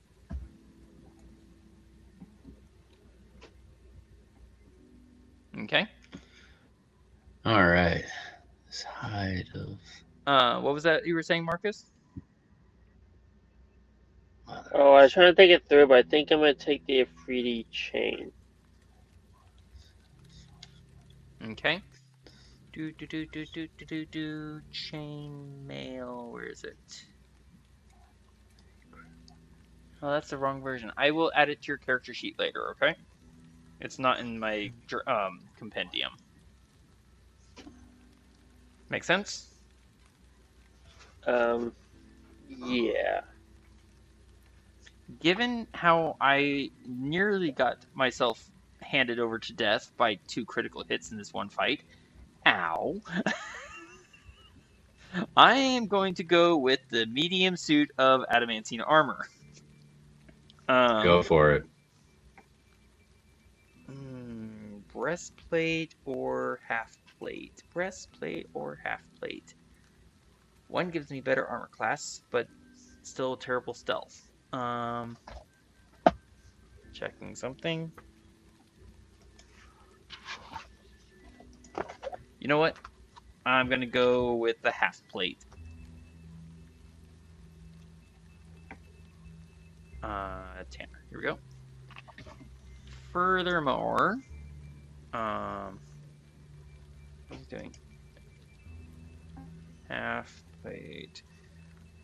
Furthermore, I assume, by the way, that we're going to be looking for young Gwen. See if we can find her and save her. Yeah. I thought so. Yeah, I know that. It's kind of. I'm sorry? Oh, I still looking at these armor options. Gotcha. But go ahead. Here we go. There we go. Trading in my scale mail for adamantine half-plate armor. Nice. We are not going to take care of this tonight. I've got a very good armor class now. Yeah. We are not going to ask you a question, but hold on. sorry. Let me talk. Okay. We're not going to take care of this tonight, but as a result of our daring do and clearing out the temple and all that fun stuff, and Roscoe's near death, and Tanner's near death, congratulations. We just hit level 4. Yay! Marcus, you've chosen Ifriti plate. Ifriti chain. Right? Ifriti chain. I was mail. I was leaning towards that, but I had questions. But I don't know if you want to just deal with that in a little bit or something. We will deal with that in a little bit. We are going to get the benefits of a long rest. So that means, and Priest Anatole is going to create food and water, so we do not have to eat our rations. Marcus, with your assistance at the forge, he is able to patch up and repair, and prepare and get ready, the adamantine barding and the gear for Nightshade. So Roscoe, you now have bit, bridle, saddle, and studded leather barding for Nightshade. Did I add Roscoe's armor? Roscoe, yeah, he chose armor, right? Cold resistance. That's right. Okay. Throk has his. Tanner has his. Oh yes. Okay. He also provides 3 bottles of an ointment known as Chaotum's ointment. It smells like aloe. You use an action to apply a dose, and it cures any poison and any disease, as well as restoring 2d8 plus 2 health points. Yay! And we have 3 bottles of that. I'll take care of rolling for how many doses are in each bottle later. Level 4, we are going to be searching out Gwen while we also return to the Untold tribe to report on what's happened. While Tom, Alia, and Iran stay here to essentially give penance by helping to clean up the temple and rededicate it. Given what they've unintentionally helped do. While they are essentially trusting us to go find their missing daughter. We will take care later of leveling up to level 4. Just checking to see if I missed anything. And I will take care of adding plate barding to our horses later. Plate adamantine barding. Our horses are going to be very well defended. Alright. I want to thank both of you so much for playing and for taking on the challenges. I feel a little bad about how badly things went for Roscoe. Oh, sorry. I survived though. He survived. To be fair, it did take quite a bit to do all that to you. I do have to admit that after everything that I did, I probably wouldn't have done anything different. True. I'm actually really happy that I survived. I am as well. That was quite some daring. I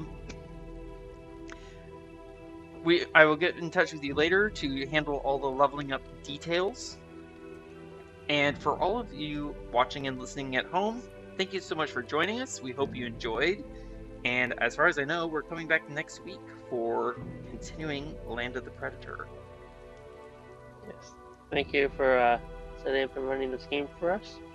You're welcome. Yes. I am glad it was an entertaining fight as we traveled through the temple and discovered all the things. And nearly died. To a mushroom in my case. All right. Have a good night, everyone. Good night. Right. Thank you, fellow adventurers, for joining us once more.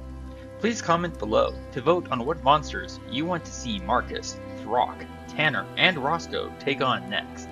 You can vote for more than one kind at a time. Bat, Constrictor Snake, Needle Blight, Vegepygmy, Vulture, Wolf. Let us know if you want to see more combats taking place in the dark of night, in dim twilight, or bright daytime. Shout out and thanks to Hannah for our wonderful character art. If you want to see other examples of Hannah's work, check out her Instagram at HannahWolf224. And if you want to reach out for character art of your own, her email is wildarts22@gmail.com.